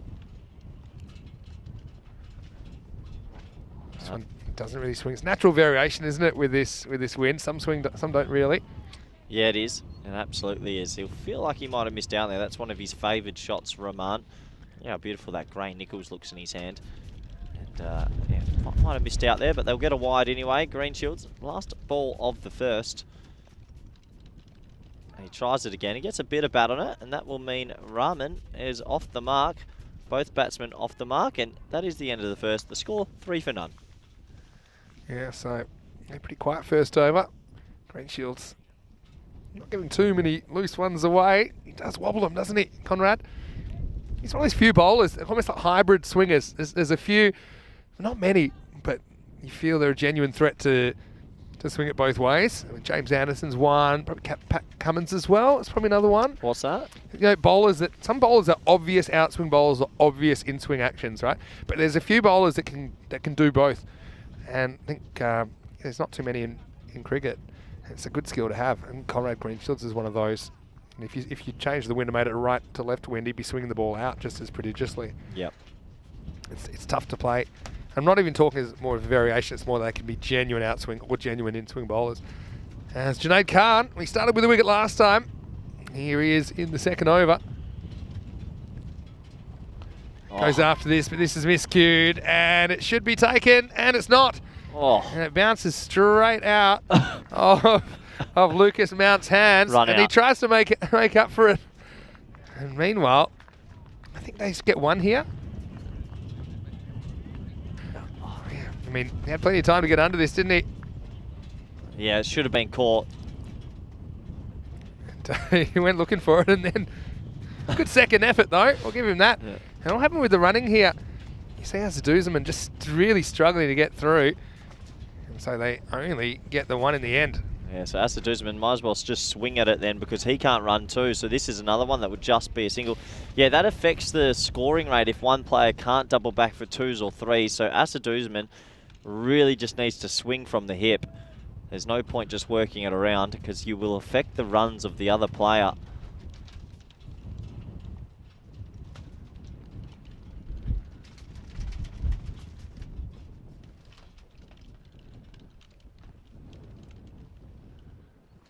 Shortish sort of ball, and mistimed into the leg side, and they should get through for an easy single.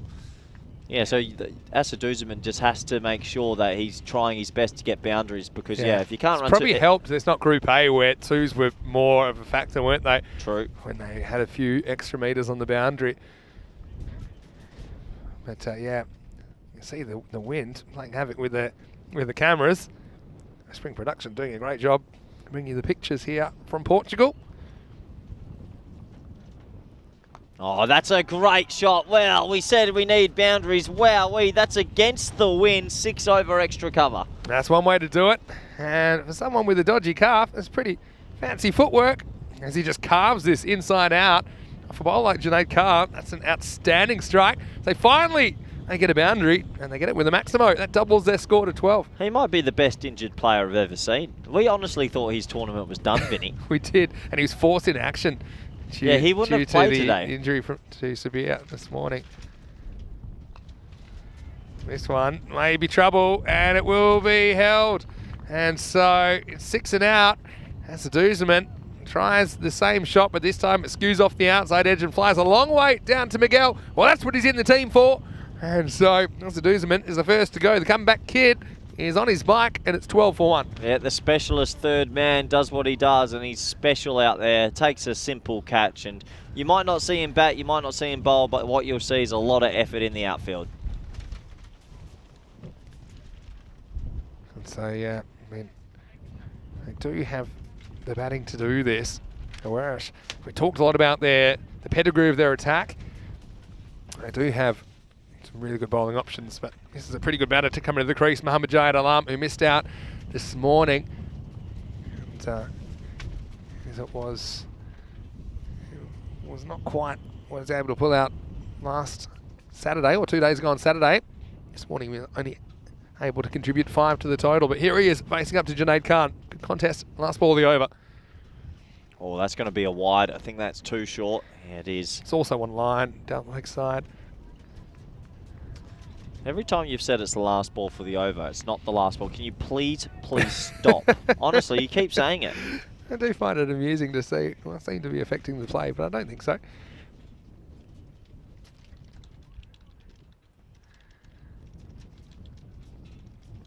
Nice looking shot that, straight to Conrad Greenshields though, and that'll be a dot ball. So that will end the second over. The score 12 for 1.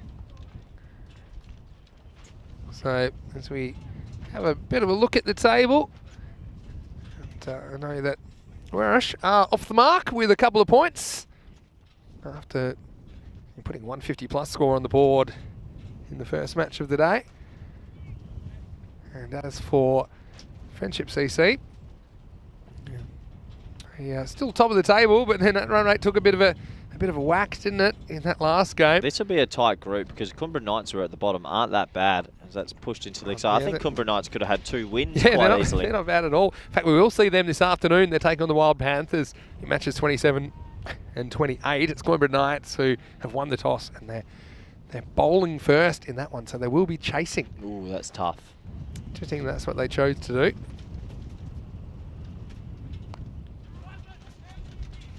Could be trouble, and it is. And so Green Shields gets a wicket, and Mizu Rahman, he won't be replicating his heroics of the last game, and he's going to go for just 3 here. It was a nice catch taken by Mubin Tariq as he tries to go down the ground into the wind, but just does not get the timing. Wraps his bat around it. It's the second wicket to fall now, 13 for 2. Yeah, disappointed. Didn't get it anywhere near the middle of the bat, and he has to go now as well. Friendship CC, 2 early wickets. They're still in this contest, but they need somebody to get themselves in and to get a couple of boundaries away. Easier said than done, though. Maya's a big fan of Conrad's bowling action, she says in the chat. But yeah, so it's a pretty good one. Like I said, can go both ways, Conrad. So we'll bring the captain, Imtiaz Rana, coming out a slot higher. I can understand why as well, because he did make runs in that last game. We saw him involved in that partnership with 79. He made 44 off 26 with 6 boundaries and a 6. So, yeah, 2 new batters to the crease, but 2 quite skillful batters are there for Friendship CC, who just need a partnership at this stage. Here's Green Shields. Play and missed outside the off stump. So who in this lineup's going to get them close? It's got to be this partnership, you feel? You feel like it's these 2, don't you? Look, they do have Rupu to come. Here's one I might mention. But yeah, for me, this is the key partnership. Nice ball swinging in and respectfully played. Yeah, Rana likes to give himself a couple of balls usually before he goes at it. They'd want to be 33 after this over or so. Oh, they're miles behind. Yeah, they're miles behind. End of the power play. They're only on 13 at the moment. They need to find some boundaries. Not easy, though. Yeah, I mean, it's this ball hooping around. Rate required just over 13. Well, this beats him for pace. Yeah, beats him for pace and hurries him up a little bit. Conrad, he enjoys a bit of chirp to the villagers sometimes. I think he's just checking if he's okay. I hope so, but he's got a little bit big on him. He just couldn't catch up with it, could he? Yeah, and if you do get something on that, that's with the wind, that stroke, down into the vortex. Here we go. We're getting offered some treats, and it's rude not to. Coimbra Knights are in town, and that means we're going to have some sweets. What have you got there, Vin? White chocolate fruit and nut tiffin. Well, it's nuts. No, it's a work day for me. Jim later. Thank you, though, as we get to the last ball of the power play. Corey's trying to be good today because we were bad yesterday. Yeah, we were pretty bad. They get through for a single. That'll be a leg by. Should be a maiden for Conrad in the end. And the score at the end of power play is 14 for 2. So they've hit the skids here, but they do have 2 talented batters at the crease. And let's see if they can put something together in the 4th over. Vinny, this morning you said to me that after 3 lunches yesterday, or 4 lunches, that this would be a healthy day. And looking over to my right, you've got 2 pieces of cake in your hand and it's 11:30 in the morning. Talk to me. The thing is, if you get given food for free, it doesn't count. And, well, I'm a little bit... So you told me that your fitness was going to be good. Well, look at you there. You've got 2 cakes. You're not even in the picture. But Vinny, we're meant to be... One for me, one for you. Well, why do you have 2? You had 4 lunches yesterday. Here comes Nepo. Don't judge me. Oh, it's a juicy full toss outside off stump, and he just blocks it to Shields there. Cover, probably could have hit that. They've got to be a bit aggressive here. They've got to be brave. I know it's not easy, but they need to go at 14 and over now.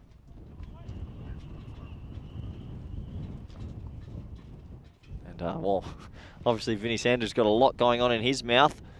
That's not the first time either, as that's hit hard into mid-wicket. They'll be looking at 2 here potentially. No, they'll have to settle for 1. Yeah, so...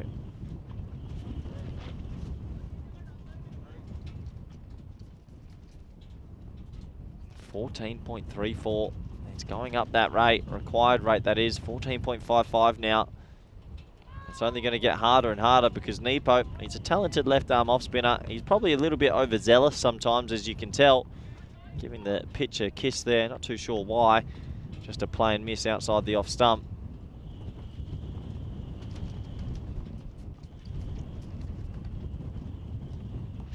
And down the leg side, that'll be signalled a wide. So both these batsmen struggling to get going at the moment. They're facing a good bowling attack. Who's going to be able to stand up for Friendship CC and potentially get them close in this chase? Still feels like they're miles away. Short ball outside off, hits it straight to the field. They run on the hit. They should get one. They should get some overthrows here. It's been thrown into a pocket of space and it's been missed. It goes for 5. Well, I tell you what, poor backing up. I don't mind the throw, and the keeper missed it, and it's a 5, the old traditional 5. Well, that helps a lot. 5 carreras, and it just takes a bad bounce. The last one, watch this one. When it reaches that one there, in slow motion, looks like you got heaps of time to deal with that. But yeah, it took it away from Faf's Stoneman. There's no one in the infield backing up. 2 outfielders backing up, but it was basically between them. And so they're both running for it. I tell you, Nepo's pretty upset with that. He was bowling a really good over. That's one way to get off the mark with a 5. Yeah, nice start. So Rana will face this ball. Oh, inside edge this time, and they get a single. Oh, here comes a 5.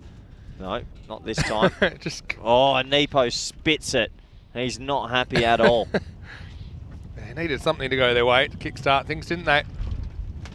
Yeah, look at this. Another wild throw, and Nepo has to put his hands on the line. KP, not too sure why he's doing. Nepo, he's angry.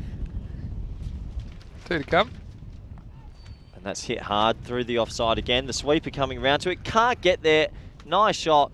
And maybe that is the over Friendship CC needed to get them into this game. Short, wide, put away for 4. Good batting. Yeah, that is good batting. Against that footwork, which makes that shot a lot easier. Getting that back foot back and across as we welcome you to the broadcast. No matter where you're watching from around the world. Vinny Sander here, Mr. Maximo. If you're wondering where Corey is, he's under the blanket there. Go on, pull your head in the other way.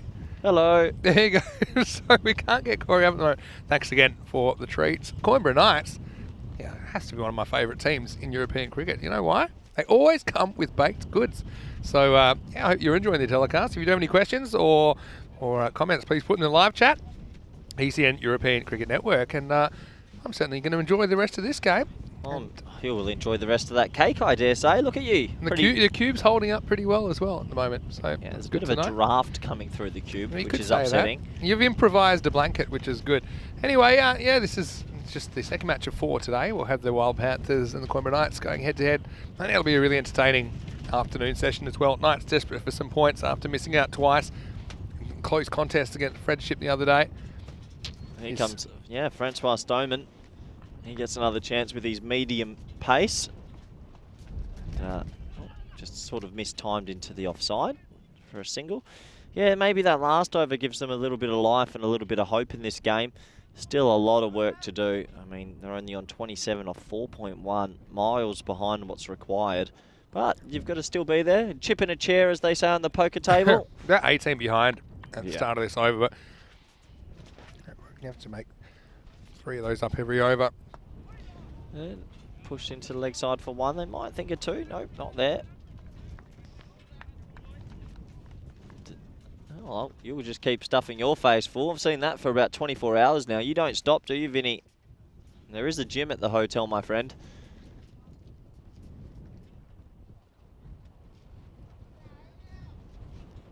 That's a nice looking shot, but another one. It's one of those, it's a shocking misfield. They'll get 2 here. No, bounced all the way back to the bowler. That's how far it went off the knee. How's that even possible? It's a good kneecap. It could have almost resulted in a run out. It's one of the great knees I've ever seen. Back to the bowler. Flying knee.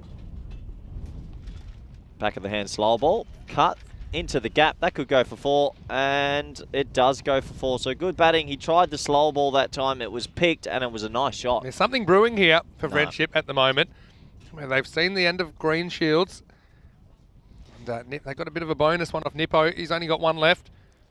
No, something's afoot. I just struggle to see it, Vinny. I mean, they would have to consistently hit so well for the remaining 5 overs. 14.8 required. I'm not too sure. I think they've left themselves too much to do. You imagine there'll be a couple of errors with the bat, but you never know in this crazy game of cricket.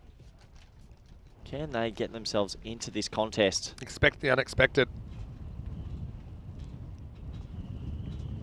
Nice shot, through backward point, and they've got a fielder there this time. It's a good position, that. I always say this. It's a hot spot. They only get one this time. Yeah, especially with the length that's being bowled at the moment. It makes sense to have that position. So Mohamed Alam moves to 15. Yeah, this 15 and over, you pretty much need 2 or maybe even 3 boundaries and over. Say 12 runs in boundaries and over. Not easy. You just got to do 5 overs though. Well, what a shot that is, because it clears mid-off. It's 1 bounce over the rope and 4 runs. And you said you feel something brewing. There's you. Did you drop your cake? No, I didn't drop my cake. I wasn't going to unplug myself either. But that was a nice shot. Again, into the wind. This is how you got to get over the infield. I do like them leaving mid-off up because it's almost a catching position mid-off today with this wind. But yeah, hits it low, cuts through the breeze. And so it's the end of the 5th over. It's 38 for 2. You know, one of the fields I'm drawing up is always with mid-off in, someone fairly straight and then someone coming around from mid-wicket as well. So that would have got cut off. Mid-off's actually a very interesting position in T10. I think that it can always be in. And I would have him running the wrong way as well to start the ball. So looking forward to doing some funky fields later in the year. In comes Nepo again, the left arm off spin. He bowls with a lot of passion, a lot of heart. You can see he wears his heart on his sleeve. What can he do here? Big over. That's well bowled. A little bit of flight that time. Yeah, it is a big over. I know you still think they've got a chance here, Vinny, but they need a 20 to 25 run over out of somewhere. I do, just because of who's at the crease. Yeah, well played, but it should only be 1. Nepo just doesn't have enough loose deliveries though, does he? And he's pretty disciplined bowling out offside channel, which today, for the right-handers, it'd be difficult to go fetch that and send over the leg side to hit with the wind. Sam Taptill's come through with a good question. I'll ask it to you after this ball, Vinny.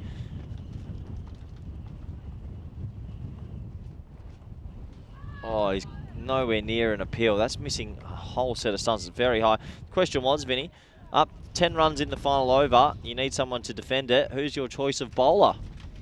Lasith Malinga. Yeah, I think that's a pretty good shout. I'll go a cheeky little Umar Gull. Okay. He was very good. He was very, very good as Nepo pulls out. But yeah, Umar Gull was one of the great death bowlers. Yasir Arafat. Yeah. Rana Naveed. All Pakistanis. Quite a few played for the Scorchers, actually. Yep. Out of that lot. Yep. Yeah. Yeah, but Malinga as well. He played for the Stars. He was very good. Yeah. Very, very good. Yeah, true. He played for the Stars. Any non-Asian cricketer that you would choose? Good question. Well, high in the air. This should be half a chance. No, it lands in a pocket of space and they'll just be able to settle for 1. It's the one. Yeah, death. Death bowling's a specialty, isn't it? Yeah. As soon as you change the... Yeah. It's tough and quite tough a question now when you put it like that. Yeah. I mean, the thing with death bowling, it's more being able to replicate, I suppose, you know, the skills. Oh, that's a big appeal. No, sliding bit high, and they get through for a leg bite. Bit high. Where's the ball gone? Oh, Miguel Stoneman, the specialist, has just kicked it further. They should get 2, and they do get 2. I don't know how this gets away from Miguel Stoneman. And behind the keeper. That's why to get there originally. I just had a feeling this is... No, too high. Yeah, this is too high. Climbing, I think. Yeah, absolutely. I don't think so. Good shout, though. And then Stoneman, I think... Oh, and then he does boot it. I thought maybe he's trying to handball it to Group Patel. Oh, well, it looks like Matty D in the chat has taken the Captain Obvious cloak today because he said Malinga is Sri Lankan. Thank you. Thank you, Matty D. That's a good comment. Oh, no, we need to know that, Matty. Obviously, we don't know that. Well, Stop getting after the viewers. I'm just saying. It's a valid comment. Captain Obvious. No wickets for Did you know Nepo. Ricky Ponting was Australian? Thought he was Tasmanian. 14 with no loss. Different island. Here you go. 5th bowler time. Always a bit of fun. Because the 5th bowler can get met. It lands in a space. These 2 don't stop running at it. Good work. Only 1 run. Yeah, Mubin Tariq. Did you know Michael Vaughan was English? Did not know that. He's an actual Englishman that played for England. Kitty Hunley comes through saying she thinks the Swans have to be the favourites in the group. I think so as well. They look very good. Tariq again. Well, that's a full toss. Hit into a pocket of space. Will it go for 4? No, good fielding by Faf Stoneman that time. Didn't miss that. Bit of a Tortuga bounce. 1 run. Yeah, it's a pretty good fielder. No matter where you put him, we saw him with the gloves, of course, in the ECC not that long ago. I think he's better with the gloves than with the ball, to be honest. He's good out there mid-wicket, though.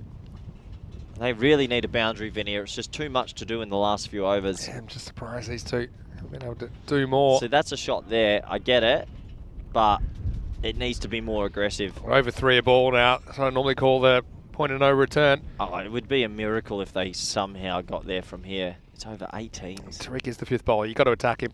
I mean, I know he's a decent off spinner. Well, that's a bit of intent, but just push for one again. Yeah. Low full toss. Yeah, you're right. 4 off his first 4 balls. He's the 5th bowler in operation in this lineup. Maybe playing him with a little bit too much respect. I know they're chasing 112, right? Yeah. Okay. Hopefully. There we go. It's high, though, and it's going to land safely. They don't push for 2. They'll just settle on the 1. They just haven't got those boundaries that they need to stay in touch. That's been the story. In fact, there's just been 3 4s and a 6 in this innings. Almost at the 7 over mark. Yeah. You're right, Vinny. Just haven't got going. That can happen sometimes. Another shot with not too much intent, really. Just looking to work that for 1. They get the 1 from the bye, but I think that's a poor over from Friendship CC. It takes the score to 48 for 2. Yeah, and yeah, just never gotten going here. No. I'm going to go the over by over scores. 3, 10, 1, 12, 12, 4, 6. Well, this is what's coming next, Vinny, and the Kumbra Knights were unlucky not to get their first win, but they'll be up against a hot and cold Wild Panthers. Yeah, they were hot and cold. It's a good way to put it. But say Azhar Andani, he'd like a few runs, I'm sure, for the Panthers. They will be batting first. They've been sent in. Dikshit Patel was excellent with bat and ball the other day. And apart from that, Akil Varghese was amongst the wickets. Coimbra Knights, though, they've got a few players to watch. They've got Jitesh Kumar Balkrishna. Shock decision. Come over from Werash. Where's Panda Watt up? No Panda in the side. Oh, he's been dropped. Controversial. Andrew Winter, key player. Girish Singh. Kamboj had a really good day as well, didn't he? Nitin Kamboj. He's good. He's one to watch out for. And Kuldeep Goliath, top of the order. So, yeah. Oh, here he is, Miguel. Miguel Stoneman.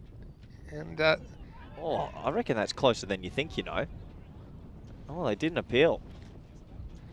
yeah, maybe just going down the leg side. I'm not sure. I think it was dropping though. You know, that was really close and no one really appealed. No, it's missing leg. Just missing. Yeah. It's given runs by the umpire in the end, I think. But yeah, he lost his run up.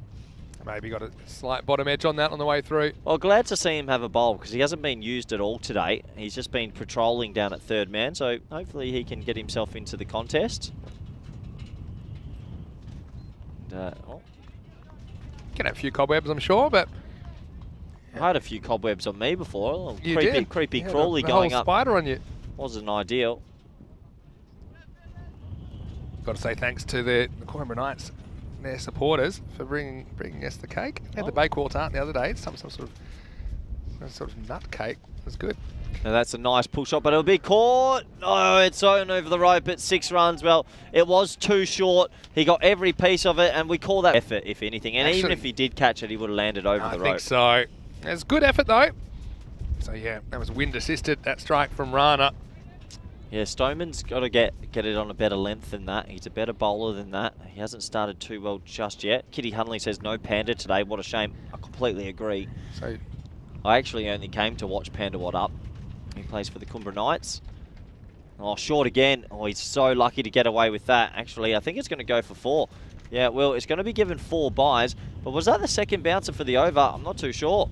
yeah, I'm not sure if the first one was actually above. Oh. Even this one probably wasn't, to be fair. And the second bounce does Janjat. Sneaks through for 4. Yeah, he's just with his action, he's got to hit the crease a little bit more explosive, and his arms are too low with his load up. So he doesn't really have control. It's actually quite a whippy action. With you running with your arms so low, there's actually no power steering, they like to say.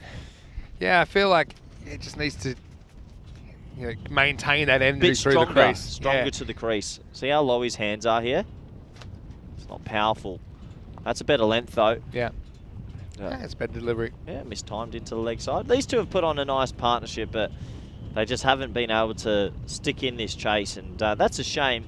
That is a shame. We thought this could have been close. But Yeah, we said this is the key partnership, but I'm just hasn't got going. amazed. I don't know whether to credit the bowling or just the fact the batters have had no timing. No in this timing. partnership. Can't happen. That's high. Well, there's a bit of timing for you, Vinny, because that is 6 runs. Yeah, that's how to do it. That's in the slot from Stoneman.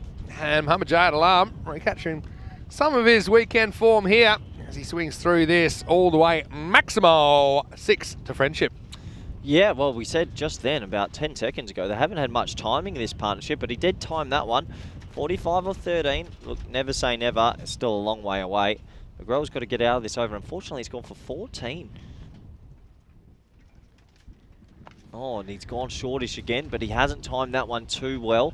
Picked up in the outfield, just the single. So a better over there for Friendship CC, 15 off, and the score is 68 for 2. Problem is, it's still a few less than they needed, isn't it? Yep. So even with a good over like that. So yeah, heading into the last 2 overs, still 44 runs needed. A magical over and a magical over. That's just basically what you need. Need a lot of extras, as you can see, the comparative worms, and it's heading in the right direction, but I reckon they've left it a little bit late. I think it's Awarish. They were pretty consistent with their scoring in the first innings. And yeah, after the first over was pretty cheap. After that, pretty much all double digits or close to. Here's Mubin Tariq. He's another player we have seen previously for Coimbra Knights. Saw him. So he was on the trade as well. Yeah, he's in on the trade with the Stomans. Interesting trades. Again. And then who did the Coimbra Knights get from these guys? Dishesh Kumar Balkrishna, yeah, amongst others. Interesting. It's funny how it works over here like that. Partly geographical, partly circumstantial. Nice shot, nice looking shot, but he picks out Conrad, who goes for the run out and misses. So good running by Rana, aggressive, just the one.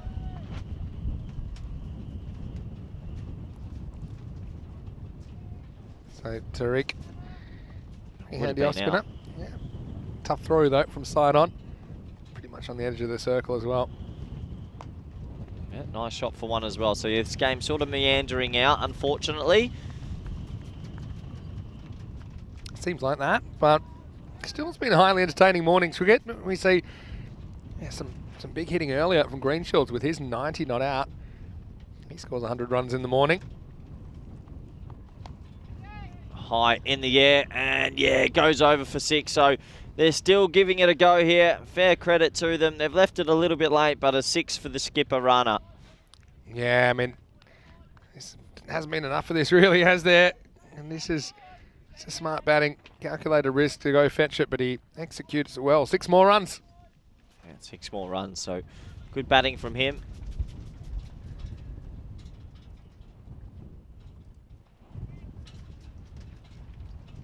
Two balls left in the night, 35 off 8. They couldn't, could they? No, they couldn't. I reckon that's out Stumps, and he's pretty happy with his work. We're going to have a look at the limited review system. Let's see the L here from the umpire. Is it the limited review system? You're going to have a look at it. Yeah, well, Tyrone Peters is doing it. He's got to tell the other umpire to do it. Let's have a look here. He goes the stumping. Yeah, I think this is going to be out. Let's have a closer look. I think he is gone here. I think if they slow this one right down, I think he's going to be gone here. It's a nice take. He doesn't have the foot back yet. And there. Oh, it's an interesting one. I still think that's out. I think that's marginally out. I think just the first time. There, stop. That one, even one before that.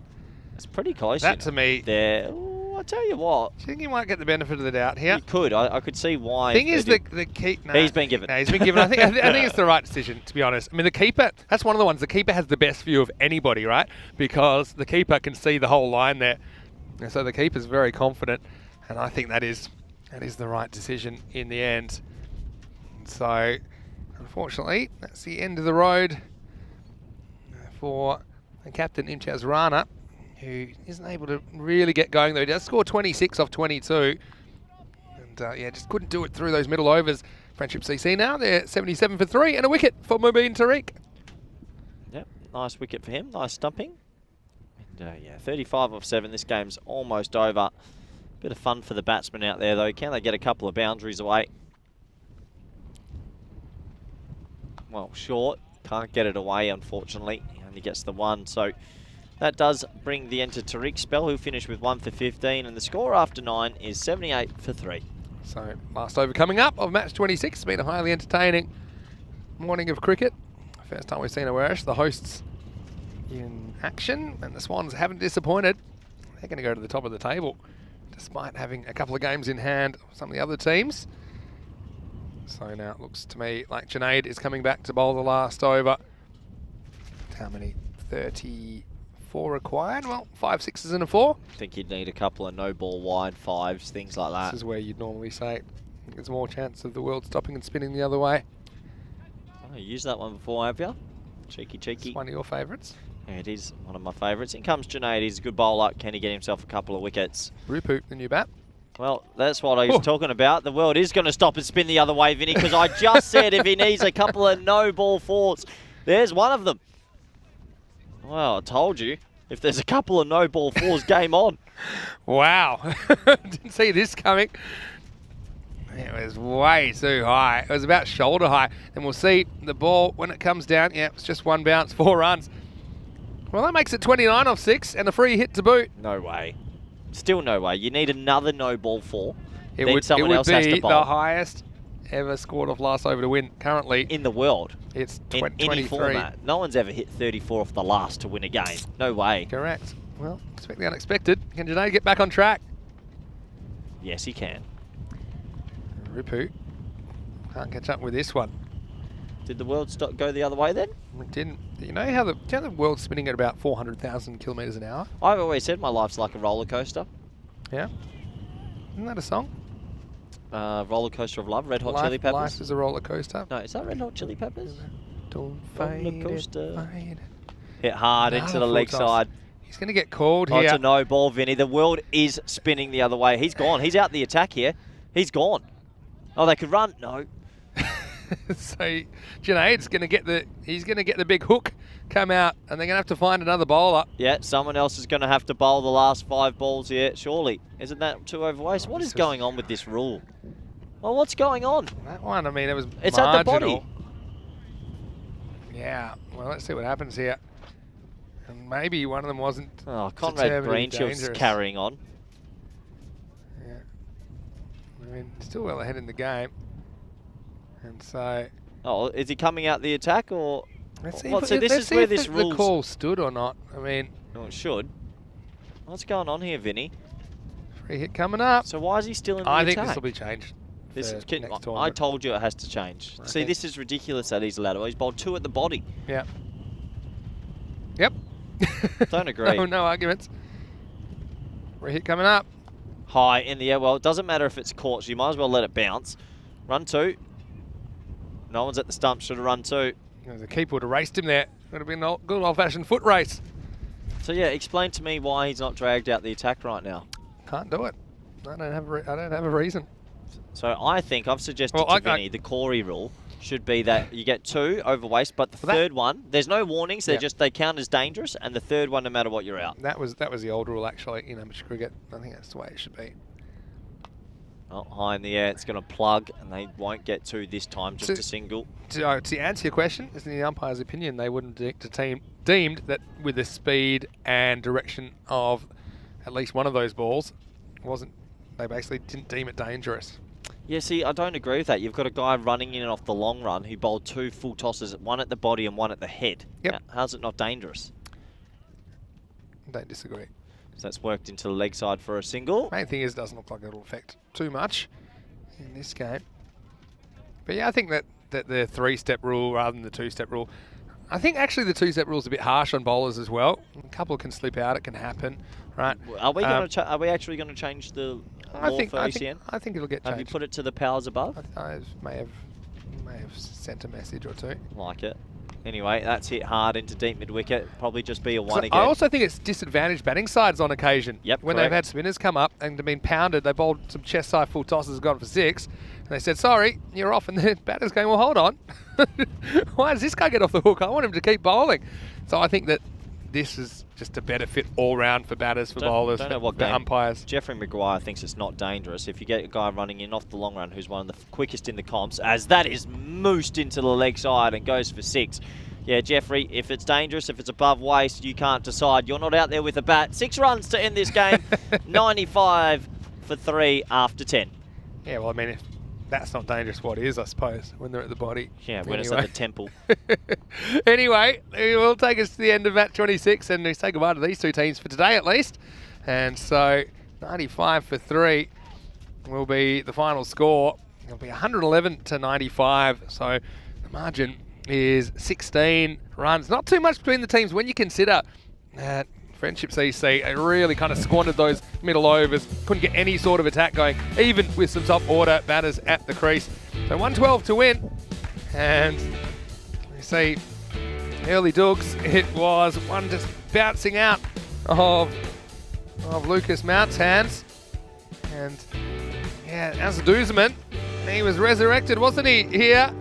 A bit earlier than planned. And he did whack a big 6. He was out next ball. So that was a good catch by Miguel Stoneman. Conrad Greenshields, well, he's always important. He's just making sure that groin was warmed up. And after this wicket fell, he felt that with the captain coming to the crease at number 4, Imtiaz Rana, along with Mohammad Jahid Alam, they needed to make something happen. And Nippo, well, a bit of the good, bad, and the ugly here. This looked like it to be one. It was thrown away, and then the Tortuga came in. So that was 1, 2, 3, 4, 5 carreras. And Nippo, he'd had about enough of it by then. He said that's enough. But still, he was pretty tight in his 2 overs. Occasionally, we saw the boundaries. We saw the patella pounder there, bouncing all the way back to the bowler. But ultimately, they just weren't able to play enough big shots through the heart of this innings, Friendship CC. Yeah, absolutely. They couldn't find the boundaries in the middle overs, and that's why they ended up falling short. There was a bit of funny fielding from the Swans as well, and well, Miguel got his first go in the tournament, and this one was palmed over the bar. Would have been a sensational catch, but I don't think he was ever going to hold that. Good round of applause from his teammate Nupu, as there was a few more big shots right at the back end. It's sort of as if his Friendship CC decided late they'd go after this chase. That was a nice stumping there by Junjat that was just out thanks to the limited review system. And then Junaid Khan with a couple of no-ball boundaries right in the last over to add a little bit of fun to it, but wasn't going to change the result. The Swans were the better of the 2 teams, and they walk away pretty comfortable victors, Vinny. They do. And so, in the end, pretty successful start to Nowarish's campaign. Slightly new look lineup for them. And this is what we have this afternoon. Wild Panthers, they're 1-1 after splitting their series with Punjab on Saturday afternoon. Coimbra Knights, well, they didn't get a win in their first 2 games, though they did push Friendship a couple of times. In fact, the Knights were in winning positions in both of those games, you'd have to say. Watching out for a few players from both of these teams. We'll see exactly who comes up with the goods in match 27 when we return in around about 20 minutes to take you into the afternoon session. It will be the Coimbra Knights fielding first after they won the toss. So we'll get to see Azhar Adani likely opening up for the Wild Panthers. Let's review the scorecard of this, and they needed 112. They couldn't quite crack the triple digits in the end. They lost Azhar Duzman after hitting a 6. Mizur Rahman wasn't able to replicate his form of the first game of the doubleheader this morning. Jahid Alam top scoring with 35 not out off 21. And Imtiaz Rana with 26.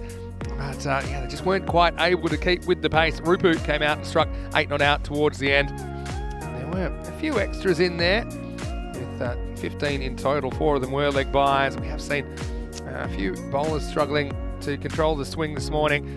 Conrad Greenshields included a maiden in his 2 overs. He took 1 for 3. An outstanding morning's work from the new Awarish skipper. 1 for 27 for Junaid Khan. He was a bit expensive and lost his length towards the end. Moving Tariq chipped in with the other wicket. But Nippo, 14 of his 2 overs. That included the 5, which wasn't his fault at all. He bowled really well. So we'll take a quick break. Back very shortly.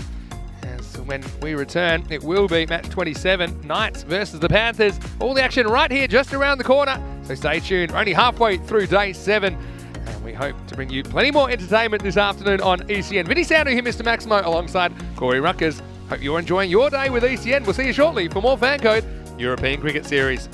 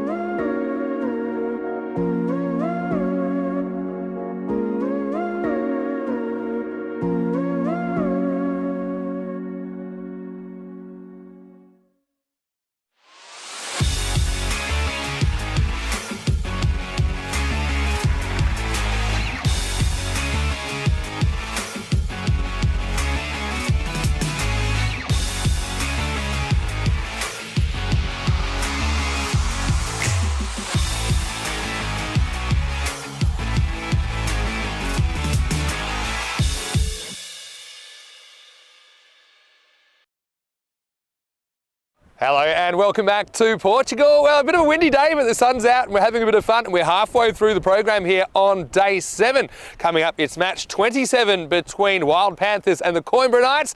Well, these two had an interesting experience on Saturday. They've had the day off and they're here hoping to get some points here in Group B. Let's go over to the tournament referee, Sir Rob Kemming, who's with the two captains for the coin toss. It's a score. Just hits. So it's the Coimbra Knights that have won the toss and they will bowl first. And I know that they were a bit unlucky not to walk away with any points on Saturday morning against Friendship CC. Two pretty narrow ones. They'll be keen to at least get some points on the board this afternoon. And yeah, no, they've got some players to watch.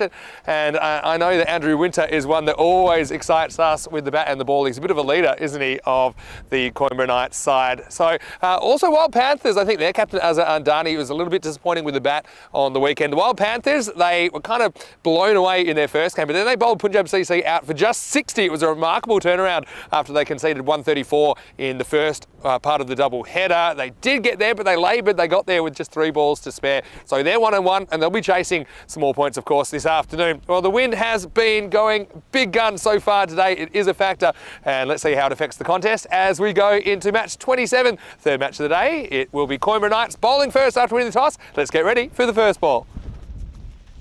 Hello and welcome back to everyone around the world. We're here for more T10 action. It's game 3 on Monday, Group B. This one between the Coimbra Knights and the Wild Panthers, purple versus red.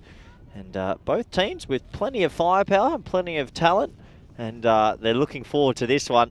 And it's definitely a brisk, cool day here today in Portugal. There's quite a lot of breeze and swirly conditions. Let's have a quick look at the two lineups. And a couple of names standing out there for Wild Panthers. Azra Andani hasn't got going with the bat just yet, but down the order for them, Akil Vakis, good with bat and ball. And for the Coimbra Knights, they're going to be relying on a couple of names there. One sticking out in particular, Andrew Winter and Girish Singh. Also, the left-hander, Intin Kambodge, really good batsman, really good bowler, liked what he had to offer. And yeah, plenty to go on in this match. You can see the batsmen there having a bit of a chat, getting themselves all set mentally. And this should be a good contest. Coimbra Knights haven't registered a win from their 2 games yet, but we're a little bit unfortunate, I feel. Just a couple of late errors in both games made them lose just. So this will be a good one to call, good contest, and looking forward to it. Gives us an opportunity to welcome back everyone around the world, especially those in India via FanCode. Hope you're all doing well out there. And everyone else around the world as well. Hope you're doing well, especially those on the YouTube chat. Good fun and always great to interact with. So as Vinny and Sandhu and I always say, please get your questions in, any comments, and a little bit of cricket chat is always good to have in the background. So we're almost set to go in this contest.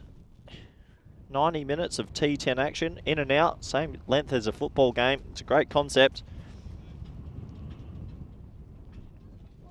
And, good morning, Maya. Say good morning to me. Well, good afternoon wherever you are around the world. It's just gone past midday, just past lunchtime. Anyway, we're ready for the first ball of this contest. Here we go. Oh, it's a nice full delivery and really nicely played by Azra Andani and really nicely fielded. I think that's... Who's that out there? Let's have a look. I'm not too sure. I think that is Girish Singh. Yeah, it is. Well done to Girish. Got down low to his right. Nice shot from Azar. Just timed the ball beautifully. But look at this. Good ground fielding to start the game. That's what you want as a bowler. You want to see your fielders putting their bodies on the line. New batsman. Looks like he's asking for leg stump.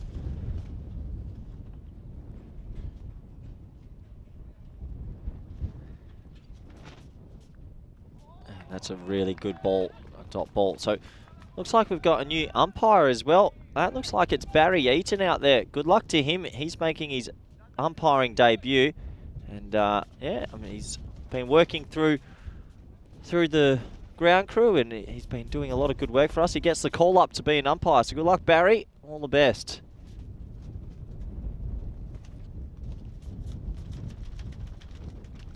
Well bowled, well played. They'll scamper through for a quick one. And, oh, well, he got a bit of good fielding before. He's overrun that time, but no problem there.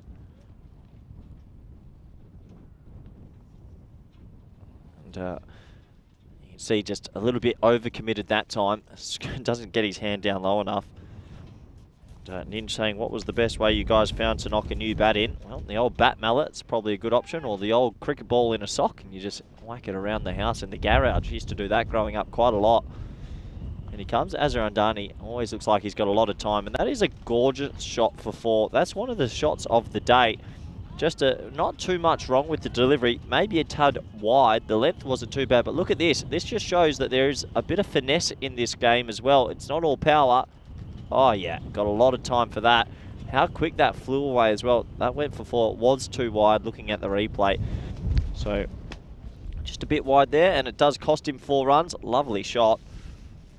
And Azarandani, well, he didn't make any runs really in the first day of his competition, but I'm telling you, in Portugal, he's known for going big. He's one of their best batsmen by a mile.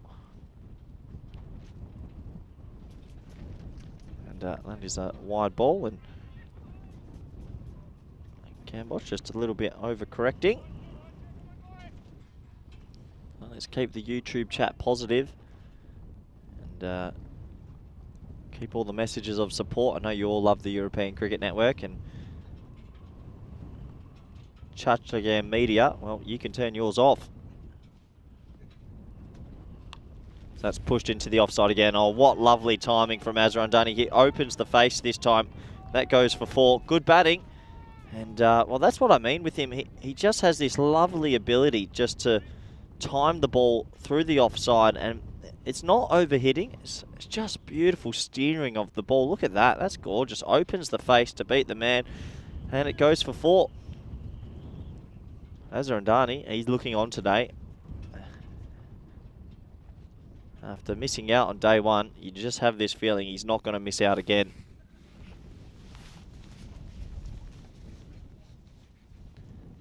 There's another drive, and is that through the gap as well? Well, I tell you what, that's the full repertoire. Can he get down?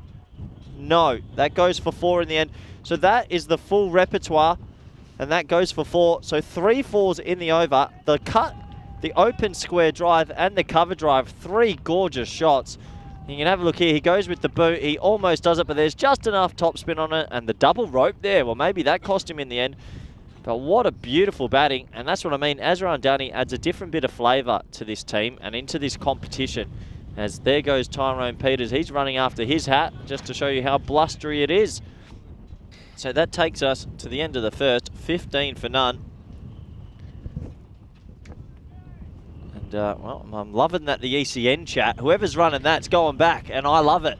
Let's keep the group chat positive, and we all do love interacting with you all. Even if it is negative, I enjoy interacting with you. Keep the chins up, and let's enjoy the cricket together. Andrew Winter now, 50 years young. Here he comes. Oh, well bowled, well played.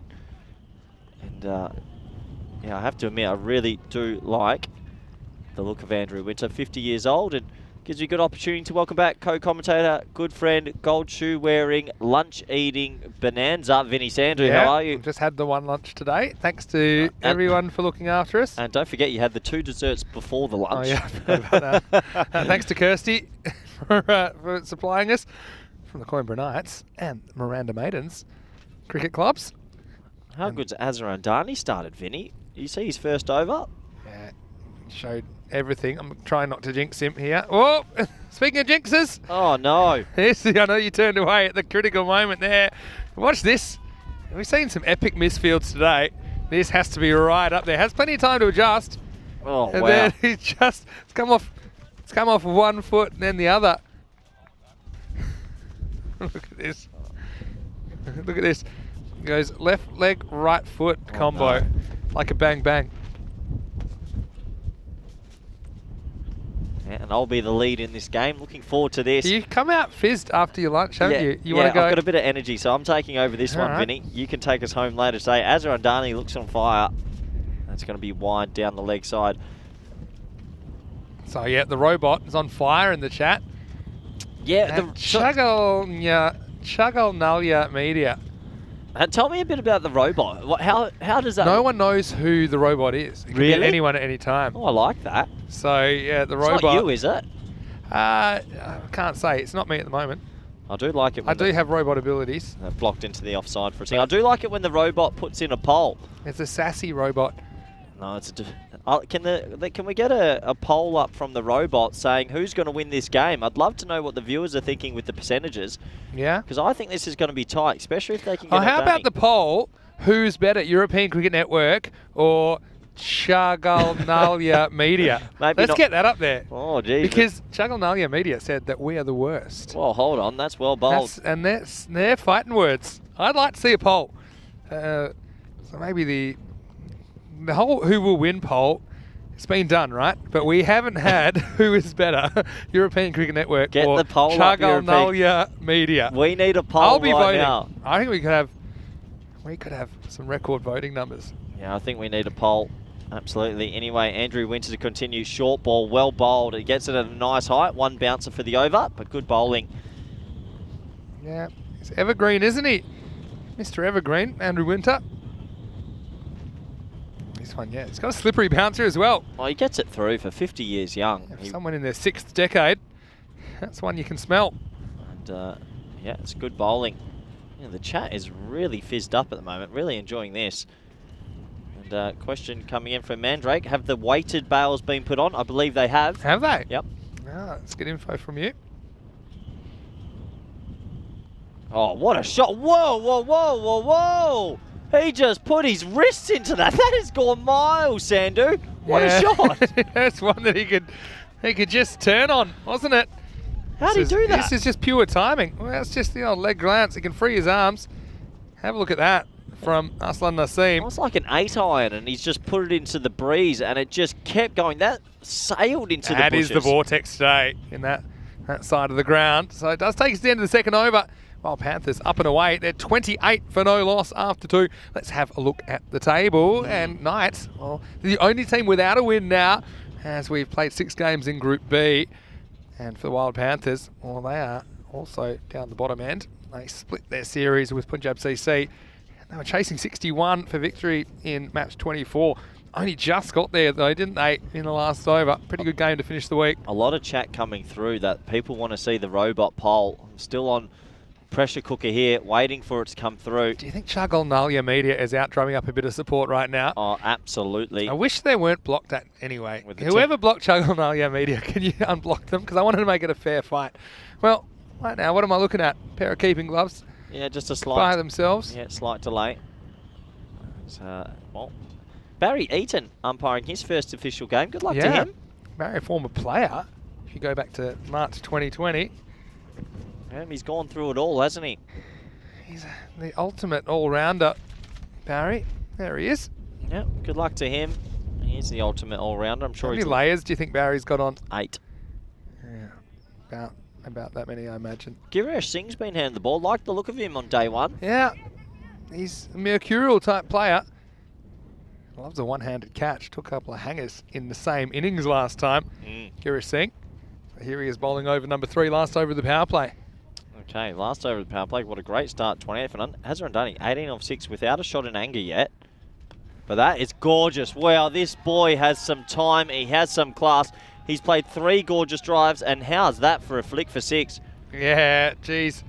We've seen some really good timing so far in 2.1 overs. Maximo time. And this one is just cradled out of the ground from Andani. You don't want to get too straight to him. That was flicked off the pads. Big 6. Comfortable shot, wasn't it? Look, the ECN network, she's still trucking in the chat, but we need you to put up a poll. Does the ECN network know how to put up a poll? I hope so. The robot? The robot should know how. I'm going to try I'll let you sort that out. I'll call this one, Vinny. In comes Singh again. Well played. And I think you're seeing right now why Azhar Andani is spoken of so highly. Good news. Chagalnalia Media has not been blocked. They were just timed out by Phil G for 5 minutes so they could have a think about their lives. So thank you, Phil, for that. Maybe they can think about a new name as well because it's garbage. Anyway, back to the action. Singh coming in. Oh, late cut, well played. And he has to get down here. Yeah, he does get down. Well done. A little bit nervous there. And also, Mandrake in the chat saying we have the start time at 7:30 GMT. But GMT doesn't change when the clocks go forward. It's just that British Standard Time would go forward. He's saying that the clock's going forward. That's true, but GMT never changes. So, so now Central European Time is 2 hours ahead. For summertime, it's normally 1 hour ahead. Oh, what a shot. Well, Oh, I don't know what he's had for breakfast, but he's got his old Whippingtons out again. What a shot, Vin. That's 2 massive sixes. That is whacked, isn't it? Nassim, he loves this, doesn't he? Just have a look at the little follow through as well. It's a swat, isn't it? It's the old fly swat. It's unbelievable, That one's really. landed in the bushes, almost on the full. Oh, groundbreaking news. And European Cricket Network have said Changalania Media they control the sun. Yeah. So maybe we got to keep our... I was talking about Central European time. Yeah, this is Western European time, so it is the same as UK time. So we start 8:30 local, but it is 9:30 Central European time, which is normally how we list our times, just for simplicity. I do appreciate that we don't just sit on the fence here and we fight back. Anyway, back to the action. Oh, it's worked nicely into the leg side. It could have been super easy just to let that slide from Changalania Media. Absolutely not. They say don't get defensive. My back is right up. If they want to get in a media war with the European Cricket Network, they've come to our turf. Show us They your... come to our live chat. Yep. And they've said that we are the worst or something like that. Show us your viral videos. Even better. Let's get Hitman to bowl to him. Last ball of the power play. Hit hard by Azra Andani. There is no one back there. It's another 4. Vinny, they have raced to 46 for none after 3. What a good power play this is. And so it just finished with a bang from Andani, who's 29 off 10. And also Nassim. The 2 he's hit have been out of this world. He's 15 off 8. And the score, 46 for no loss after 3. Loving this chat. Oh. Phil G asking, can we pass the hat around for Changalania Media so they can buy a mirror and have a good look at themselves? Well said. How many off that over? There was heaps. 18, in fact, off that over after 15 and 13. Yep. So really good power play. Kazi Nadeem Ahmed asking if it's a shorter boundary. No, it is not. Compared to other grounds in the East End, the boundaries. It's pretty standard. Yeah, it's pretty standard. Yeah. It's just there's a big gale going from left to right on your screen. So Yeah. when it's hit on that leg side, it is absolutely flying, and we can't do much about it because it is going for mile sixes. I love that the robot is in a sassy mood. They say robots don't have personalities. Well, just have a look at this robot chat. I'm going to see if Changalania Media is back because I want to try and tag them in something.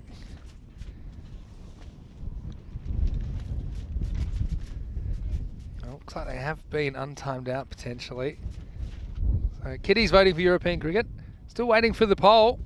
If the robot can organise that, who's better, European Cricket Network or Changalania Media? Tell you what, Changalania Media, they'd be up about 18% in early trading because they're getting a lot of mentions, aren't they? They're getting a lot of awareness.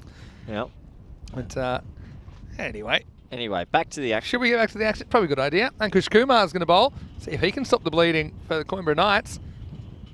Staring down the barrel early here in match 27. Well, he can't stop the bleeding, Vinny, because that's picked up on the leg side, and that is yet another 6. Well, while Panthers have come out with more than intent, they are just lofting it on this leg side. I just mentioned the breeze left to right is massive, so once you get it up, she goes. Yeah, the right-handers are enjoying it this week. It was all the left-handers last week with the right-to-left breeze. And this time, yeah, it's whacked away, and they are carrying... Well, we've got the pole up. Here we Pole's go. up. I'll let you say it. Let me call this ball in first, Vinny. And it's in that air. Whoa! That's massive as well. It's raining sixes and it's caught by his teammate. The Panthers are on fire. Well, a bit of catching practice. Oh, it'll be handy later on. The Panthers are looking wild at the moment.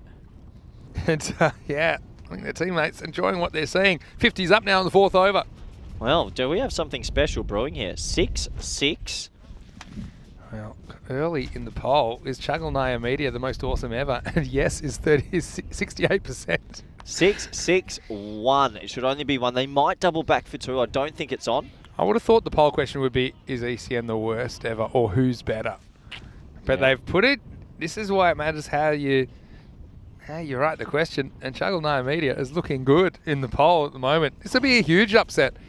This shows you never know what you're going to see on ECN. Talk about unpredictable results. I think sarcasm might be being played there by the robot. That's full wide, hits him in the knee, and they'll get a single. Changalania Media will twist that and say, you know, when they go to the presses, that they are better. So, controversy. I voted no. I don't think they're the best ever. I voted yes. Yeah, it doesn't surprise me. You'll go anywhere. Anyway, Kumar needs to get his radar right. I guess that a little bit better. Jars in a Yorker does come out Out to deep square leg, and they just get the single. You gotta pick your battles. Yeah, he's come in hot, hasn't Gotta he? pick your battles, don't you? I'm a bit worried. We've underestimated Chuckle Night Media. Then we're gonna get done in a bowl. Can you please Google? Oh, in by some the billionaire. meantime, these two opening batsmen have got themselves to 29 apiece. Doing all right, aren't they? Well, let's put the mockers on him. That's the first play and miss in this innings. Yeah, they've been batting so nice. Got a pair of 29s out there. You know, Azra Andani for me is my favourite Portuguese player. I think he's special. Just the way he looks. Yep. You got a favourite Portuguese player? It's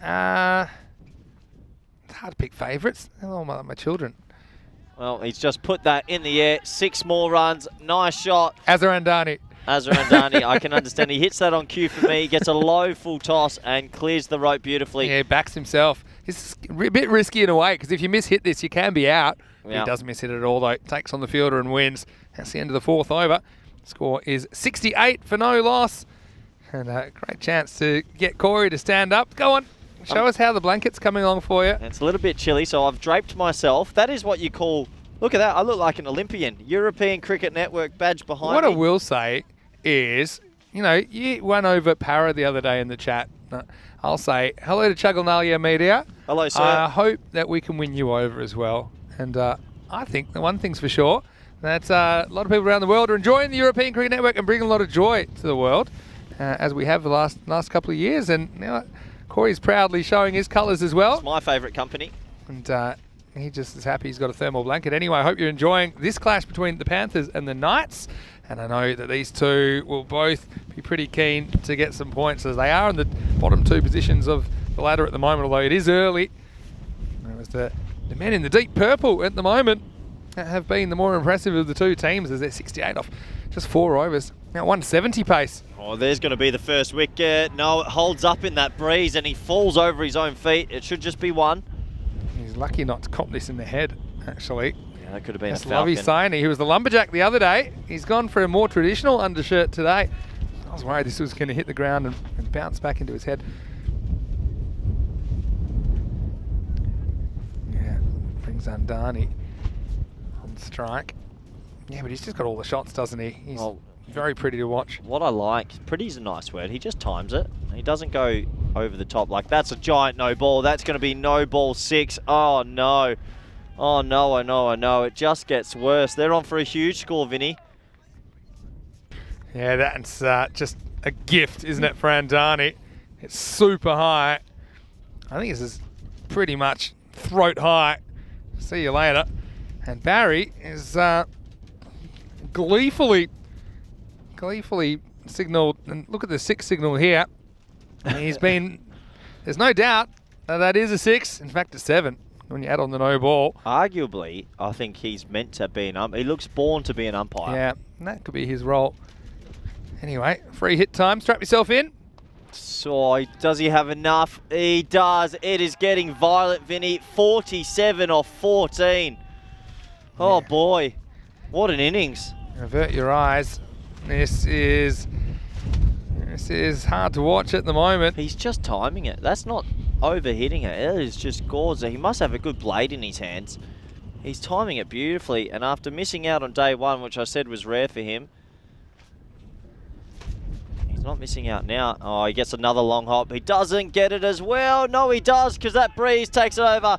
6, 6, 6. Pick up sticks. Azarandani, 53 not out of 15, and good fielding from his teammate. What a good half century this was. I knew it was a matter of time till Azar got going. And, well, if this shot was a movie, it'd be gone with the wind, because that has just sailed over that leg side fence. Well, I'm making a huge call over early. You're going to jinx him, aren't you? No, he's on a chance for 100, and there's also a chance of 6 sixes here. Honestly, with this breeze, the off spin, if he gets this one, it's right on. No, he doesn't, but what a gorgeous cut shot straight to the man, Probably a good time to tell you as well that there was a single off the first ball of the over before the no ball. So that is a big call. It's got really? 1 and no ball plus 6, 6, 6. Wow, So, thanks, Vinny. well, yeah, I suppose they could have. I don't have as many laptops in front of me as you do, so that's a little bit harsh on me. To be honest, they could have still got 6 sixes, to be fair. Okay. Because the no ball was hit for 6. Well, that's what I'm talking about, because that one's back into the moon. Will his teammate catch this one? No. Oh, hopefully they don't lose that kookaburra. This is so violent. Is 200 a chance here, Vinny? Oh, you don't often see 200.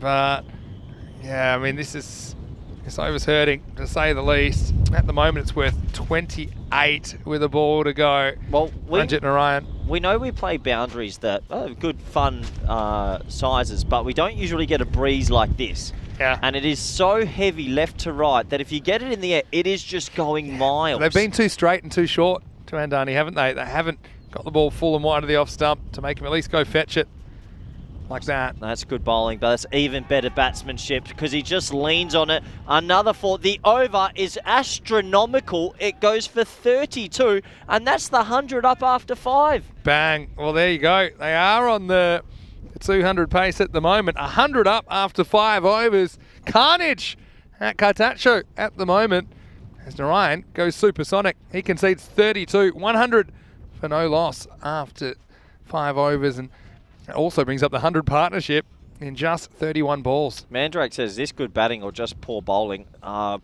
little bit of a combination of both, yeah. I think. But honestly, Azhar Andani, he never misses out too often.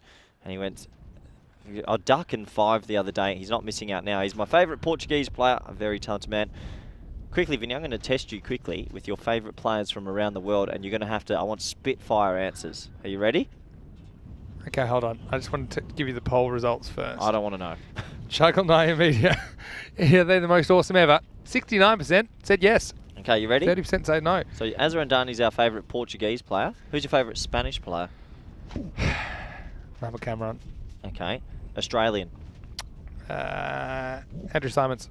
Okay, we'll pause it there. Is it current or historical? No, you can just keep going as that's in the air, and that's another 6. Well, the violence keeps going. Zaman Oman, that is a huge hit for 6. That's cruel and unusual punishment at the moment, isn't it? Oh boy, You don't often see the 20 and over pace. this is scary. This is That's scary. what we're seeing at the moment. Okay, quickly, England. Quickly.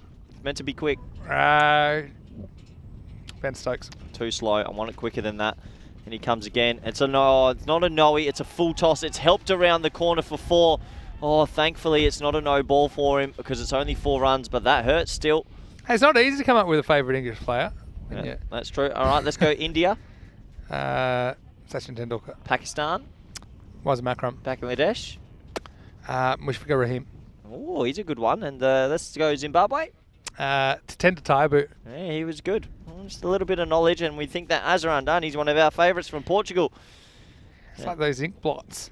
And when you just have to do it without thinking. I often just think, maybe not my favourite. It's the first I thought of. Jeffrey Maguire's come in and said, would I give Andani a Spanish passport? Absolutely not. I'm happy with my Spanish team, and he's a good player, and good luck to him in his Portuguese career, but no need to add to the Spanish lineup.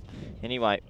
You're fiercely loyal to the several countries you've coached. Oh, that's 6 more. Go catch it, Vinny. It's going to land right next to you. No. 6, 4, 6. I make it. The 222 could be on. We might be witnessing greatness. This is rookie from you, because there's no way they're keeping up this pace. You feel like that you will, but there's a lot's got to happen. Well, that's 50. That's a 50. I've lost track. Yeah, that's Naseem at 50. Must be 50 for us and Naseem now. What's happening here? What is it? Oh, that's going to be 4. It is 4. Oh, 6, 4, 6, 4. Give me some more. What's happened here? I don't know what they put in the lunch today, but this is bad. Well, that is his 50 now. You only had him on 46, so that takes him to 50 off 17 balls. I think that the crowd's also kind of losing track at the moment. As this over's gone magical, still with 2 to come. And they keep up the 20 and over pace. They're 120 now. Vinny, still 2 to come in the 6th over. Vinny, if they keep this up, they're going to make 218 and fall just short of the world record. Now, 212, but yeah, that's what I meant. Yeah, they're on. If they keep going, they could be on for something insane. They've still got Winter to bowl 1. They've gotten Cambodge to come back and bowl 1. Here we go, back to the action. Hit hard, it's not a boundary, unbelievably. He's got to get down. The thing is, both batters are going all guns blazing. This is it's not just one, is it? Well, this is a bit of O'Dowd and Edwards. That's what I'm This is that's what the I'm first thinking. time in a long time we've seen two batsmen flying at one time. It's a true partnership at the moment. That's scary. Last ball of the over. And that little late cut again. He gets down, he saves 4. I think Azran Dani could have put a little bit more on that. Respectfully played. It brings an end to the over. The score, 122 for none after 6. I also think that he probably wanted to keep the strike. So that's why it was a bit of a yabba dabba do. Could we have both people make 100? Now, that would be unprecedented. I can't imagine seeing two centuries. Yeah, so if you're a captain, you've had 6 bowlers all going at more than 13s. Anybody else turning want to have a go? Yeah. Anybody else? It reminds me of Adam Gilchrist going crazy against Zimbabwe around 2000 or so. And they tried to part-time it, went for about 28. And then you could see the captain look around and go, anyone else want to have a go? And well, now both batters have reached the half-century mark. This has been some pretty special display of power hitting and also Chippingtons into the leg side. A lot of whip. Going to go for Gurjeet Singh. I don't mind that. So they're trying another bowling option. So this is the 7th straight change. That's pretty rare as well, but I guess when everyone's getting hit, I can sort of understand it. Oh boy, what are we witnessing here? 24 balls left. They're looking at north of 200. Oh. 5 wides wouldn't help. That wouldn't help. Was that one for the over, or is it just a wide? I think it's just a wide. Well, I guess coming into the attack now, you don't have too much to lose. I mean, all the other bowlers have been hit around the park, so... Yeah, when was the last time you... Has there only ever been 200 scores? Is that correct? There's been 3. 3? Because we had 1 in ECL, 1 in ECC, and 1 in ECS. Who was the ECC? It was Netherlands against Romania, I think. I'm not sure about that. That's high in there. This should be a catching chance. No, it just falls short. They think about 2. They can't get it. Just the 1. And a big shake of the head there from Barry Eaton, the stand-in umpire. So yeah, I know 222 VOC Rotterdam. You think that the Netherlands made 200? I'll tell you exactly. Yeah, give us the 200 scores. We're on 200 watch here, folks, because it is a rarity. 2,000 games, and we think it's only happened 3 times. We could be on for our 4th. Look at that score. It's almost like a video game score, isn't it? Does seem a bit like that at the moment, doesn't it? I think actually it was group. Yeah, it was Netherlands, 200 defeated Romania 98. Top edge. Oh, it just gets worse. Does it go all the way? It does. Oh, I tell you what. I tell you what, if you're a bowler, sometimes you just want to go tuck yourself back into bed because they're not getting much luck either. Yeah, on Naseem, he'll want to count this as an offside shot. And so he does get the Maximo. It's a Maximo, backwards, Maximo. He'll grab 6. Yeah, if I go back to match 10 of Group B of the ECC last year, the international T10, Netherlands 11-200 defeated Romania 98. There's also, I think, a 195 to start that group from Austria. So we got 222, and then what was the second highest score? Well, they're both 200. Both 200s. 200 even. So is second place up for grabs here? If they get a 201? Yeah, of course it is. Could be on. Long way to go though. Short ball. Oh, I reckon that might have been the one for you. I'm not so sure. That was a lot They're not shorter. going to do it. I'm going to call it here. Ooh, almost wears that one. That might be the only way they're going to remove one of these guys by knocking them out. I'm going to go they will do it. No, they won't. I've seen too many. Yeah, so I've seen too many. You're a safe better. You always I've go been on the hurt safe before. side. I've seen the 200 pace, but to sustain it, very tough. Especially because the bowlers have come with no gumbies. Oh, surely that's too high this time, and that's a lovely shot. I reckon it is 6. Surely that's another ball above the shoulder, or at least the first. Yeah, well that will be the one for the over. The other one wouldn't have been. It's on, Vinny. What a shot. That's a pretty good uppercut. Tariq Sandhu asking what's the largest partnership. So in that 222 that VOC Rotterdam made, they didn't lose a wicket. Easy question, isn't it? So it's an easy question. I don't think that will ever be beaten. Yeah. Surely a team loses a wicket. Well, maybe today. I mean, that's the only... Well, you just said they won't get to 200, No, let alone 222. Yeah, 222's. It's a lot. Doesn't what they need at the end of this over. Got to get it fuller. A shot. 6 more.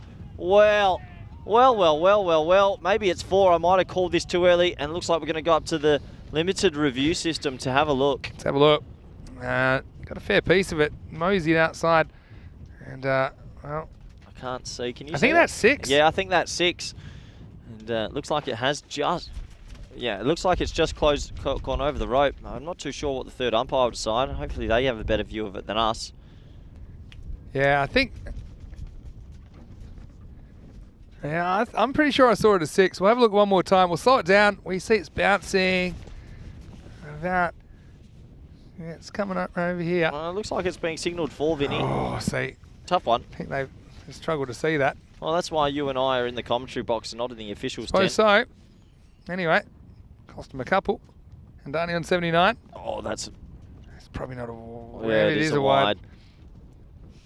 Yeah, I mean, this is tough because he does go across. No, that's pretty a fair early. Call. I know that, well, you got one of them back from the 6. I'm and more worried another about him over. accidentally bowling a no ball over shoulder height and it going for 6 here. They're on 143 off 6.5, or 141 there.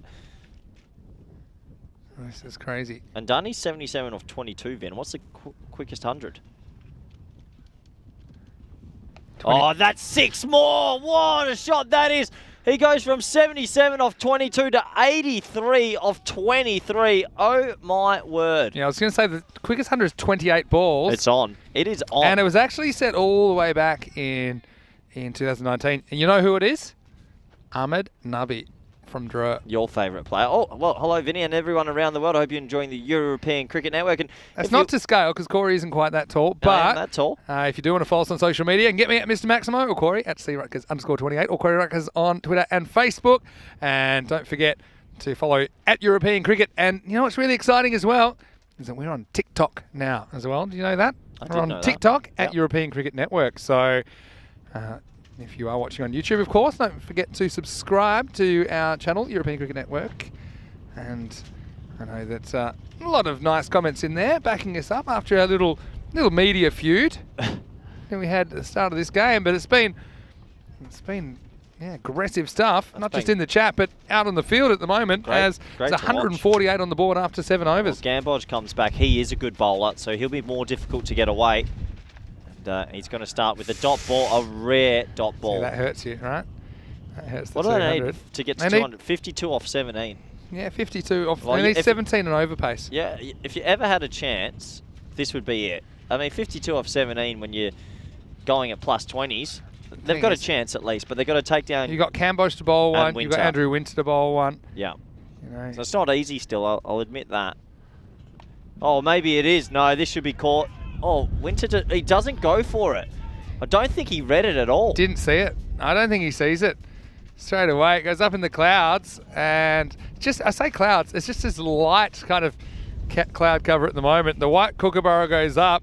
I don't think Winter ever sees this. So we're on a couple of world record watches at the moment, high scores, 200 pace, but one of them as well is the quickest ever 100. Now, Vinny Sandhu's told me, Mr. Maximo, that it's 28 balls. Azhar Andani's got 4 balls to hit 17. Could he do it? Yeah, to beat the record. It stood for a long time.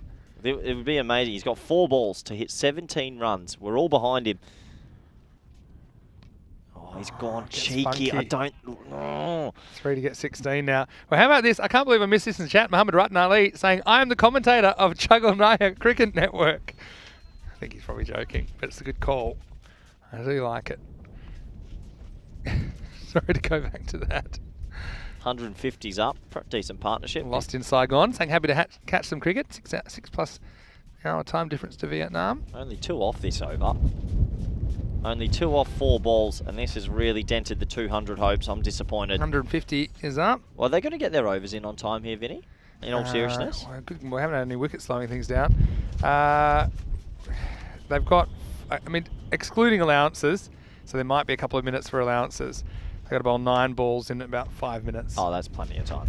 Well, 8 balls now. Yeah. What an over. 2 runs. Yeah. Cambodge. No, he's a good player. And he gets one across him here. Yep. Two runs off 5 balls. This has dented the hopes of those 200 runs. Well, Cambodge is showing how to do it, right? Because he's not giving them too much at all. It's good bowling. That's fine. So there's been too much in this innings that's been on a length or short, and too much that's angled in and been at the leg stump. I'm disappointed. I was really wanting to see a 200. Rookie. I am the rook as that's mistimed into the leg side. Should only be one. And a little fumble, and they'll turn and get two simply with the fumbles. Really good aggressive running. Takes us to the end of the 8th. A really good over from Cambodge, only 4 off, but the score, amazingly, 152 for none. This won't surprise you, but that's the first over that hasn't had a boundary in it. Yep. I'll give you the over scores: 15, 13, 18, 22, 32, 22, 26, and 4. So we had 4 20-plus overs in a row there, and one of them was above 30. One of them was supersonic. So it's been more magic than a David Copperfield show at the moment. Oh, look, what a surprise. The Worm's going the same way that it looks like in a low-scoring game. Please get me the heart rate monitor. Promise me. I'll try it. I'll try again. I need you to try. Let everyone at Sports Interactive do a great job Hello, providing all our Sports Interactive. graphics and graphs. But yeah, that is one I think they could do that would be pretty useful. And now, looks like Jitu's going to have a bowl. Jitesh Kumar Balakrishna. Well, Captaining Irish. Last time we saw him on ECN. what a time to come in for your first over. I think he is starting a new side. So it's always good when we see new cricket clubs as part of it. But of course, they haven't qualified for the ECS yet. And you know what his new cricket team is called? Nope. Gamblers. Well. Don't support that all the Gotta time. know when to hold them, know when to fold them. And he comes, and that is hit hard. Is it into a gap? I think it is. Good shot for the record is still on, Vinny. Needs basically two sixes. Yeah, he needs 2 sixes, but he could still tie it. That'd be remarkable as well. You don't want to tie records. You want to own them. Yeah, that's true. But this would be a record in the ACS. Yeah. I actually recall we might have had a 28 ball century in Romania back in 2020 as well from Gohamanan, but I'll check that in a minute. Mandrake's in as well. He says, I'm with Corey. Change the Worm to the heart rate. Thank you, Mandrake. Yeah. Much appreciated. Thank you, The Mandrake. Worm is dead. 2022. All right, anyway, All right. Andani. We need a 6 here to be on pace. We need back-to-back 6s. Andani on 88. Come on. Oh, no. Oh, no. So they've just set themselves such an unsustainable pace. That's the thing. It's, still, Wild Panthers going out there making things pretty miserable for the Knights. I mean, the Knights have come a long way. It's, this is pretty much a worst-case scenario. I don't think anyone saw this coming, Vinny. Oh, no, that's a shocker. That's a long hop, and Azhar Andani in his form isn't going to miss it. 6 runs. He is 1 stroke away from tying the record for the fastest fastest ECN T10 100. I mean, yeah, Gundy ball from Balkrishna, really. Down the leg side and hooked away with ease by Andani. So, I mean, it's been... Look, it hasn't been the greatest at fireworks. bowling, but, I mean, you still have to hit it. And what he's doing right now is phenomenal. I mean, 94 of 27. If I do my maths right, he's striking at around 350. Yeah, I mean, yeah, pretty much just a tick under. But, yeah, it's been... Well, get the list. Supersonic stuff. You're going to have to get the list of hundreds up in the amount of balls here, because we're going to have to put him in the lineup. If he gets there, we're going to want to know where he is, Vinny. What's the second quickest 100-3rd? He's on for tying with Nabi from France. He's got a chance to tie it. Fastest ECS 100 is 29 balls. There you go. Here we go. So you can get the fastest ECS 100 if he hits a 6 off this ball. Yeah, let's hope he ties it. Here we go. 6 for his ton. That's a wide. All right. Anticlimax. So 6, just to repeat, a 6 here would tie the fastest ever 100 in any ECN game, but then he's got 2 balls to match. So 2 balls will tie the... So if he does it in this ball, he's got the fastest ECS ton. Yep. Wow, this is exceptional. All right, we're going for it. Oh, well bowled. Well bowled. It's a good ball. That is anticlimactic. Don't forget also, you're talking about records. He just wants his 100, right? So he's on 95 it's all now. about the records. Doesn't want to throw it away. I mean, we haven't seen too many 100s this year. In fact, we've only seen the one. It was Baba Hussain in the ECL. Will we see a second century in 2022? This is Naseem first. Oh, well, he's got a piece. This should be the first wicket, though. It is. And a wicket falls, the end of a remarkable 164-run partnership, caught on the rope. But what a great innings from Naseem. Yeah, Ranjit Narayan gets a little bit of revenge. He bore the brunt of the boundaries earlier in this innings. But he does take a nice catch. So Balkrishna does the trick. And those of you that had him as the first wicket taker, and one step ahead of me, but that is the first wicket. But what an innings that is also. Let's not forget Nassim's contribution with 7 Maximos and 2 4s in his innings. He goes for 61 off just 26 balls, and it's 164 for 1. And there's a really big hug from his teammates there, and you can see how happy they are. Well, if he gets a hug, I'm going to be interested to see what Adani gets when he comes off. And a special innings, he'll be pretty happy with that. I'm sure he'll be watching the highlights a little bit later. So, 1 ball left in the 9th over. I dare say they don't want any odd number, because that means Adani won't be on strike for the last over. It's Mr. Patel. Yeah, so this is Diksha Patel. Oh, and the stump's going over. Well, have a look at this. Controversial. It shows you how windy it is. One thing if the bales are blowing up off. This is just a full-on stump explosion. Timber! It's heavy bales, not weighing the stumps down at all. What happens if we honestly can't keep them up? What happens then? Probably get to go home early, but don't see that. It's never happened yet. Come on, wind. No. Anyway. Corey's loving it. He's just pretending that he doesn't like it. Last ball of the 9th. Oh, well, the new batsman goes, I'll have some of that. And he absolutely whips it for 6. And well caught. And that's that's us and Nassim just taking his stuff off after being dismissed. And he's caught. How often do you see the dismissed batsman? I don't think I've ever seen in cricket before the dismissed batsman catch the very next delivery as Dix goes Maximo. Still got the lid on. Hasn't got all the stuff off yet. End of the over.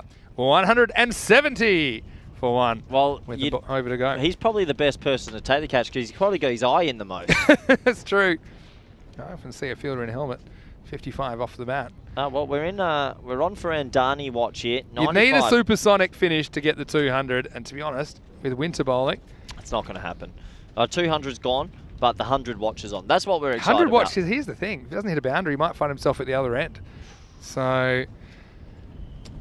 I haven't seen too many hundreds. In fact, just the one this year. That was by Bubba Hussain. Bubba Hussain. Yeah, for Brescia CC. How many hundreds altogether? Against Zayton Bernard Zafar. Less than 10, surely. On ECN, no, we would have had... Around 10? No, we have more than that. We should get a graph up with the hundreds list.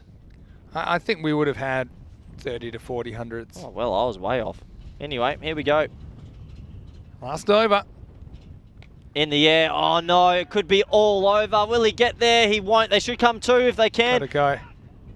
Oh, and they missed the run out, but they get 2 vital runs. I would have been tempted to go to the keeper's end just to try and get a new batter in there. Instead, they underarm the bowler's end. The easier one, they still mess it up. As Diksha Patel, he knew straight away the score. He hustles back, and yeah, it would have been out with a direct hit. Winter can't gather it. 2 runs, and that takes Azhar Andani to 97. Back to live action. 97 hit hard. This could be it. It will be it. 4 runs, well done to Azhar Andani. 101 not out of 30 balls. Sensational batting, Vinny, and he has done his team proud. Yeah, I mean, that's a big innings, isn't it, from Andani? And his teammates, they're thrilled with it. And that is right up there. That's 101 off 30 deliveries, 9 4s, 9 6s. It's been a masterclass from the Portuguese opener.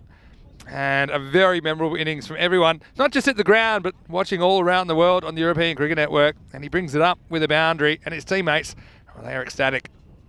Yep, they are. Did you say 9 6s, 9 4s? 9 6s, 9 4s. So 90 runs in boundaries. Yeah, and he's faced 30 balls, right? So 18 of them have gone to the boundary or over. Wow. So that's pretty good going, isn't it? It's a special innings, and any 100 in the world of cricket. It's our second 100 of the year. Bubba Hussain in the ECL. Jeff said he'll give him a hat, keeping his promise from earlier in the day. Yep. Good on you, Jeff. Yep. All the way from Northern Ireland. Get that sent over. Bit of postage and handling. 101 off 30. That is a cracking pace. It is. So that's what one of the third quickest 100 we've seen. Yeah, we've seen a couple of 30s, equal third, I think. Anyway, he's not done yet. Still 4 balls to go here. No, he's not done yet, Vinny, because that's going to be 1 bounce 4, I think, and yeah, it is. So he hasn't finished yet with this carnage. It's a short ball. He just puts it away easily. 105 off 31 deliveries. Yeah, he's just been on a rampage here. And so, put this one with the rest. Cuatro carreras más. Still 3 to come, and they've hit the big 180. Yeah, 180. Phenomenal score. Almost like it feels like a video game. Nearly every ball's going to the boundary. Stick cricket stuff, isn't it? This is real life, people. Strap yourself in. And feel the cheese, because that's gone all the way for 6. What a shot again, and it's caught again. That's 2 catches. There's 2 catches for Aslan Naseem now. I might go sit there. He's in the hot spot. Wow. I'll tell you what, a no ball 6 here or no ball 4 gives the 200 life again, Vinny. We'll see about that. 111 off 32 rocks. Unbelievable stuff. He's on the Nelson himself now. 2 to come. Slower ball, and it's gone even further. Wowee, they're into the 190s, Vinny. You can't catch that one. Wow. I mean, this is amazing display of hitting. I think the highest score in ECS 156. The second highest is 124. And so another 6 will go within one of that. But 117 out of 33 balls. He's hit 11 Maximos, 10 fours. They're just going to fall short of this 200. I told you they were going to get close. I mean, it sounds awful, but I want a no ball 4 here. I want 200. Well, they've got closer than I thought they'd get. Last ball. Oh, it's a good last ball. And look at him, still scamper for 2. It's not there. Enjoy your not out, son. 118 not out.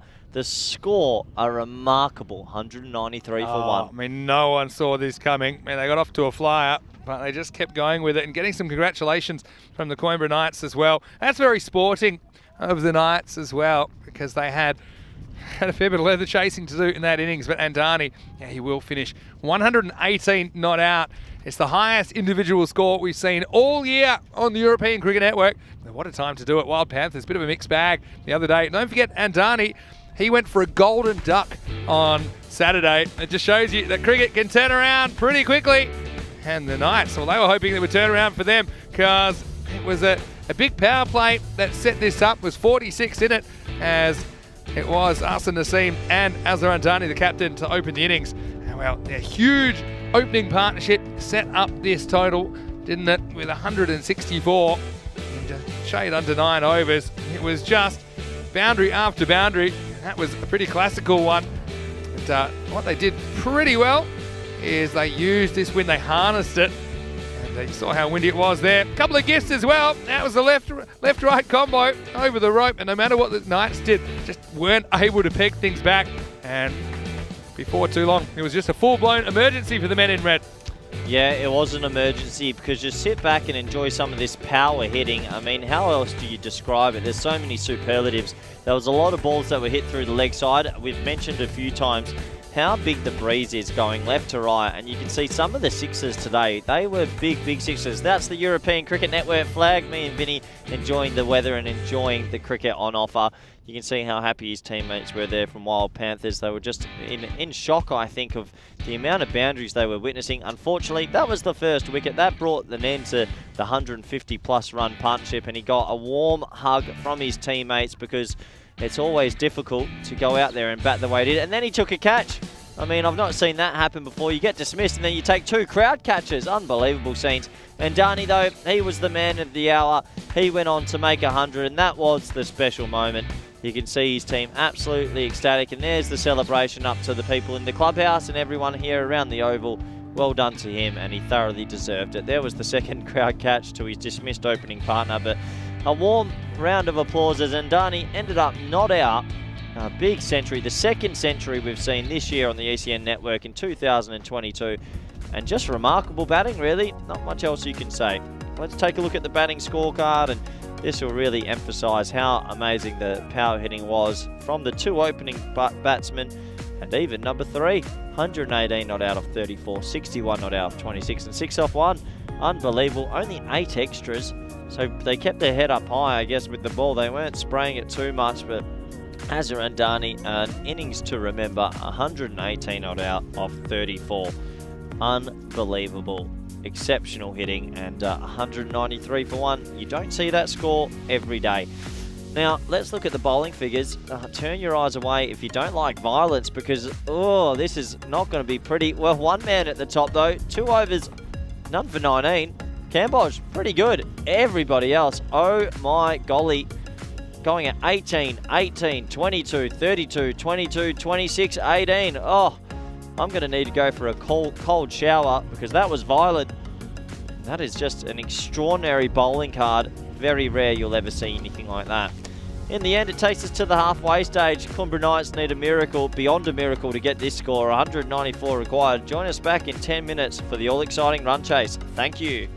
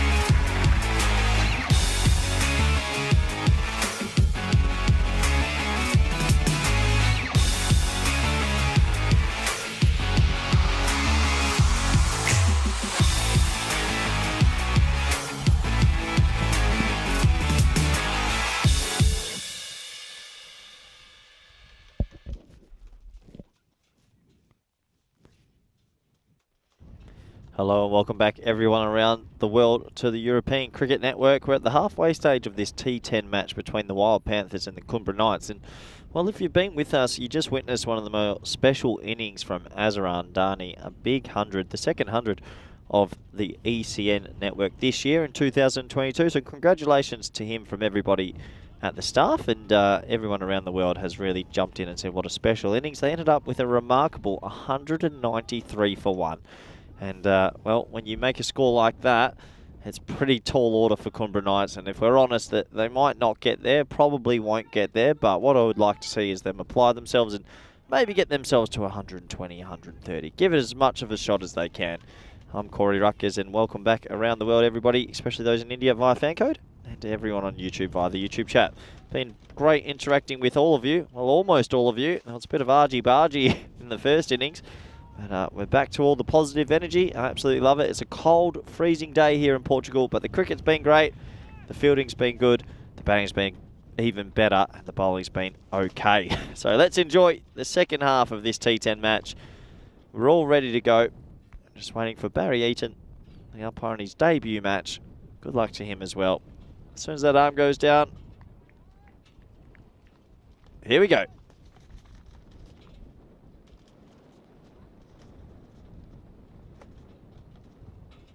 Oh, wow, what a shot that is. Hello, hello, hello.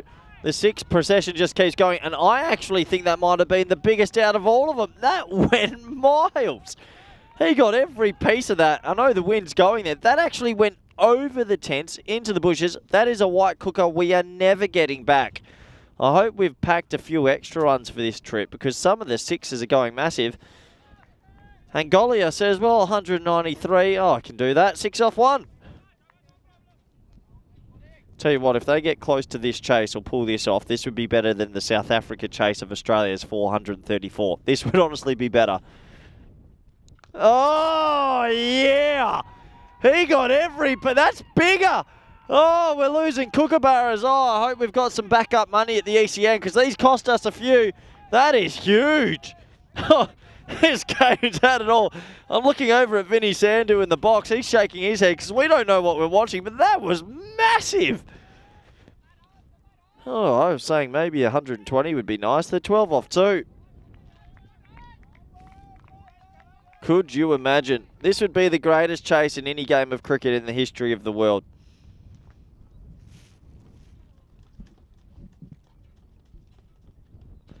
Oh, yes! Oh, hook it in my veins. What a shot. He's got 6, 6, 6. Oh, you gotta love watching this cricket. Oh, this won't last forever, but enjoy it while it does. He is moosing these. We got that kookaburra back, thank God. 6, 6, 6. Don't turn the channel. Right now, they're on for 300. No. Yeah. Vinny, help me out. Yeah, they are. 360. Oh, he doesn't get it, but it might go for 4. Oh, he misses it. It goes for 4. Oh, it's on. It's on. Get around him. I'm all about the Canberra Knights. I'm biased. I want to see the greatest chase in history. Oh, I'm not going to be neutral as an umpire here. Let's get around this chase. 6, 6, 6, 4. Oh, yeah, that's 6 as well. Get behind it. The Canberra Knights are going off in the 10. They believe. I believe. You believe. They're 28 off 5. Oh, I think Azharan Dani didn't go at a better strike rate. They haven't hit enough here. What is going on? Where's my co-commentator? I need you back here, Vinny. Get around this. It's 28 off 5 on the coldest day of the year. Vinny Sandhu, welcome back. Yeah. What a start. I mean, it's ridiculous. And Bradwaj, who's a pretty reliable customer. Oh, not today. Anything reliable as boundaries in this game. Gone 6, 6, 6, 4, 6. The 4 was a horrendous misfield. They would have had the other batter on strike. Instead, Collier filled his boots, and here he is, last ball of the over. Oh, he toes it. Oh, no, he's going to be run out. Oh, it's an awful throw. Oh. Wow. Well, there's one there. And also, let's say he is going to get run out. Ankush Kumar, I know he hasn't faced the ball, but he's got to sacrifice himself, right? You've got a guy that's just gone 28 off 5. And look at this. And he just turns his back on him, gives him the cold shot. Goalie knows he's in a bit of trouble right here, but the throw gets airmailed.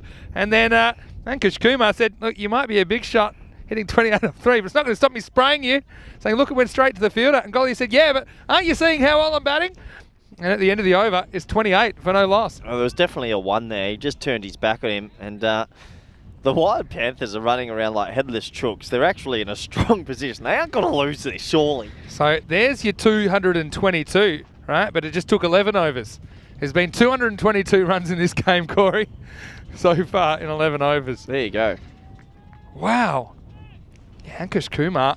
I mean, the thing is, it's not his call with that one. It's Gollia's call. If Gollia wants to take it on, then Gollia is the one running to the danger end.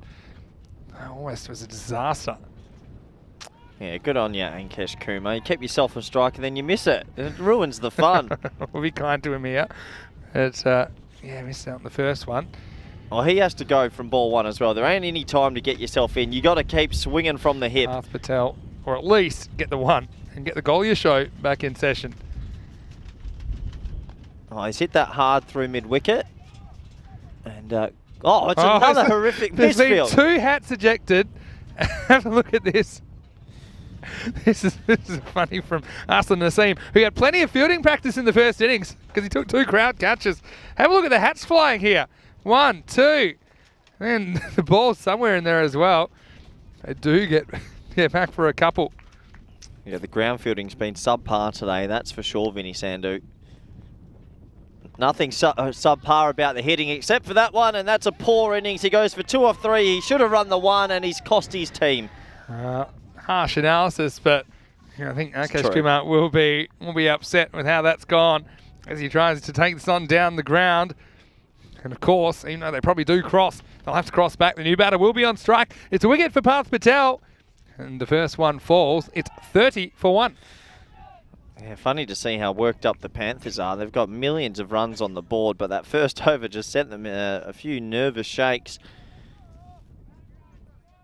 This would be the best chase. It'd be better than the 435 chase. Oh, easy. Easy. Yeah. This would be... I will flip the cube. I will... Honestly, if they chase this down... Pretty easy. Oh, if they chase this down, I'll never have a cookie again in my life. Gollia's looking like he'd do it with time to spare. At the moment, would be the highest chase ever. High successful target achieved is 159 by Cluj versus ACCB in Romania, where we will be in a few weeks' time. Yep. By the way, I got to tell you something funny that I've been spotting. Messages coming in. Oh, he's hit that pretty hard first ball. Oh, just the 1. Gollia be back on strike. It says Jit Balkrishna. So many messages from people unhappy with you saying PSL is better than IPL.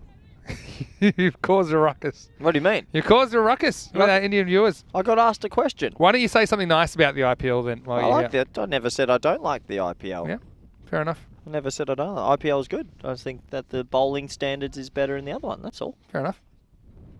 I'm not going to lie. Yeah. Well, we know you'd never lie, except for all the times that you tell fibs. Gollia. Trying to get me to believe them. Well, that's a wide. IPL was good fun. Don't really follow it too much though anymore. I used to love the first few years. So I was right. I loved the first few years. Brendan McCullum. I was a Deccan Chargers fan back in the day. I liked Rajasthan theme song. Royals. Rajasthan Royals had me. With Warney. Watson. What a good story that was in the first year of the IPL. Gollia. Well, he's going okay. No, he's not. He's gone. It's game over. And, well, they're going crazy, the Panthers. They're up by about 170 runs. Panthers, what a catch, though. I mean, you know, you got a guy that can make life pretty unpleasant for you in the field. I think this is Dan Patel that pulls this down.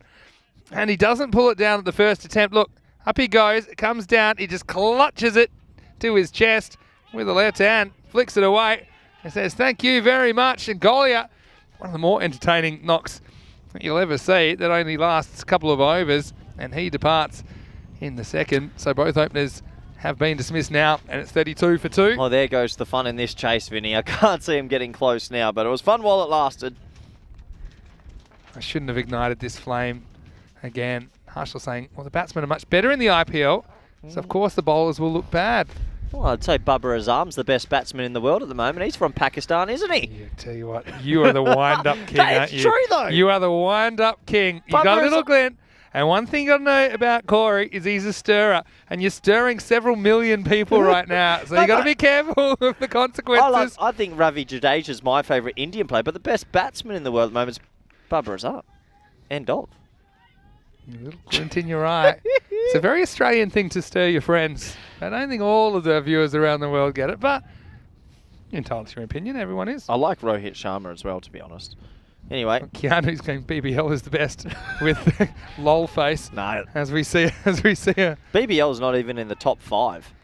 I'm an Everest Premier League man myself in Nepal. Geez, they get some good crowds there. I think that Andrew Leonard has commentated a bit of that worked with us in Cardsum Up a little bit. Harshal's going on about he's not the best T20. He's the best batsman overall, Harshal. Anyway, last ball of the second. Nice old-fashioned cover drive. Can he get down to it? He can't. 4 runs. Yeah, good shot. Really good shot. Winter. No, stay calm. Winter is coming. And he does hit this one away nicely to get off the mark. And that's the end of the over as well. It'll be 37 for 2 after 2 overs. Bit of a rollicking start. Well, Harshal has gone the uppercase ha-ha-ha-ha's to start his comment, which is never really a sign that you're going to say something rational. But I do like that we're having this discussion. Well, and the main thing is we're enjoying talking about cricket. Let's have a quick look at the table. You can see the Knights. So hard to see them winning this game, but they do have another chance. Top 5 batsmen in world cricket right now, Vinny. Me? Yeah, you. It can be in no particular order. Just in general? Just in general, like over all formats, not just T20 or not just Test, over all formats. It depends what the time period is, right? Joe Root's been very good. He's been in good form. You know, I think he's carried his team. Yes, I mean, Usman Khawaja, throw him in there right now. Yeah, you could on recent form, but maybe let's go a sustained period of time. Okay. Who's your 5? Still think I think Kohli's got to be up there, doesn't he? Probably 6. Hasn't hit 100 in a while. Shot. Nice shot, but straight to the fielder who misses it. So it'll be 4. Nice start by Andrew Winter. Say straight to the fielder, but it almost takes his head off on the square leg boundary. Have a look at this. It was well struck, and it was almost lights out for Dhaval Patel. I'm a big Kane Williamson fan. Yeah, he's been injured at the moment. He's injured. Kane Williamson's great to watch, as that's a short ball. Andrew Winter gets a bit on it, but I don't think that'll go through the fielder's legs, and it won't. Yeah, Babar Azam. I mean, you can't go past him. He's got to be in there. And I was trying to think of Steve Smudge. Bit off the boil of late. A little bit off the boil. Him and Kohli have dropped off a little bit. You've probably got to pick Smudge in there. The way he's going. How many is that for? Oh, that's high in the air. Could be half a chance. No, there's no one back there. It's going to some top spin on it, and that will go for 4. It runs down the hill into the vortex and into the woods. So go find that one. Well, credit to the Knights. I mean, they are throwing the bat, and the run rate is excellent at the moment. I just got a feeling the Knights will come back in the last game, because there's not that much between the teams. It's just 1 or 2 individual performances. Not too sure they have the bowling for it though, Vinny. That's the thing. Yeah, I think they've got some decent bowlers. I just think it was just one of those innings where it all went wrong for them. How many have I given you? 4? I'll throw a Smokey in there. Yeah, go on, give us a rough one. Hard to pick Labuschagne after he's made none. Yeah, he didn't have a great series in Pakistan. So it's hard to pick him. I'll give best / one guy that I like watching. He's probably not the best 5 batters in the world. Rishabh Pant.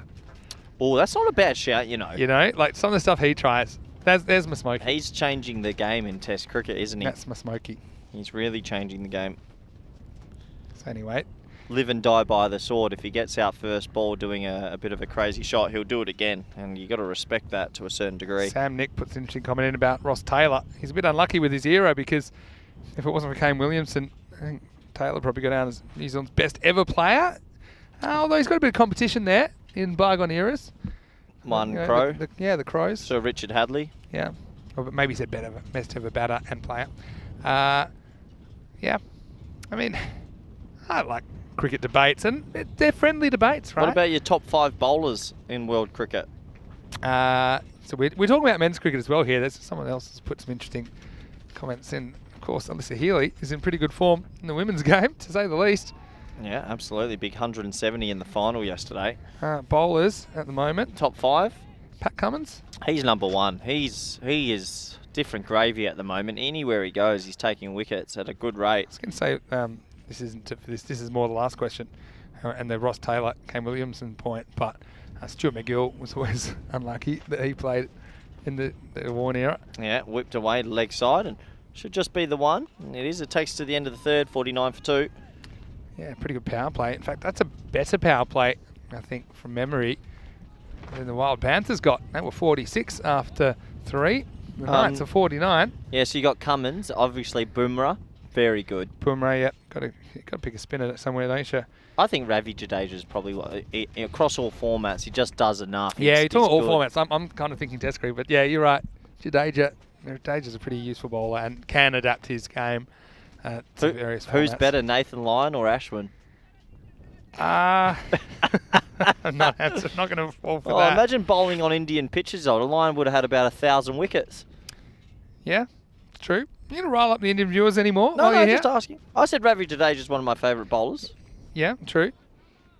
Ashwin's a pretty good bowler. You know that Ashwin's a big European cricket fan. Did you know that? Yeah, I know. That Ravi Ashwin watches a lot of European cricket. Say hello, Ravi, if you're watching. I'm going to say Ravi Ashwin just based on the fact that he might be watching. Yeah, that's fair. I like Shakib Al Hassan as well. Yeah, clever bowler. We've gone very spin heavy in this 5, haven't we? Yeah, Just one more pace bowler. Oh, Rashid Khan. How about one of the New Zealanders at the moment? Nah, Rabada. I like Rabada. I mean, people forget how young Rabada is as well. Yeah, fair enough. Top 5 fielders. All right. Top 5 fielders in the game right now. They're all good now. Nah, there's different gravy ones. Jadeja's one, again. He is different gravy in the field. Shadab Khan is the best Pakistani fielder I've ever seen. He's unbelievable. Another wide, just pushed outside the off stump by Parth Patel. Oh, man, Patel actually just said another bowler that we totally overlooked. Shaheen Shah Afridi. Yeah, oh, yeah. Very good with the ball. ball. Throw him in there for sure. But yeah, fielders, Jadeja, Shadab.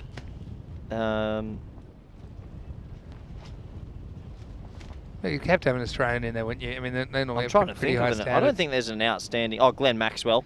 He's unbelievable in the field. It's dead ball. Yeah, we saw some pretty good fielding in the Big Bash recently, catches-wise. There's always a lot of hype about young fielders being the best, but I think unless you do it over a sustained period of time like that, Jake Fraser McGurk we're talking about, he's played a lot of indoor cricket. Will hone your fielding skills. Enjoying the wind back there. I've actually found a little bit of a wind block, so I'm not moving. A little corner. That's a wide. Well, they might be able to do this in penalty runs if they're not going to bowl any legal deliveries. Tell us your thoughts in the chat. Yeah, let us know some of your favourite batsmen, bowlers, or current fielders. Hey, Rashid Khan. How do we miss Rashid Khan? I said, you told me not to say another spinner. Oh, okay. Yeah, Rashid Khan's got to be up there. Can't believe we missed him. That's a better ball. Worked into the leg side and just the one. That's Seam that does the fielding. Hawkmoon saying Lyon is overrated. Honestly, Hawkmoon, sometimes you're quite good and sometimes you're absolutely nowhere. I don't think he is overrated. I got to say, sometimes it's people that you look at him going, "Oh, how does he take wickets?" But he does. He does it so consistently. Can you imagine being an off spinner in Australia? It's the on batting tracks. It's the subtleties of what he does that makes him so good. Like, it was obvious why Warnie was so good, because he was just doing ridiculous things no one else could do. 400 plus test wickets, can't lie. That's the gist of it. And especially like growing up in Australia, it is so difficult to be a right arm offie. Yeah, and if you talk to him as well, his mindset and how he thinks about the game is very, very good. Aggressive shot, but goes absolutely nowhere. Dot ball. Now, Lyon is a good bowler. You can't take it away from him. It's just because sometimes he looks a bit innocuous. If you don't look close enough. If you look close enough, you'll see that he's getting the ball, doing stuff. If you're facing him, then there's stuff going on. It's just not the predictable way that off spinners bowl. Hawkmoon saying he's no Shane Warne. Well, nobody is no Shane Warne. I'll agree with that. Nobody. Shot. Well, he gets every piece of that. That's another 6. This game's had plenty of them. Nice shot by Mr. Winter. Yeah, Maximo time. Yes, this is good signs for the Knights in their batting, although they will be having to chase again in the last match of the day, match 28. Just lifted away again. Wind assisted. But nonetheless, 6 runs to the Knights. Yeah, absolutely. Jordan Silk, best fielder ever. I won't say that. I don't think he's the best fielder ever. I think he's a very good fielder. I just think sometimes people get called good fielders, and every time you look at them, you're like, yeah, that's good fielding. But there's other players that do similar. But I mean, not saying he's a bad fielder. I just don't think he's up there with, I don't know, like Andy Simons. Let's talk about best fielders ever. Then Viv Richards, if you go back to the day, he never missed direct hits. This is back before fielding was cool. Yep.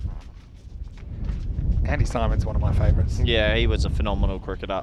He had an energy about him, didn't he? The way he hustled around. Last ball of the over. Full toss, not a very good one. Does find the sweeper, and it's the end of the 4th over. Coimbra Knights, they are 62 for 2. Ordinarily, I'd say it's a pretty good start. Vinny Sander here, Mr. Maximo, and here we go. Corey has now found his part of the cube where you think you just found a windbreak there, because the wind is coming about here, right? Yeah, it's So blowing explain the straight through. aerodynamics of this positioning that you've gone this for. big pylon right behind me is a good headrest, first of all. But second of all, I'm not getting much wind. Yeah. So I've got the blanket on. I'm actually feeling pretty toasty. Actually, it's good, hey? I'm back. Well, it's funny because I might kick you out because I think Conrad Greenshields might be available. He's to loving be the commentary to box, be isn't he? Be a guest commentator last game, so don't get too comfortable. Well, You can sit there if you want. He can answer the Portuguese questions earlier about what they're doing with grassroots cricket. That is true as well. But we're certainly enjoying our time here in Portugal. It's great to have you with us, and thanks again for all the discussion in the chat. If there are any questions or comments, please put them in there. As we've got Corey, he's got all the moves now. You actually you've been good in Game 3. You're often saying that Game 3's where you come into your own. Championship quarters, we'd say at home. And this one is cut away, and it's going to be 4 more runs. This is a nice shot by Balkrishna, who gets his second boundary. A little bit of width on offer there, and he feasts on it. 4 more runs to the Knights. Yeah, nice shot, and the Knights are showing that they do deserve to be here. They haven't given up in this chase, and it's nice to see them out there giving it their all. Jonty Rhodes, I can't believe I didn't mention Jonty Rhodes in the best field conversation. Unbelievable. Go throw him in there.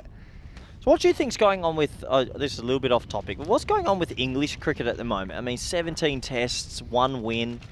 Why are they struggling so much? The biggest problem they're always going to run into is they don't have an optimum first-class structure there. Yeah. They've got a very traditional first-class structure. It's established.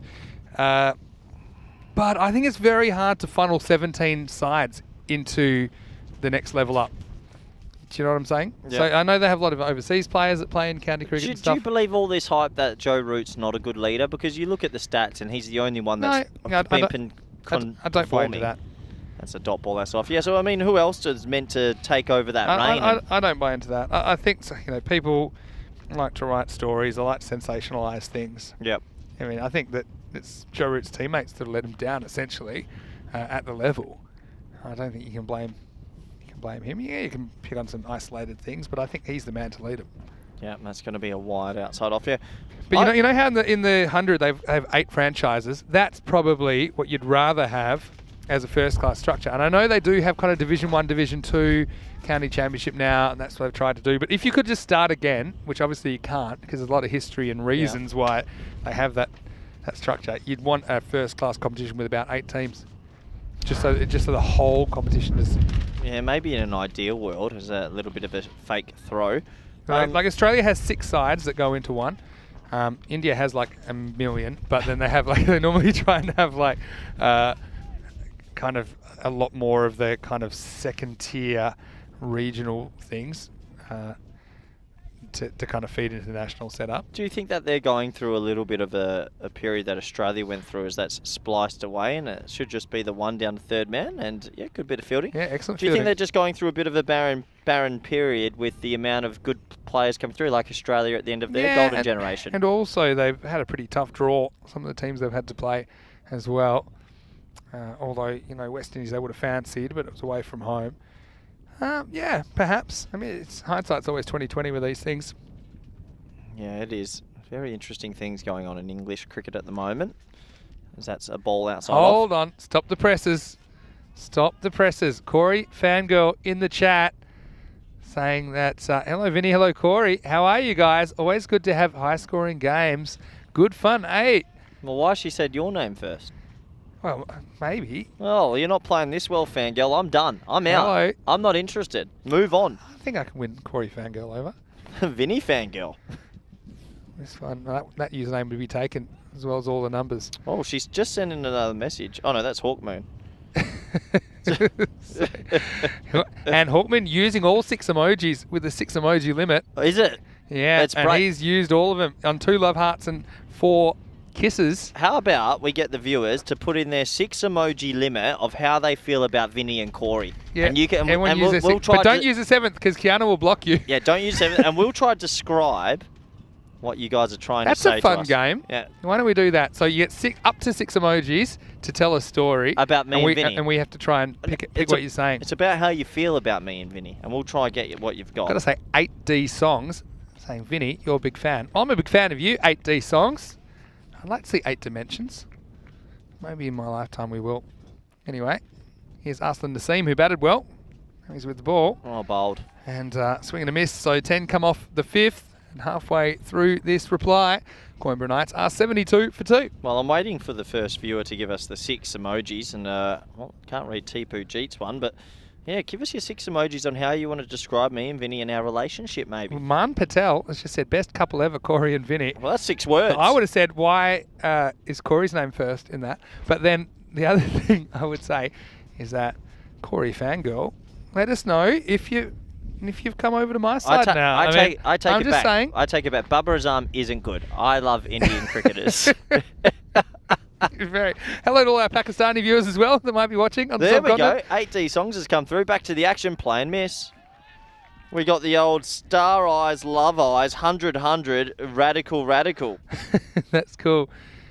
And Hawkmoon's gone. Oh, taco. Crown. Thumbs So that up, mean- applause, smiley face, tornado taco. That's a nice looking shot. 1 bounce, 2 bounce, 4. Give me some more. Nice batting. Winter's been good here. He's 23 off 11 now.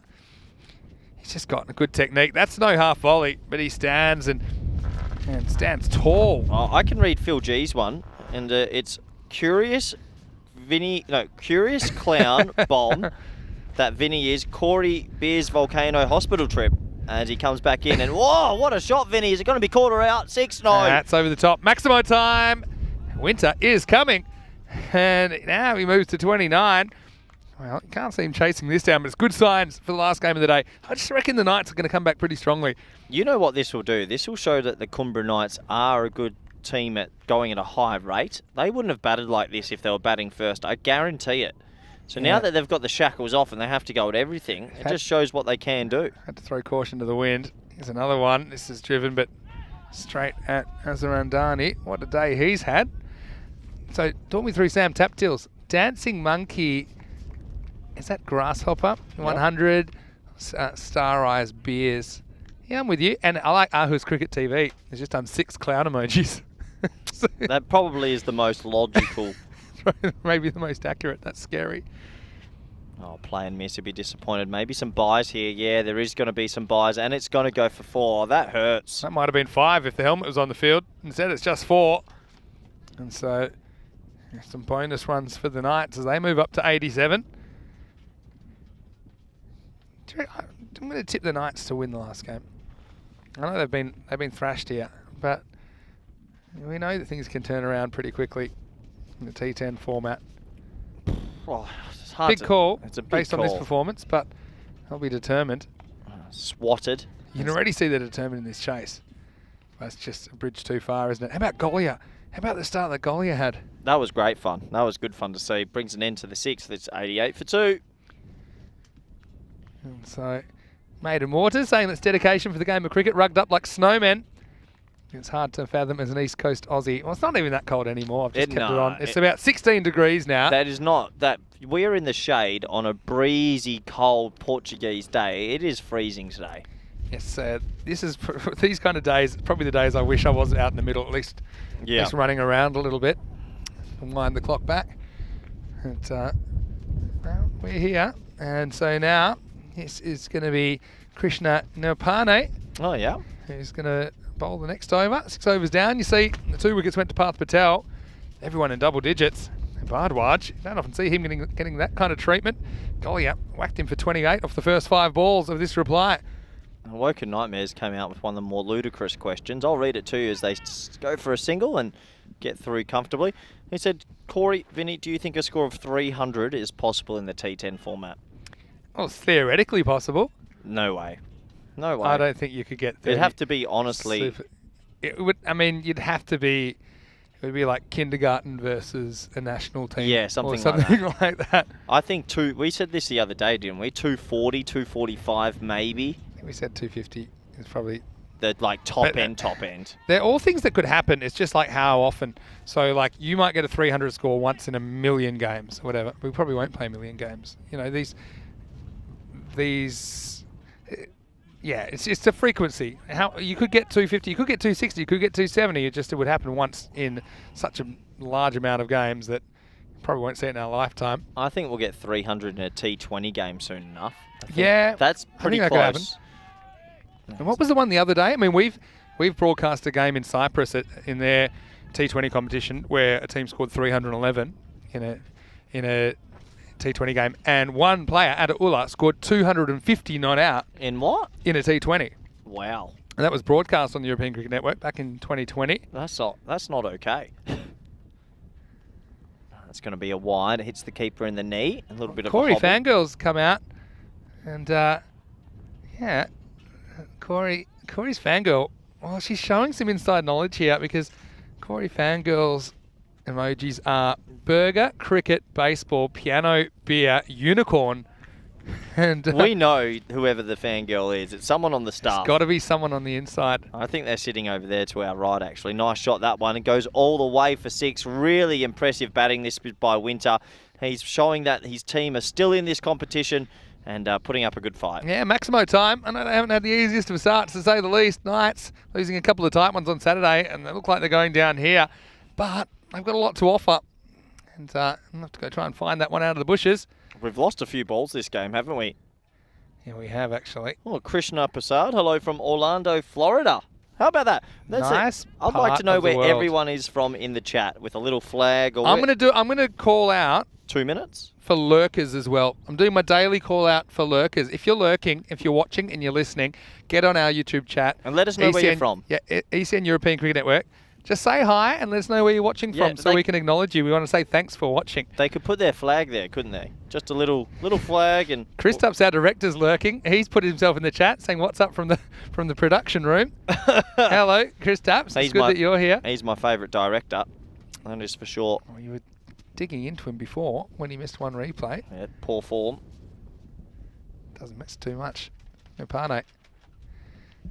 It's and we haven't got anyone telling us where they're from yet. Here we go. Maiden Waters has, this is pretty spot on as well. It's microphone, piano, the Bakewell tart, little cake, as well as cricket, wine, and champagne. There's a lot of alcoholic drinks in that one, actually, Maiden Waters. Oh, it's a big fully. It's hit high in the air. It's a catching opportunity. No, it's another 6. This game's been miraculous for the amount of 6s How hit. good's Winter been with the stick here? Yeah, very good. I could just tell by the way that he held his pose after this that it had enough. As he watched it. And, yeah. So we've got our first view, RS Cricket TV. That's the Danish flag, I dare say. Ahmed Gulzar from Pakistan. Where in Pakistan, Ahmed, are you from? And then we also have the full-time lurker, Sam Tapdell. He's from Australia. Yeah. How about Phil G watching from his bath? Ooh. Can I tell you I've actually done that before? I don't want to think about that. If I had the last game off at ECL, by the time the second innings was, I had a glass of wine in the bathtub, had it on my phone, go get the chair from the hotel, and listen to you and Rico quite often. Really? Yeah. Just a nice moment. It's a nice shot, straight back to the bowler, and might break through here. No, it won't. 1 run. One to finish the 7th, and it's the end of the over. After 7, it's 105 for 2. Coming up is the last game of the day. Rematch between the Panthers and the Knights. Once again, it will be the Panthers batting first. This time they've won the toss. Last time they were sent in. I think the Knights ruled that decision as they racked up 190 plus. Hazarandani coming off an incredible century. He's likely to open the batting once again with Arslan Naseem. And Diksha Patel, pretty strong top 3 for them. For the Knights, well, I like what I'm seeing from Winter. He's tried hard. And look who's back in the lineup. Panda, what up? Is back. The Panda's back. Maybe that's the missing link for the Knights this game. Potentially. And so he's listed there at number 10. Looks a bit high for him, to be honest. But this game will be starting in around about 25 minutes right here on the European Cricket Network. I think we have a full-time lurkers popped up. Alan Mount from California. Not seen that one before as he comes in and it's spliced away. Should be just the 1 to 3rd Alan man. pops up from time to time, Does but he? he's lurking at the moment. Hello, Alan. Hope you're well. Question about ECS in Krefeld. I think we will be there in August sometime. Again, it's not confirmed yet, but that is the draft schedule. So, yeah, all our German viewers asking about that. And so, next ball. Oh, no run there. Hawkmoon's put in a black flag, which usually means in the F1 that you're got to retire from the race. So maybe that means he's got to retire from watching. Do you follow the F1? Yeah, you asked me the other day, and Did I I? said, yeah, I've been watching it a bit more. I never used to get into it as much, but yeah, I think the more you learn about it, the more interesting it becomes. Oh, he's got him, Vinny. Good bowling. You miss. I hit. It brings an end to Balkrishna, who surprisingly in this game has gone in less than a run a ball. Yeah, and so yeah, played a couple of nice strokes, but just struggled to go at the rate required. Did Jitu here, and he just plays across a straight one. He's got that little hop out to the left, doesn't he, Diksha Patel? But, he's pretty accurate most of the time. So that is another wicket. Balkrishna goes for 15, and it's 106 for 3. Andy is currently in Turkey on holiday. Well, it's great that we're part of your holiday plans. And Rahul Verma also is being very nice. As Stephen Waddell is watching from Liverpool. Well, I'm sure you'll be watching with interest, Steve. Hope you're well. And we've got Man Patel watching from Afghanistan. We got viewers from all over the world. Hawkman reminding me that I was noshing on my cake twice. Well, that was thanks to Kirsty from the Coimbra Knights, who's always feeding me some sweet treats, and I do appreciate that. But yeah, viewers from the US. Got Yusuf, obviously, Ahmad South African Gulzar based. from Lahore Calendars. I'm sure he loves the Lahore team. If you're lurking, this is your daily call out. I'm going to do a daily call out to lurkers, I think, just because I like to acknowledge them. Yeah, they're part of the family. And Krishna asking why T10 instead of T20. Well, that's what we're all about here on ECN. I think it's what the people like to see. We get to do more games a day, more finishes a day. Give the fans what they want, and they want T10 action. Here we go. Big ball in this game. Oh, and he's absolutely mistimed it through backward square leg. They might think of a double. No. You've really gone hard there. You had a sudden burst of energy. What's the coffee count today for you? You know what? I've actually cut back on more coffees since the start of the Don't want tournament. to know what you're having instead then. Yeah, exactly. This kind of energy. Should I give this ball lots of energy? You can go one more. Let's pretend there's 2 runs to win. Not really. Andrew Winner is on 44. Can he get a 6 and get to his 50? He gets a full ball. No, he can't. He's gone. Got him. Oh, no. Oh, it's awful. He's got to go. 44 off 20. But Patel, Mr. Patel, gets his 2nd wicket. Yeah, so he just plays across this one. Winter's been excellent here. He has. And once again, you see the stumps aren't disturbed. And so twice in 3 balls, Diksha Patel hits the timber and gets the 2 set batters. But Winter, some good shots from him. 4 6s and 3 4s in his innings. 44 off 20. The score now 107 for 4. Well, I think maybe it just didn't work on our screens, but I think that Neil, it wasn't a black flag. It was a saltier, which I think it would be the Scottish flag. Am I right? Because it's not showing up on our systems. So, yeah, the Scottish flag. That's why the icon didn't work. And sometimes YouTube has slightly different emojis. No, the Scottish flag's not worth being posted apparently then as we continue on with the cricket. And he's bowled him again! That's 3 balls! And he's given it the big un. And he's pretty impressed with his work. Oh, he's really impressed with his own work. Give that man a trophy. 3 wickets. And, well, if you keep it straight, you give you a chance of getting a couple. Patel finishes with astounding figures of 3 for 13. And he won't get the chance for his hat-trick this game. Maybe he can wrap around a hat-trick with the next game. It'll be unofficial. But he hits the stumps 3 times in his last 4 balls. And we see this shot is kind of nowhere from Gurjeet, who has the shortest stay possible. And so yet another wicket as things falling apart a little bit towards the end for the Knights. It's 107 for 5. And Ahmed Gulzar saying studies in Lahore. I've got to admit, I've never been to Pakistan. Unbelievable. Always wanted to go. Yep. I know that My parents did go for a wedding there, but I was a little bit young to go at the time. I was 5 or 6. And We'll go back. Maybe we could Lily go. Panda says crouching tiger, lurking panda. Well, Lily, I know it's getting late where you come from in New Zealand, but what if I told you Panda What Up is in the lineup for the last match of the day? Lily, I implore you to stay with us. Honestly, it's a good lean cut of meat, a panda. With a little bit cannot of black bean rice on the side, Cannot little eat salad. panda. Oh, You're you haven't tried You've it. annoyed everyone today. You've already annoyed one of our biggest markets. Okay, but in all seriousness, could And- you eat panda? No. I mean, if I had to survive, a survival situation, I certainly wouldn't go looking to eat panda. They look yum. No, Like cuddly and yum. I don't think you should just eat everything that you can think of. That's my job. So right now, it's going to be Akil Barghese to bowl over number 9. Be his only over of this innings. Chance of a couple of wickets when the batsmen are just going at everything like that, and he just misses it. And it's got to be more buys. The keeper's not had the best of games. Any last call for lurkers? We do appreciate you. Absolutely. Lily says she'll do her best to stay up. Yes, Lily, Always please. happy. I know Kitty was asking a bit about night games as well. We do plan to do some more night cricket Do we have later any in the year. night series coming up, Vinny? Probably around the height of summer. Nice. Maybe just after the height of summer. Yep. We'll try and get back into it.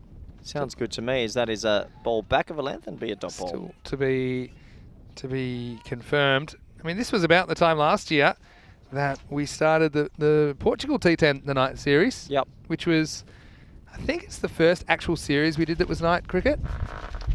Oh, Cube struggling. Oh, well bowled. That's a good swing though from Have Saini. you got a series that you personally look forward to or like the most? Oh, well, before I get to that, separate question. I would say we did do night cricket for the first time in Barcelona last year when we had rescheduled a couple of matches that got rained out because we were at the baseball stadium. We did some night matches. It was 28th of February, and when the sun went down, it was freezing. It was absolutely freezing, but looked great on camera. Places I like to go back to. Oh, really? Pretty much all of them. I mean, Remember what I said about you sitting on the fence? no, but I mean, it's like you're trying to choose between your favourite children, right? I mean, and there's a few that I kind of vibe with. Like, for example, Prague, because that's one of the first places we went. Czech Super Series back in 2020 after the pandemic. Oh, high in the air, Vinny. Sorry to interrupt you because this is a moment in Safe. time. And no, it's not. He's not caught it. That moment's passed safely. Yes, I mean, the Prague series with the beautiful kind of, if it's at the right time of year, you get the yellow flowers all blooming in the Yep. background. So it's quite a pretty ground.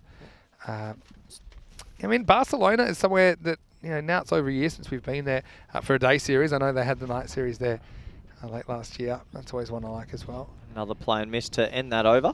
But I mean, there's something to like almost everywhere where we go. So Well, here's something you like. We have 110 a for 5 after 9. full-time lurker. All right. Scouse Rat. Full-time lurking from Scarborough in the UK. Hello, it's great to have you with us, Scouse Rat. To have you with you. To have you with you. I was just trying to scroll in the chat. Oh, there we go, Scouse Rat, full-time lurkaholic. More importantly, look at the message underneath it. I knew it. Pandas are delicious. I knew it. So, Lily Panda, hopefully you stick around long enough to see the other panda in action in the last game of the day. Great to hear from the lurkers. I'll only do it once a day. I'm going to make it a thing. I'm going to make it a lurker call out. We get a bit of a spot that makes sense to call them out. So come out of the woodwork. So Yeah, do AT people, Songs wants to see more night series, yeah. I do understand. people actually work during the day or do they keep this on in the They're background? lurking while working. Yeah, I Hashtag rate it. lurking while working. I'll And if do- you're working from home now, you don't even, I mean. Yeah, you the can get world's you can get- changed. A lot of people working You from can home keep these the days. sound up. I got to admit, back in 2020, when I was stuck in Australia, and I would watch it with the sound up while I was doing a bit of work and behind the scenes. A lot of people talking about Cyprus as a nice place to go. The weather's normally pretty good there in Cyprus. Yeah, you can't blame the temperatures. Warm and sunny as that's a wide outside off stump. Maiden Waters asking, will Gozo have a team this year in the Malta series? Well, Malta won't be till much later in the year. That's the schedule anyway. But I would imagine so. We need to have a dinner and look at that schedule, by the way. The thing is that in Malta now. They're in the situation now where they have more teams than slots available in the ECS. I mean, that's a good thing. Yeah, it is, and that's an even better thing because that's picked up off his leg. 6 runs, nice shot by Cambodge, who I'm amazed has come out so late. Yeah, true. They've held him back to 7. This is whacked away. And Cambodge gets a Maximo. In fact, he's actually batting 5. Come to think of it, just hasn't faced too many. But didn't he bat in the top 3 day one? Pretty certain he did. Yeah, but they got pretty solid top order. Well, we've got a few more. VW Coco. I'm home restoring an old VW Beetle whilst watching the cricket. Peter Hanley lurking while working today in Norwich. Hello. And nice to have you. And Rod's saying, will it be an ECS or similar in England? And we did plan one last year, but we had to scuttle it because of this little Brexit issue mainly. Yeah. Brexit and pandemic. Well, one of them looks to be slowly improving. The Brexit, not so much. Well, live and die by the sword. You make your decisions, you got to live with it. We would love to go there. I know the Tunbridge Wells guys were pretty keen to host a series. They loved it in Cardamom, didn't they? Yeah, they absolutely did. But Can you Randall believe... Panay's working and lurking, and see, working nightmare, watching from the US, from the office at low volume, would comment more frequently if it wasn't working, and everyone else. Thank you for your attention, I suppose. And a few people have been working at home for a while, so they can get away with it. Useless Lifestyle, South Africa's wildest comments, is in the background working while listening to the more radio vibe. Do we sound more radio-y sometimes as he comes in again? It's absolutely walloped. Well. The amount of sixes in this game has been impressive. Vinny, give me a count. It's been a lot. Well, that's the 10th of this innings, and there were 19 in the first innings. So we had 29 sixes, and a lot of them to the right of screen because of that wind. And if anyone can guess what the record is for most sixes in an innings, I know you know, don't say it. Yep. You've got 1 ball. What is the One ball. most sixes in an innings in T10? I won't say it until after this ball. I was saying, is it we a radio vibe or a TV vibe? It's kind of in between, right? It's kind of in between. That's what we go for. Here's the last ball of match number 27. Oh, yeah, make it 4. I know you wanted 6 number 30. Of course, the most in an innings is 28 in the ECL 19 final. Not bad going.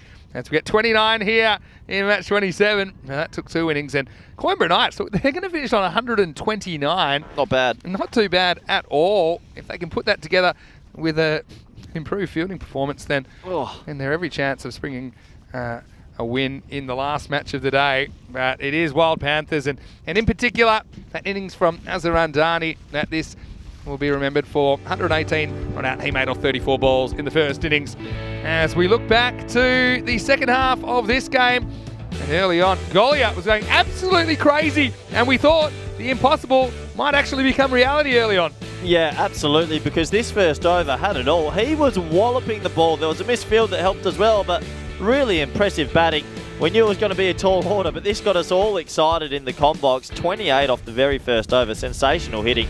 Unfortunately, though, he was out soon after. There was a bit of confusion between the partners there. He should have been run out, though. And look at them yelling at each other. It's not spirit of cricket. They need to keep their tempers cooled. But the next over, there was a nice shot there through mid-wicket as the boundaries kept coming. Unfortunately, though, the both openers would be dismissed not long after. Yeah, that's right. And that was always just going to slow things down a little bit, wasn't it?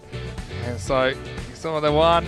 And then this one was clutched to the chest of the same fielder, Dan Patel. That removed the Goliath threat. And then Winter came in and played some really nice shots. I liked his 44. This one almost took the fielder's head off. And so once again, that wind to the right of screen. You can see it blowing the cameras around as well. It's that kind of a day. And yeah, plenty of sixes here. Corey, it finally worked out exactly where to sit in the cube, that he wouldn't get blasted by the wind.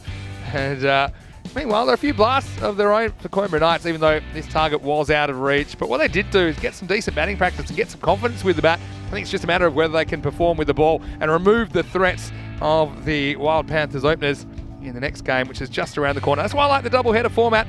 Deepak Krishna, he laboured for 15 before he was dismissed. Yeah, and then Diksha Patel just kept hitting the stumps. Hit him 3 times in 4 balls. Didn't get a chance to take his hat-trick because he was out of deliveries. And yeah, Wild Panthers, well, they're looking pretty in purple at the moment. There's more hat issues. It's been that kind of a day. And that one was swung out. And so at the end, the Wild Panthers may will be the victors of this match 27. Coming up, we do have the last match of the day, and the Panthers will be batting again. This time it's their choice against the Coimbra Knights. Yeah, it should be good, Vinny. Really looking forward to this game. You think the Coimbra Knights are going to come back? I think the Panthers are going to be too strong. Well, I wonder if they'll be able to replicate what they did back in match 27, as I know that Dani and Naseem will be the principal threats, but also Diksha Patel at 3. So Coimbra Knights, I did like some of their players as well. Winter again. And look, the Panda will be unleashed. Uncaged the Panda for match 28. He'll be back. Breaking news, Vinny. Breaking news. There's more dessert coming to the commentary box. Are you ready? Come to that in a sec. First, I'm going to have to take you through the scorecard. Winter top scoring with 44 off 20. And apart from that, Golia was off to a rollicking start. 28 off the first 5 balls. He was dismissed in the second over along with Ankush Kumar. And Lavi Saini with 12 not out at the end. Now Krishna, he scored 15 as well. 14 wides and 5 byes. Well, a little bit concerning for the Panthers. They'll have to rein that in. Rematch, I think, will be a pretty good one in the last match of the day, which is coming up in just about 6 minutes. We'll be back with you. I know that Corey's pretty excited about that, but don't worry, because I've got a little surprise for you in the last game of the day. Diksha Patel with 3 for 13.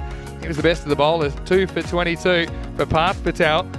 Apart from that, Varghese didn't concede too many, just 2 runs. But yeah, Wild Panthers, they had the runs on the board, didn't they?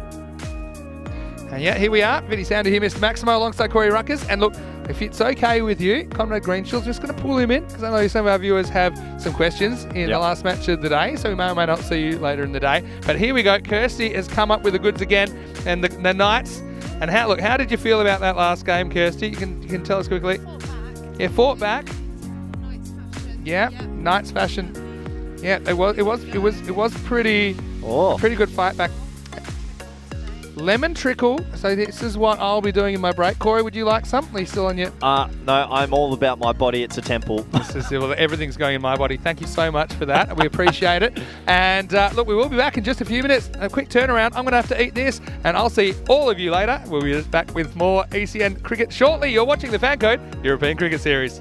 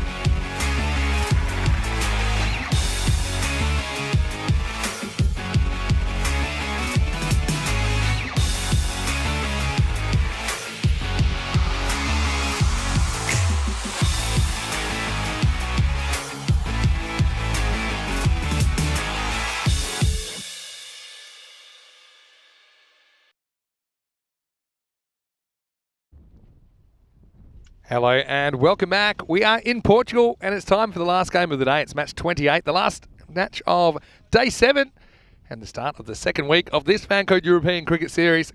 It's a rematch between two teams. It's had a high scoring encounter. In fact, we saw over 300 runs in the last match. It was raining Maximos in Cartaccio. And you can see there, that house in the background belongs to Paolo Bucciamazza, who's built this cricket ground essentially in his backyard. It's a wonderful facility now. It's better and better every time we get here. News from the toss is that Coimbra Knights, they did not win the toss this time. And that means they're going to have to field first. Again, Wild Panthers winning it. And their captain, Azhar Andani, had no hesitation to bat first. And they whacked 193 the last time these two teams met. Just a couple of hours ago, Vinny Sandu here, Mr. Maximo, and alongside me, Corey Ruckers. Corey, do you think we'll see the same kind of batting performance from the Panthers this time around? It'd be pretty hard to do that again. It was pretty unbelievable hitting. But you never know. Azhar Andani, Aslan Naseem, and Patel, Mr. Patel, they're all in form now. So it could happen, but lightning doesn't usually strike twice. Yeah, I mean, Andani, he's seen both sides of the spectrum. He went for a golden duck on Saturday. And this time, 118. It's a very, very good batting performance. Certainly made the most of the conditions. It's amazing how much cricket can swing around. You can be in bad form one day, good form the next, and yeah, he really capitalised. Then Panthers got to taste their own medicine early on as Kuldeep Golia looked very, very good. So yeah, I mean, I think we could have a really close contest here in the last match today. Now, Corey, I know you're desperate to stay on, but I just thought it was a good chance to get Conrad Greenshields in because he's had a bit of a break now since playing this morning. Are you okay with that? If you pop out for a second for Conrad? Yeah, no problem. I'll go get you boys a coffee and yeah, some Portuguese knowledge will come through. Would appreciate a nice big coffee. So Corey's going to step out and I do welcome back to the commentary box. He's been with us a few times now on ECN here in Portugal. None other than Conrad Greenshields, the Irish skipper. Conrad, welcome to the broadcast, and look, it's good to have you with us. Firstly, I want to say very big congratulations for your team performance this morning, especially your own performance with that 99 out. Really got things off to a great start for you guys. Yeah, thank you, Vinny. It was yeah, we were excited. We knew we had a good team, and it was good to put it on the park and deliver. Yeah, certainly. I know you were saying to me privately, you wondered how the guys would gel. Certainly easy to do that when you have such a big score on the board, and you put 150 plus on the board. But yeah, I like the commitment and the kind of team spirit that seems you guys have developed already. Yep. No, they did well. It was a few things to work on. We were never happy, so we'll go back and we've had a chat, and tomorrow's another day. Big thank you as well. Before we left the break, I received a lemon cake off Kirsty from Coimbra Knights, and we do appreciate that. I did eat it very quickly because I didn't have too much of a break, and a few people, that got them talking about desserts, and they do start to get a bit of a sweet tooth, our live chatters, around this time of the day. And the other thing is Lily Panda, who's watching in New Zealand, where I think it's probably something like 1:30 in the morning. That's because Panda What Up's playing, so she's not going to bed just yet. Here's the start of match number 28.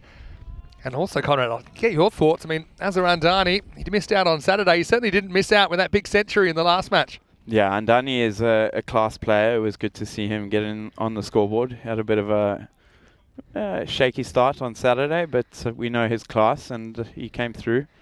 And yeah, we'll push each other. We have a little private competition too. So. Well, that's good to have a bit of healthy competition. Here's Naseem that also made a half century in the last game. It's one of the beauties of the format, though, that, you know, the Coimbra Knights, they do get the right of reply here. They did a lot of things right in that game, particularly in the second half.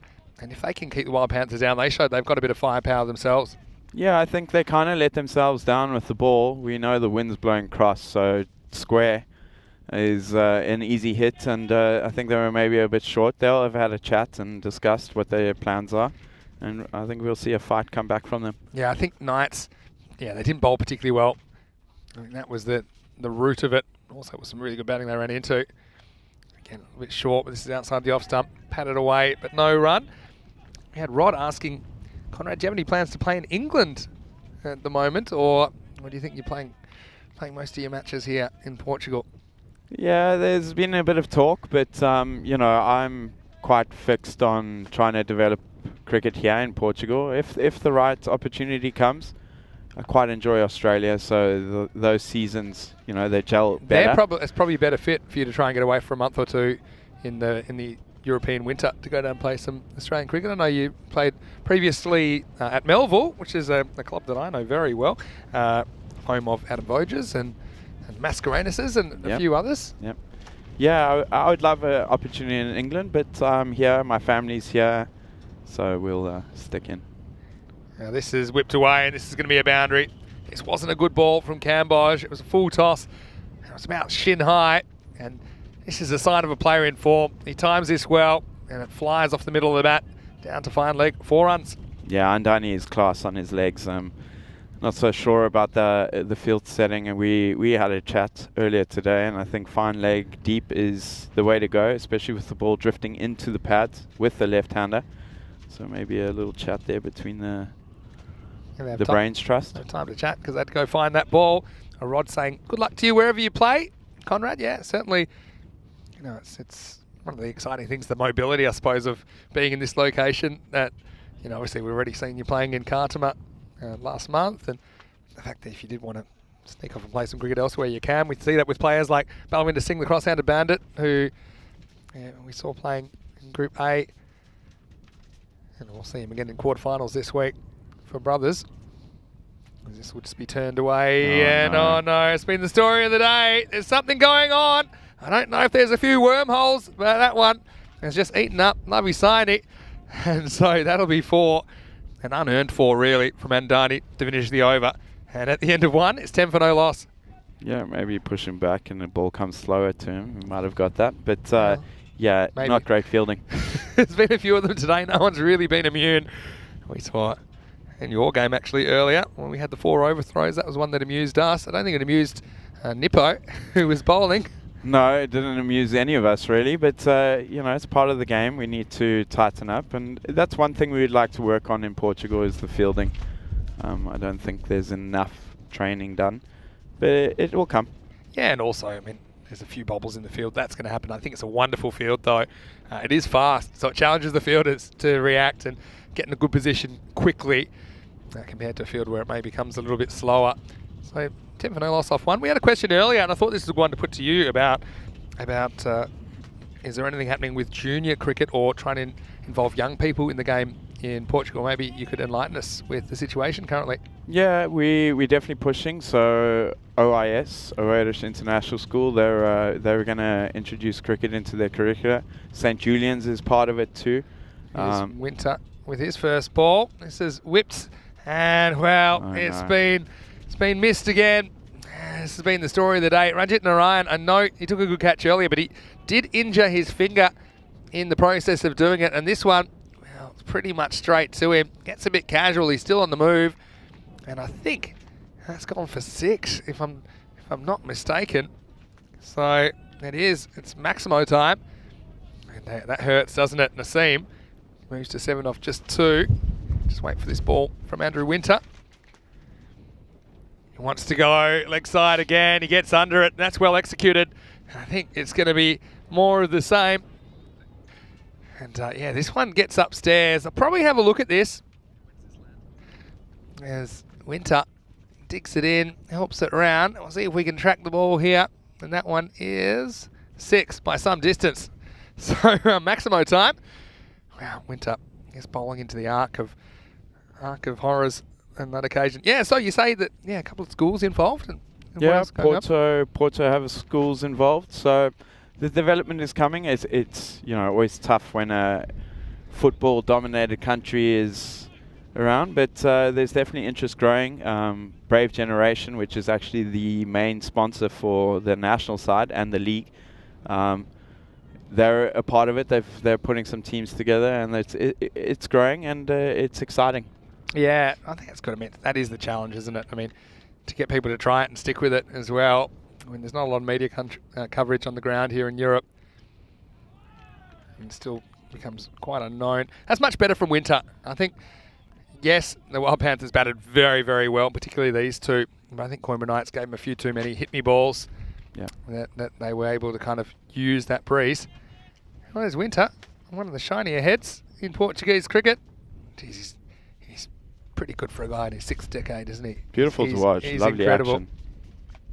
One of our favourites. And this one is hoiked away, and this is going to be 6 more. Maximo Well, Naseem, he kind of played second violin last time to Andani, but he's come out of the blocks firing. He's 19 off 5. Competition's on, but again, it's a bit too short, straight at the body, and you know, you just have to get a bit of bat on with Good this wind. old-fashioned Yorker, either Yeah. on the stumps or outside the off stump. That's Yeah. what's required here, I think. We haven't seen enough of it. They're feasting on length, these two, and hoiking them away, wind assisted to the right of screen. It's a slightly better line, but he just overcooks it. He can't believe it, but that's a wide. he's trying to Can't make be the doing argument. Pretty much the whole ball's got to be inside that wide line when it passes, and that isn't. In fact, most of it's outside. It does come back a bit after, but that's a spot-on call from the umpire. Yeah, it's the right line, definitely. So you got to get it inside. Maybe set the field for that too. But it's something we discussed is try and not put it on the body or legs. Well, there is one that actually hits the legs. First one in a while that hasn't been hit on that line. Yeah, so your Winter, this one drifts pretty straight. It's probably climbing over the stumps and maybe just missing as well. Yep, I think that's a good call. Umpiring's been very good, I think, for the most part in this series. When you consider some of the things we're talking about, they're very minor things. I mean, I think they've gotten the big decisions right. The umps, not an easy job. This is pitched up, and this one isn't missed. It's going to be a boundary. And once again, we see Winter getting a little bit too straight here. So his over goes magical. He won't be happy with that. There were 23 off that over. And normal service resumes for the Wild Panthers. It's 33 for no loss after 2. Yeah, I think it's important to realize that T10 cricket dot balls count too. Everyone is, you know, you tend to get greedy, myself included. You want those wickets, but dot balls are crucial too. So, yeah, 5th, 6th stump outside off. Try and make them hit into the wind. Yeah. Instead of with the wind. Or go fetch it if they're going to try and, Exactly, and hit with the wind. You see there, we could have a bit of a logjam if the Wild Panthers win this. And the other thing is the Knights. Well, they'll be pretty desperate to get 2 points off the Wild Panthers here, because at the moment they're on the bottom of the ladder. They're the only team without a win, and they're in the danger zone. I mean, they're a much better team than 5th, you'd imagine, but it shows you it's a pretty strong and pretty even group, this Group B. Yeah, we knew that this group would be the tightest. We knew the Knights would bring their A game. You know, they're trying to find their straps. It's a bit of a mixed bag team. Some new players in, so that always, you know, is difficult to start off with. But they're not a team that will give up, and it's not always over, you know. Yeah, for sure. And so now we can see Girish Singh. He's a pretty good player, I think. He'll be coming on to bowl over number 3. Maybe dazzled us with a couple of one-handed catches last time we were here in Cartacho, back in September. And Kazi Nadeem Ahmed saying, come on, Coimbra Knights, get revenge. Well, they're out for revenge, but that wasn't the over they ordered. Yeah, so yeah, once again, I think it's that length that they got to get right. That's better. Yeah, it's a better length, isn't it? I mean, it's not an easy one to whack away over the leg side, and then you can get a bit carried away, hitting everything over the leg side. But the first one's patted away by Andani for a single. Yeah, better line and length. I think maybe just a little touch shorter, but much better line. Bowl to the field too. I mean, as we mentioned, the wind is howling. It was freezing this morning. That was tough. Yeah, how was that? Yeah, that wasn't pleasant. And I think I'll ask you questions about whether you'd like to field first or bat first when it's that cold. Do you have a preference? Obviously, you batted first and did it very well this morning. Yeah, we lost the toss the first time, but if we'd won it, we were going to bowl first. Just purely to get the cobwebs out, get the nerves out. But generally, we like batting first. In the morning, you know, it's tough. The ball's hard, cold weather. He launches this. Yeah, this is high, and this should be caught. It's the Panda! Oh, And no. he doesn't get a hand on it. Well, we know the Panda. Corey said he's a bit of a liability. And, well, Panda went up. He's into the side, into the action, and he can't hold on to this one. Nazim survives. Not an easy catch. Like we mentioned, the wind is blowing, but that's straight up. And, yeah, maybe misjudged the wind. Yeah, I mean, it probably did blow around a little bit, but yeah, let's just say he wasn't going to injure a finger on that one, the Panda. We'll probably see him with the ball. He is a bit of a wild card to throw into their bowling lineup, though, and probably think, you know, considering the Wild Panthers have been so good against seam, his little leg spinners might just provide the variety that the Knights were lacking. But I do think he's more in for his bowling than his fielding, the Panda. Yeah, maybe potentially hide him a little bit, maybe at fine leg. But Yeah. But spin is definitely an option here. I think it's underrated. It's something, take the pace off, make the batsman try and make contact, and you're going to get your opportunities. He's a good little wrist spinner. This is hit down the ground, but he does find the man, Balwinder Singh, at mid-off. Yeah, so I just think that batters make more mistakes against slower bowlers because there's more of a variability about the timing required in the stroke. I think that we do see them also because they have to make the pace. Often they'll try and overhit the ball. Yep. It creates a false shot. Too short. Yeah, that's going to be trouble. Trouble with a capital T. It's a half tracker, and I actually think Irish kind of slips as he bowls that one, but it's adios pelota, seis carreras. Nazim continues. He had a close brush with being dismissed, but now he's 32 off only 10 balls. Yeah, that's just too short. Maybe he lost his footing, but again, you know, maybe the captain should go in and have a chat and just work to a plan.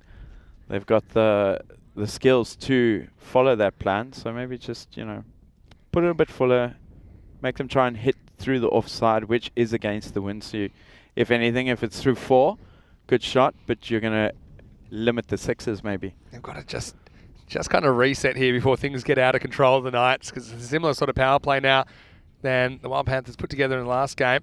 This is offside this time, and it's going to be 4 more. And that's the trouble, I suppose, when you bowl one, which is kind of more the line you want. We're in the power play, and you can't protect the boundaries that easily.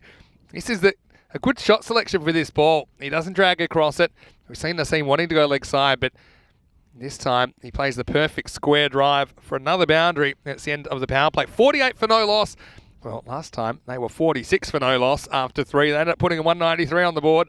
I think there's a few alarms going off at the moment for the Coimbra Knights. A bit ominous, but yeah, again, it's if you're bowling to a certain plan, you can actually set a field to that plan. I think they've got a field set for bad bowling, which is maybe not the way to go. But end of the power play probably can't come quick enough for the Knights, though, who now get to plug some of those gaps on the boundary, so they can have up to 5 outfielders now. James saying he's off to go and get the kid. We'll say hello to Jacob for us. James, he's up in Estonia. He says bye and catch you again sometime. Well, we've had an interesting day in the chat. I did my daily call out to lurkers in the last game, towards the end of the last game. We've got some people that can't always get involved in the live chat, but once a day, I say, look, if you're a lurker, get out and send us a message. We had quite a few watching from all over the world. So, yeah, if you are, then feel free to let us know where you're watching from. And I'm always interested to see how far flung our viewers come from. And now Balwinder Singh is going to bowl over number 4 around the wicket. He lifts this, but this could be a chance, and it's taken. So Andani is going to go after hitting 100 in the last game. This time he stalls on 11. He tries to lift up the first ball from Balwinder Singh, but he can't get it past the fielder. It's a pretty good catch taken by Ankush Kumar as well. So the opening partnership is broken at 48. It's 48 for 1. yeah, Andani is a player of timing, so maybe he could have gone through with the shot there. But big wickets and put the pressure on the Panthers now. Batsman coming in, Dixit, he can really whip it too. So, yeah, I mean, that is, okay, yes, it's with the wind to the right of screen, but if you're trying to hit straight, you're pretty much into the teeth of it. The wind is probably, yeah, it's probably going from mid-off to fine leg. And so if you're trying to clear mid-on, it's still not really a shot that's easy to clear with the wind as it is, which is behind the bowler slightly as well as left to right. But yeah, here's Dicku, who's coming out, and he got some pretty lusty blows of his own in the first match between these two teams. Let's see if the Knights can grab onto that, or maybe put something together. Of course, they want to get rid of Naseem, who's 36 off 11 at the other end. So Balwinder, immediate success. This one beats Dixit for pace, but it will be 4. And so, yeah, see the angle here. He's late on this, but there's no one back at third man. So, bit of a fortunate one, bit of a streaky one. But Patel starts with a boundary.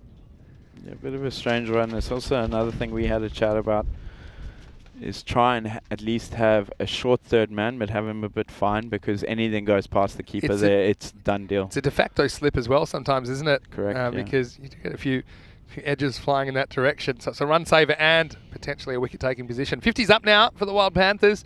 Hello to Mohammed Dildar Ghulam, who said that he's watching from South Africa. So, Fellow Safa. yeah. And, What specific area of South Africa did you grow up again? You might have told us the other day. Yeah, I moved around a bit, but if Yep. we had to call base, was Durban in Westville. Yeah. Beautiful So- part of the world. Yep, definitely. I want to talk about some South African things with you. 'Cause, you know, I Okay. have played a little bit there, particularly indoor variety, or action cricket, as you'd call it. Is Durban where Bunny Chow Oh, first came up? And I reckon that most of our viewers will have no idea what I'm talking about. It's just a little bit short. It's a slightly slower one this time from Balwinder. So, yeah, Bunny Chow is basically, it's a loaf of bread which has been hollowed out Yeah. and filled with a curry. oh, it's delicious. And do they put the bread back on the top? They put it again? on top and you use it to dip. Yes, that's right. So yeah, this Bunny Chow. Oh, that's big. Oh yeah, this is absolutely smoked, and it is out of here. Maximal, saying some big sixes today. And Dix Patel, well, he's had a streaky one. He's had a miss. Man, this one is right out of the middle. 6 runs. Yeah, good shot from Dixit. Interesting coming around the wicket. It just allows the no LB, so you can literally move across and pick your line. So 58 for 1 now. Doesn't waste too long to get to double figures after only 3 balls. When I'll play, is the South African in the chat? He says yes, it is. And Lily Panda saying Bunny Chow is delicious. Phenomenal.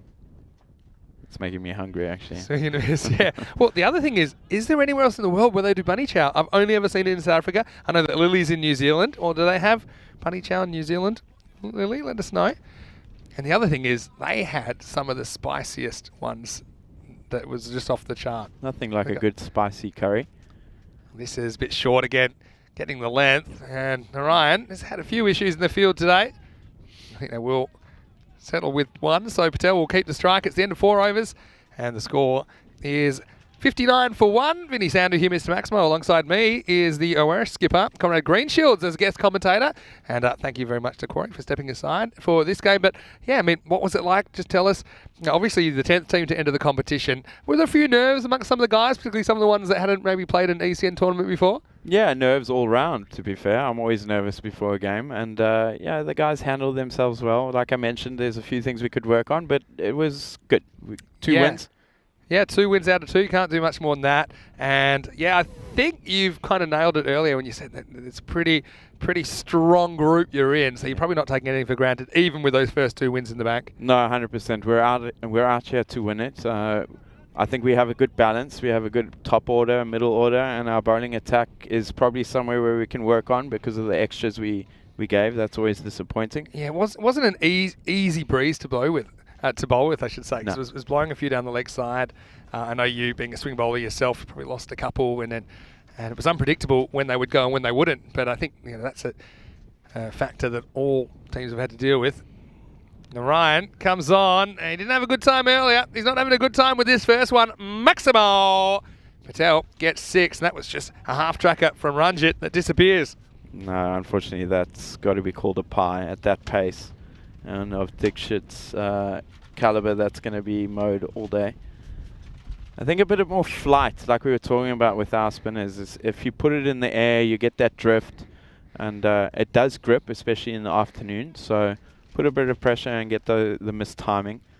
Because as soon as it's above the eye line and dipping, it makes it a little bit harder. I'm a little bit surprised they didn't go to the Panda first if they wanted a spin option, considering Narayan did go for 32 in his only over.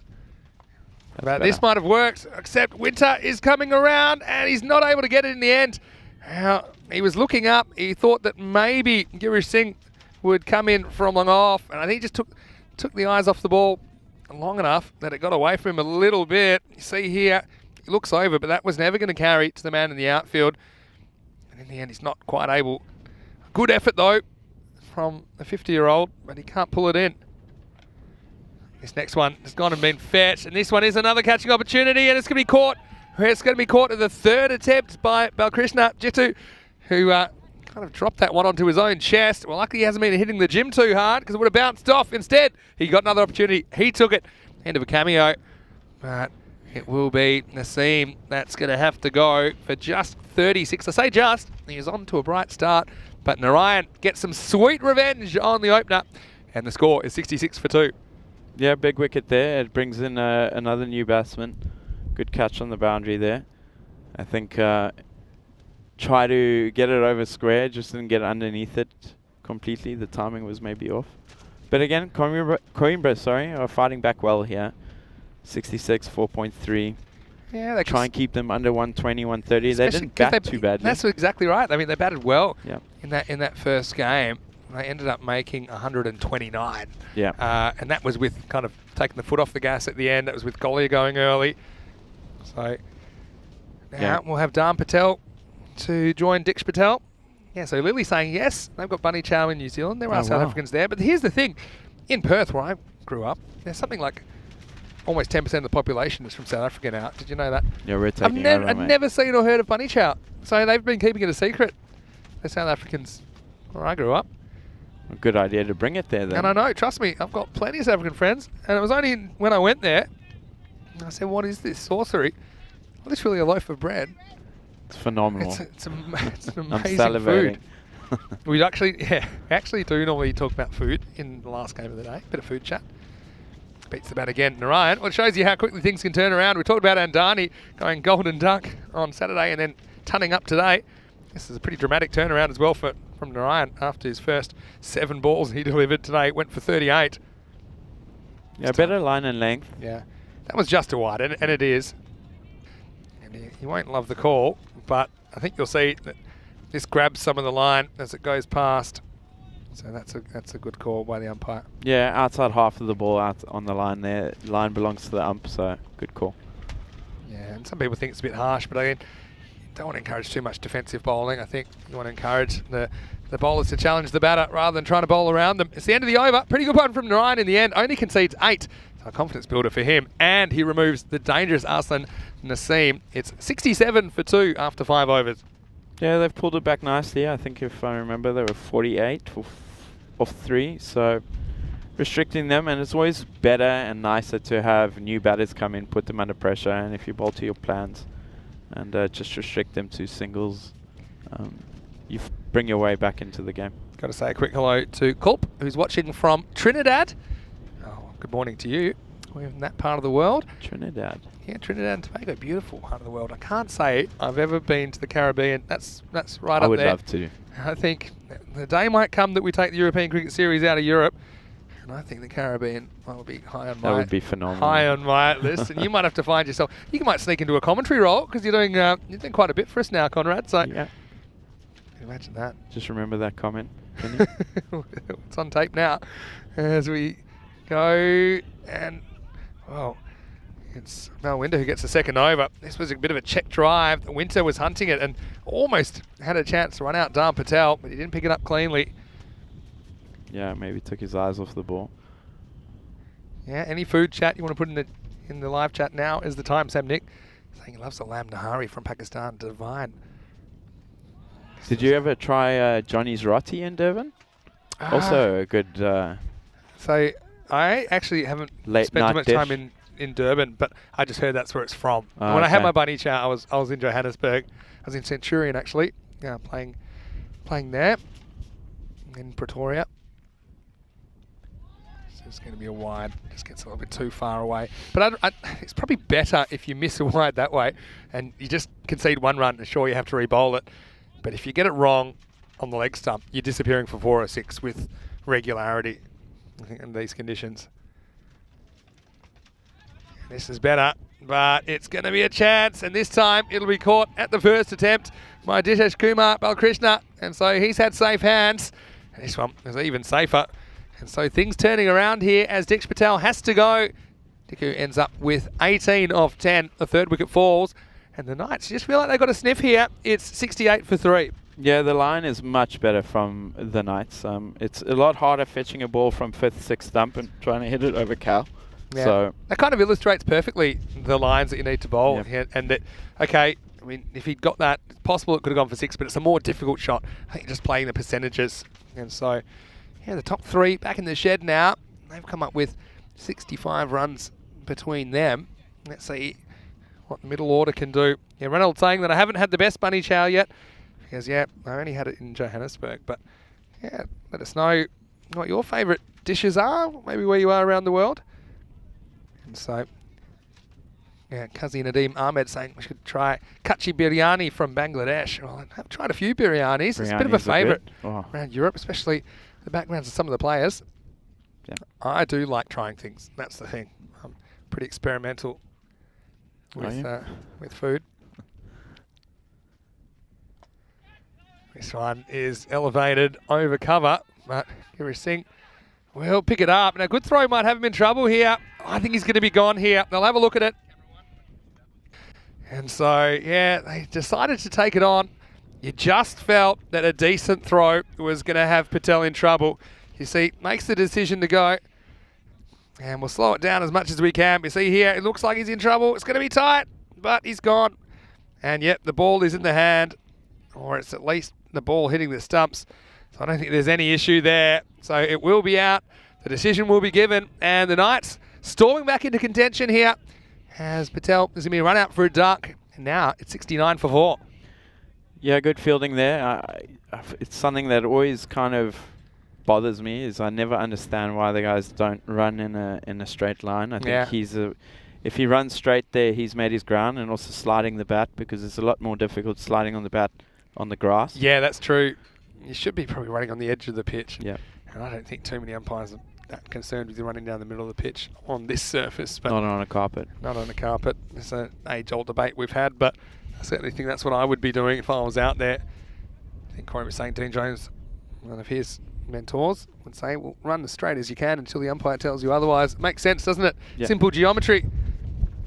As we'll continue, and this one hits the rib cage of Dhaval Patel.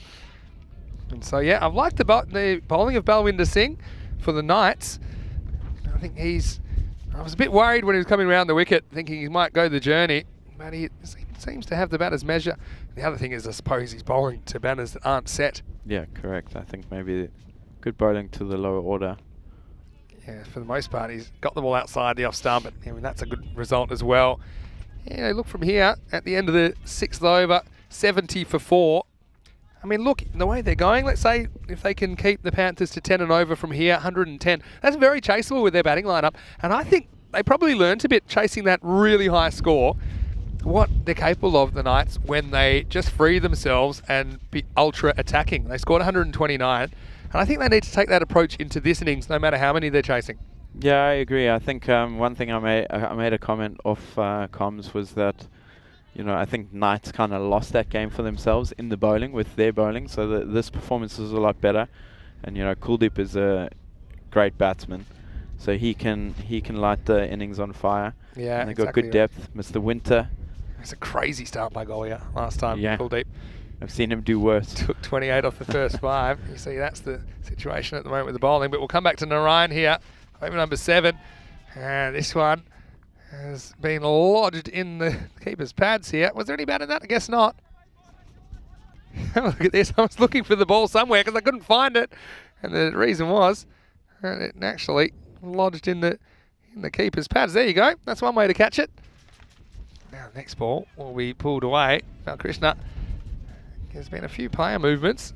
Quite a few between Coimbra Knights and Awarish. He's one that's gone that way. I know that Awarish have picked up Stoneman Brothers and also Rabin as well. As we see, next ball is going to be dropped. It does stop the boundary at least. That's Balwinder. We'll forgive him that, considering his bowling.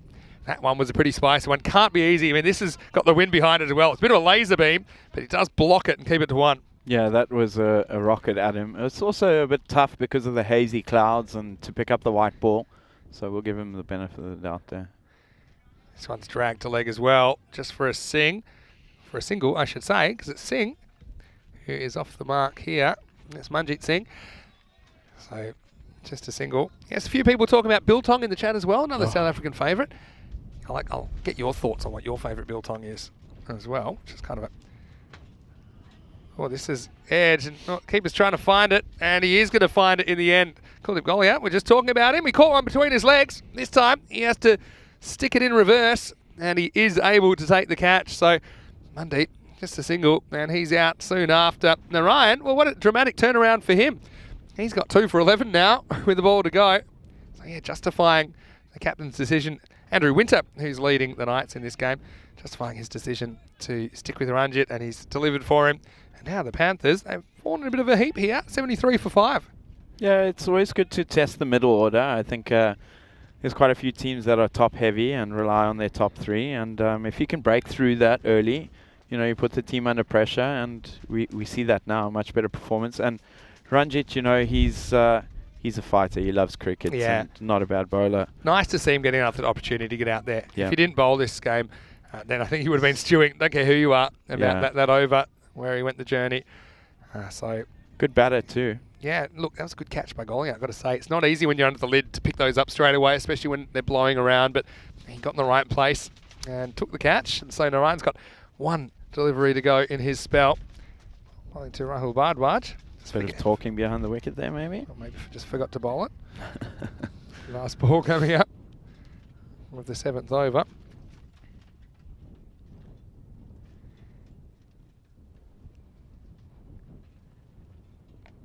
A little bit short. And this will be out to Krishna, who will clean up.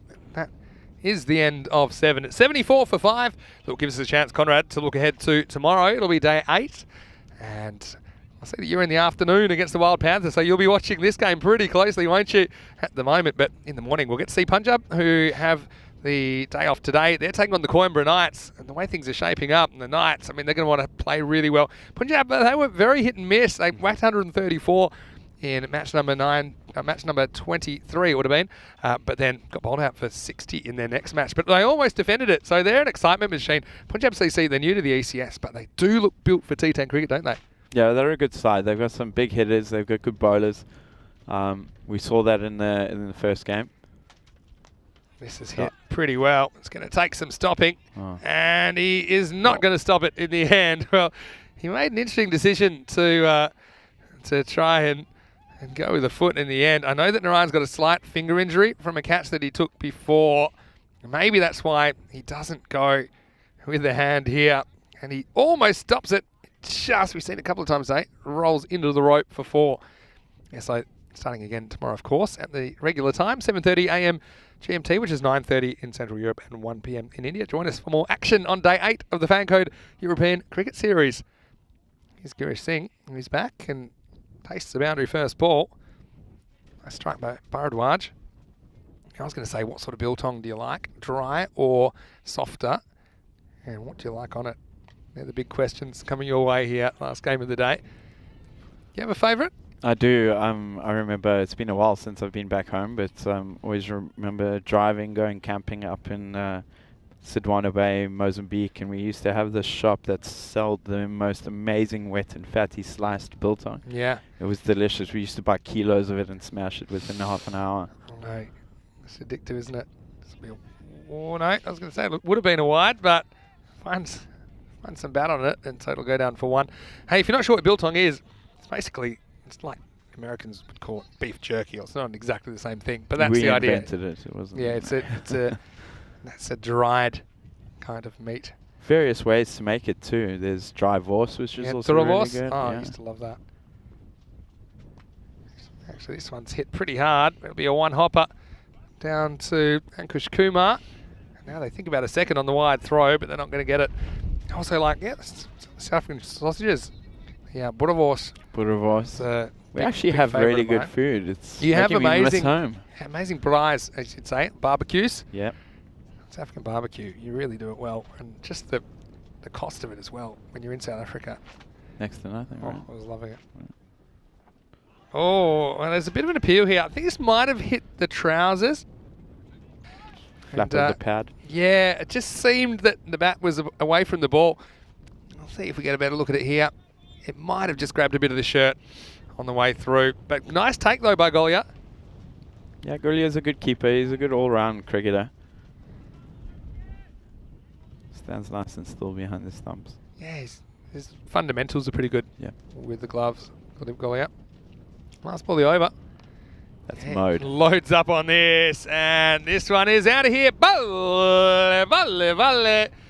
SOS, 6 carreras. Yeah, that's length ball and in the slot, and got what it deserved. Yeah, It's a big six. At this stage, you don't want to be giving length to the batter, and that finishes the 8th over. It's 87 for 5, but it's game on here in match number 28. Good counter attack there by Dhaval Patel, and also Bharadwaj coming to the party with a boundary that over. See that the wickets have been the key here to slowing that rate, although a little bit of a kick in the 8th over. Yeah, the Worms moving up and down, but I think they've got to stick to what they did in those middle overs. That's where the wickets came. They started bowling outside off, and the guys are still trying to fetch it outside off and skying it. It's a lot harder, as we said. Yeah, 5 wickets down as well. You would expect that the hitting won't be as consistent from these batters in the middle and lower order compared to what they were faced with earlier the Knights. I actually called it. It was unpopular opinion at the time, but I called the Knights to come back and win this game, or at least that would be a lot closer than the first game, and it's panning out that way at the moment. Yeah, I think you get your freak innings that happen in T10. So I think the Panthers had that. The Knights were way better. They are a way better team than 195. They're bowling, maybe just getting adjusted to the wind. Question from Jeff, who's in Northern Ireland. The question was, what was the biggest 6 I saw hit at ECL? Gotta say, it would have to be Mini Boom Boom Shahid Afridi Jr. There's one that's on our social media, but I can't actually tell you where it bounced because I didn't see it. It's pitched outside the leg stump, so it can't be out. There you go, the long way. Oh, that's clonked him. How about obstruction? No, I'm just kidding. Well, I mean, I actually thought this was a good chance to go for overthrows. Have a look here. Goes late. He has a look, and he said, well, I hope that's not coming my way. At least because he had a peek, he had time to try and brace himself for impact. He couldn't really move out the way. Poor Patel there. You only see this kind of action. Got to go for 2 here. FanCode European Cricket Series. Well, they are. And they're going to get there in the end. So Patel's having to work hard. It was a good throw, but it wasn't in time. As Bharadwaj will move to 10. Yeah, so I mean, Shahid Afridi Jr. from MSC Frankfurt. That was the one that was so big that it went over the tents, the player tents like there. I think I saw that one. It cleared the third T10. Last we saw it, it was still going into the woods.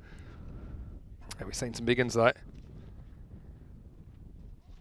It's a bit wide, just more for line than anything else.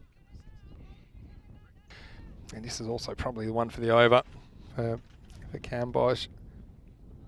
Yeah. Good bumper. Pretty good. It's just the line in the short form of the game.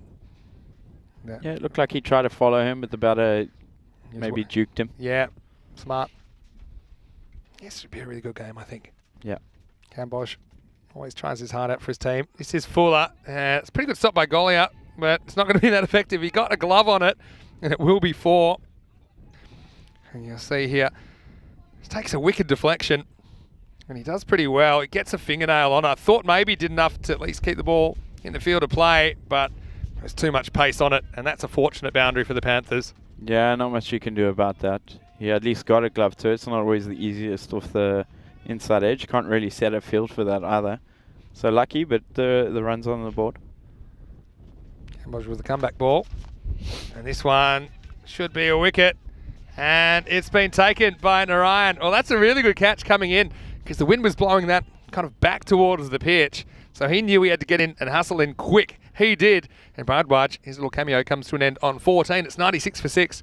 Yeah, well taken. Had to come in, and it probably would have been drifting from left to right for him. So got there and a little bit of a pirouette. Yeah, I was going to say, maybe 10 star points for the landing. And again, another experienced player. He's having a very good game. Shows a lot of character as well after he got some punishment in the last game. He's been excellent here in match 28. And so with the ball to go in the 9th over, it's 96 for 6. And Cambosh picks up his first wicket. And also he's been reasonably tight. He's gone for 18. Not all of those have been his fault, you'd have to say. A good fight back from the Knights. We knew they were better than their first innings performance. And game on. I think the Knights would be happy with this. Last ball for Cambosh. We've seen that mid-off up in the circle quite a bit today, and I think it makes sense considering this wind. It's also a catching position, I think. As we get to the end of the 9th over, the score is 97 for 6. As we see Parth Patel is out there at the moment with Dhaval Patel. And yeah, great chance while we do have Conrad Greenshields here to throw your questions in the chat. ECN European Cricket Network. Looks to me like Andrew Winter's going to come back for the last over. He did go for 23 in his first. That was back in over number 2. It was 6 wide, dot 4. It's a different situation now though, as the openers have been removed. So he's bowling at some different batters. So 6 balls left in the innings. You can imagine they'd crack the 100. Well, So let's we see. look for 110 here.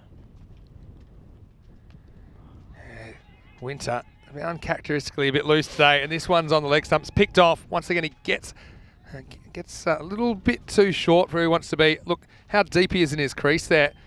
And he does just work it away nicely. Clever batting from Parth Patel. Not easy to come in and hit boundaries straight away, but he hits a boundary off his second ball, and that does bring up the 100 now for the Wild Panthers. Yeah, good batting, sitting deep, but again, as we said, anything on the legs with this wind, if it's, 5 meters to the left or right of the fielder, it's pretty much guaranteed 4 or 6. Yeah, they've got the third man in place. I'll be going wide Yorkers or anywhere. It doesn't have to be that wide, but just Yorkers outside the off stump. This is outside the off stump at least. I think Patel's frustrated, doesn't catch up with that. Yeah, that's just one thing. I haven't seen a lot from Winter. I think he's probably used to bowling more of what we call like a red ball length, which is a longer form of the game. Could get the batter in trouble because he does have some good height and gets a bit of pace about him as well, good rhythm. But I think at this stage, you want to be a little bit more defensive with your tactics. And this is maybe a slightly slower ball. Parth Patel swings straight through it. Yeah, again, the length is way better there. Again, fourth stump. It's a lot harder to try and fetch it from outside off. If it's at the body or at the stumps, middle stump, leg stump, it's in your eye line and you're set for that. So Lily Panda in the chat saying any panda sightings? Well, just one, and it wasn't one that Panda will want to remember in this 10 overs. This one's dug in, and that may be the one for the over. I'll have a look. I'm not sure if it was signalled or not. Yeah, I think that will be. And so, yeah, that's a pitch up a bit. testing the ears. Yeah. G'day, boys. Yeah, Corey's back with our coffees, and that only took 9.4 overs. Thanks That's a very good much. Sugar. Yeah, thanks. 2 to come. You can turn the mic off if you want to have these private conversations. It'll be a dot ball. So it's been a really good last over from Winter so far. Did go for the 4, but then 4 consecutive dot balls. So a really good comeback from Mr. Evergreen. As we go into last ball, 101 plus this. Buckle up. Another, I was going to say, this is touch and go. Winter can't believe it. Let's have a look at it. I mean, you need to get the whole ball pretty much inside that wide line when it passes the popping crease. Oh, yeah, I think that bit of the ball has grabbed the line. It's an umpire's call, at least. Most of the ball is inside, but that's the way they interpret it. And so we'll have to bowl that one again. See if he gets away with it. Fancy footwork. It'll only cost him one more here, although they may come back for 2. Go. It's last ball. They wouldn't have made it anyway. They won't attempt it. And so Patel will finish on 6 not out. And there's Parth Patel. Dhaval Patel will finish on 11 not out. And Wild Panthers, they score 103 off their 10 overs. Look at the splits. They scored 67 off the first half. They only scored 36 off the second half. So really good holding job by the Knights in the second half there.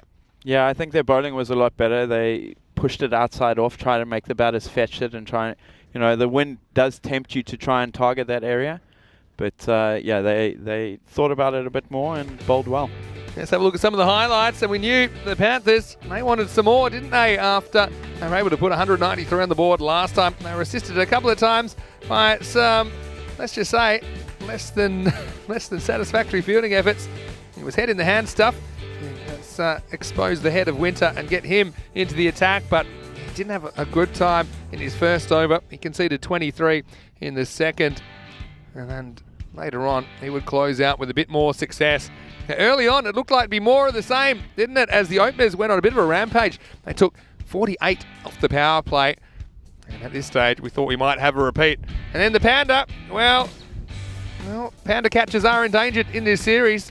but he wasn't able to get a hold of that one. Didn't seem with the ball either. So unfortunate for him, but there was just the necessity to take some wickets, and that was a good catch taken by Kumar that started things off. And once the wickets started falling, they really started falling. And like I said, 67 in the first half, only 36 in the second, and that coincided with some chances that were taken. And Conrad, you feel that Coimbra Knights are well in this game. Yeah, they would be happy with that. It's a good comeback. They would have been extremely disappointed with 193 on the board, and the way they came back in the second game just shows the fight and drive they have, and bold to their plans. Yeah, it's good fielding as well. A couple of good catches you saw there from Chitu Balkrishna, and then you saw Curious Singh assisting with the run out, getting the ball back to Balvinder, who actually bowled pretty well. And there, Golia, I thought he did a very good job behind the stumps as well. It was a nice return to form as well for Ranjit Narayan with the ball. This is one that he wasn't able to catch up with though. And again, the foot fielding failed as it kissed the rope. There's still a few big hits to come, and not all of them were off the bat. That one clonks off the helmet. Another good reason to wear the headgear. Cambodge couldn't take a trick. This little French cut that Golia gets a finger on. So in the end, that was another boundary. And this is a good catch by Narayan, who uses the hands and shows all of his athleticism to get there. And with the landing, and Winter said enough's enough, but I think when he looks back at that, you wouldn't say the whole ball was inside the line.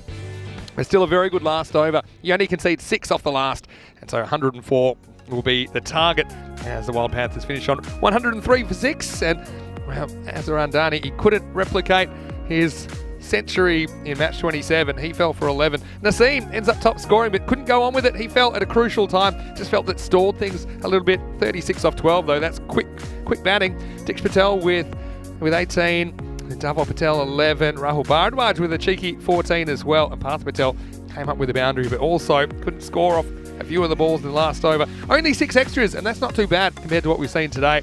And I think that's one reason that the Coimbra Knights have a fairly reasonable chase on their hands, 104, and I actually probably have them slightly ahead based on what we saw with their batting in the last game. Yeah, I think if you're a betting man, you would go with the Knights. They're the way they batted. I think where is he? Ranjit, he bowled beautifully. I mean, 2 overs, 2 for 12. Yeah. You know, good comeback. He would have been really disappointed with his performance in the first game. He conceded 32 off his only over last game, so that's great for him. Balwinder, a bit of a surprise packet for me with the ball as well in that game. 2 for 14, 1 for 19 for Cambodge. And, well, it'll be the Knights that will be out for some points, and they're still winless. Will it still be that way in around about 5 minutes' time? We will return with the last 10 overs today. Thanks again, Conrad, for joining us in the commentary box. I'm sure we'll hear more of you shortly. For now, this is Vinny Sounder here, Mr. Maximo, alongside Warash captain Conrad Greenshields. You're watching ECN. See you shortly for The Chase. You're watching the FanCode European Cricket Series.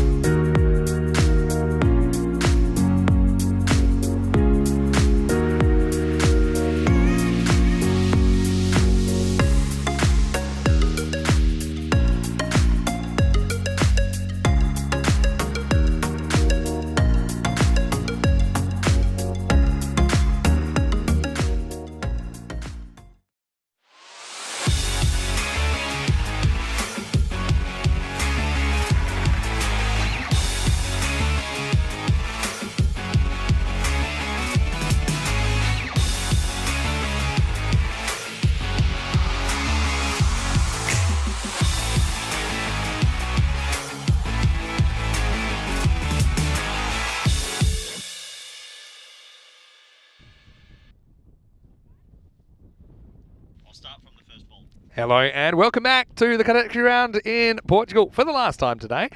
And we are getting ready for what might be a doozy of a cricket game here. It's the Knights trying to get some revenge for match 27, which was the third match of the day. In that one, they were outplayed 193 to 129. But right here, they have held the Panthers to 103 this time. So 90 runs less than they scored in that match. And so the Knights about to start their innings. When he sounded here, Mr. Maximo. It was great to have Conrad Greenshields as guest commentator at last innings, but he is back and he's announced himself in the commentary box and he's currently keeping warm and he's jogging on the spot as well. Corey Rutgers, welcome back. And what did you make of the first half of this game? Yeah, really impressive stuff, Vinny. You touched on it. A great comeback from Cumbria Knights after the embarrassment of getting hit for 193. So Corey said he's going to jog on the spot for as long as I as can. long as you can. Well, All right. when we're in this commentary cube, we don't get as many steps in a day, so I'm True. going to test myself here. Okay, well, makes sense. And so we'll keep an eye on that. I probably don't give him one over. But anyway, let's get out on the field. And Rahul Bhardwaj, who, nice little contribution with the bat. He's going to be bowling, and he got a bit of treatment from Golia earlier on. And so, yeah, let's see the rematch now. Golia took 28 off the first over last time. 104 for the Knights to get their first victory in the series. Golia, a bit careful, show some respect with this one. This is something we talked about as well, Corey. Let's see what the approach is of the Knights, because when they were chasing 190, they really threw caution to the wind, and actually worked out pretty well for them. They scored 129. They don't want to be too defensive here. Well, it's amazing what mindset does, so will they go a little bit more defensive? This is going to be zung in. It's going to get through the backup fielder, but they don't get an overthrow in the end. And so Balwinder Singh gets off the mark.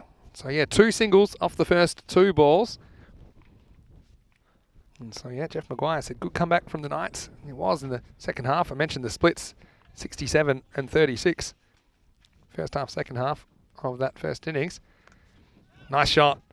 And this one will get through the field, and once it does, it's probably going to go for 4, and it does. Takes a bit of a Tortuga, you could say, over the fielder. He's a long way out of his crease there, and still has plenty of time to execute the stroke. That's good batting, and the first boundary of the reply. Yeah, what I do like, he's quite still at the point of impact and looks pretty good at the crease. And this might be the game he goes big. Instead of a quick cameo, can he get a 40, 50 or 60? Yeah, I mean, so slight change in the batting order for the Knights. I think I might have mentioned Chris Redhead is not in the lineup. He's having a rest. It means Andrew Winter is the one who is leading the side. Yeah, but Balwinder comes into the side. He's had immediate effect here.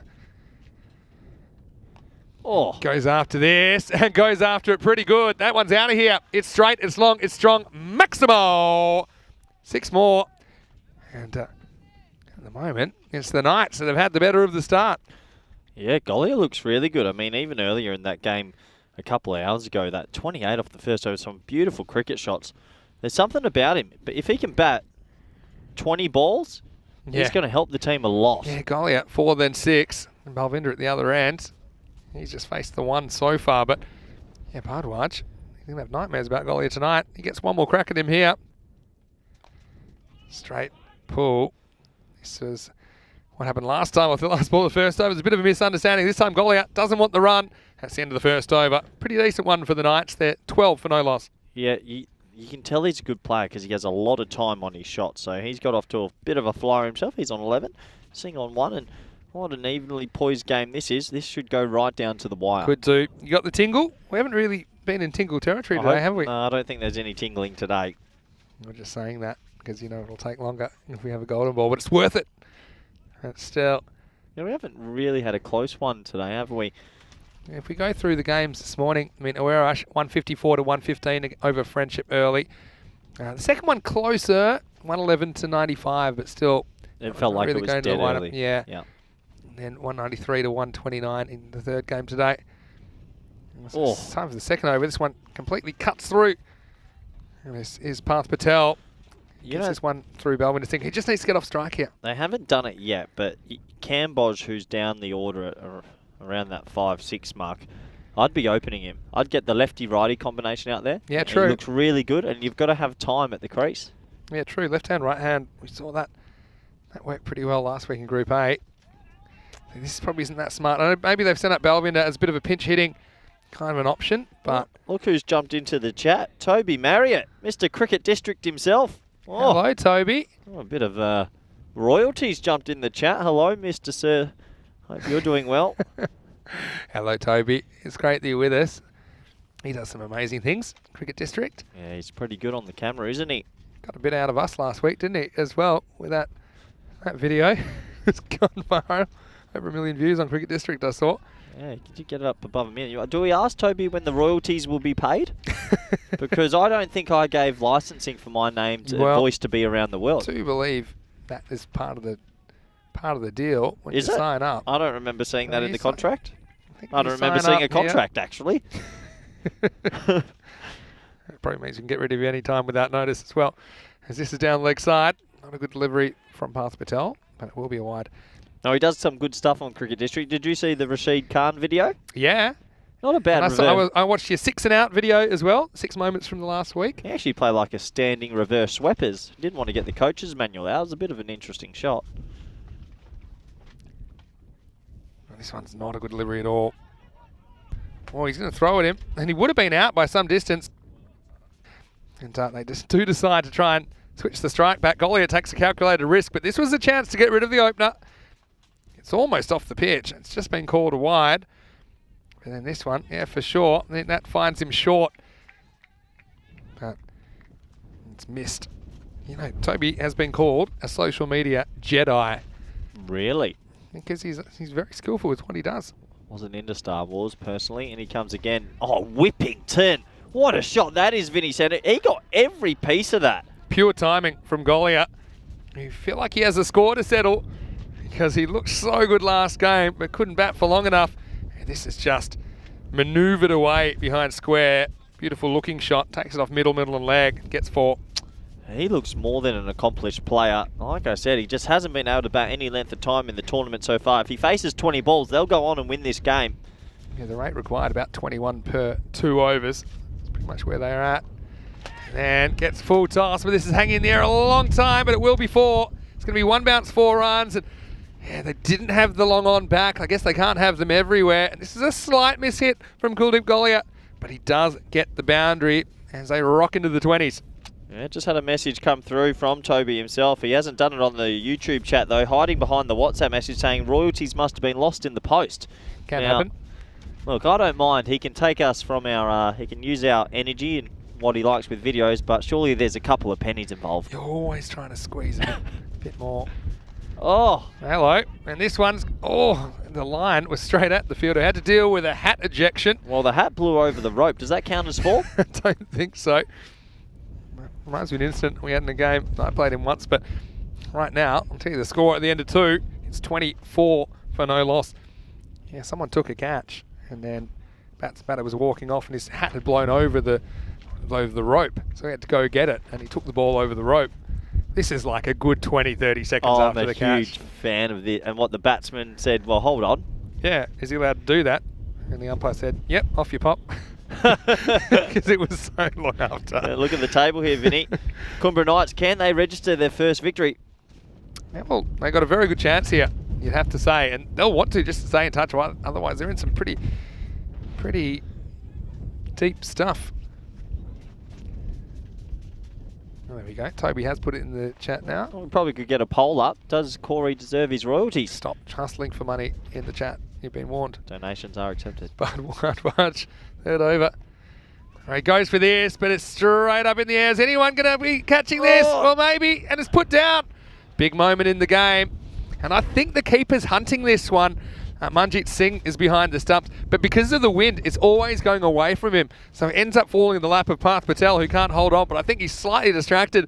And the keeper, he hears the footsteps coming.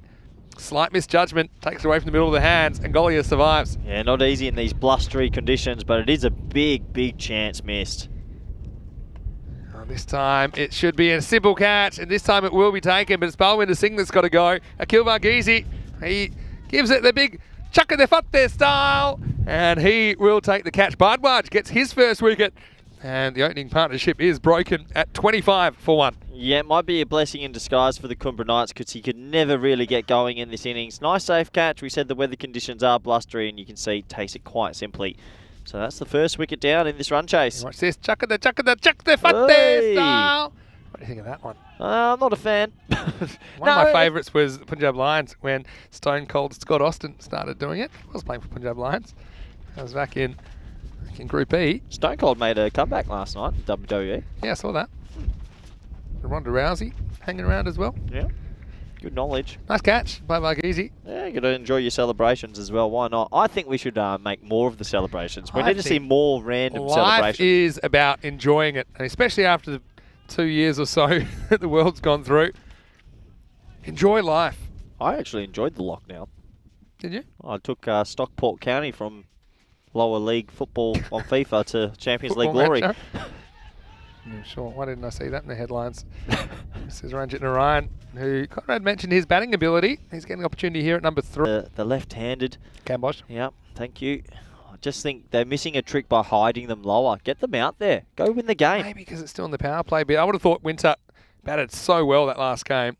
You'd want to go into the crease, but Narayan's having a good game, so maybe they think it's going to carry into his batting.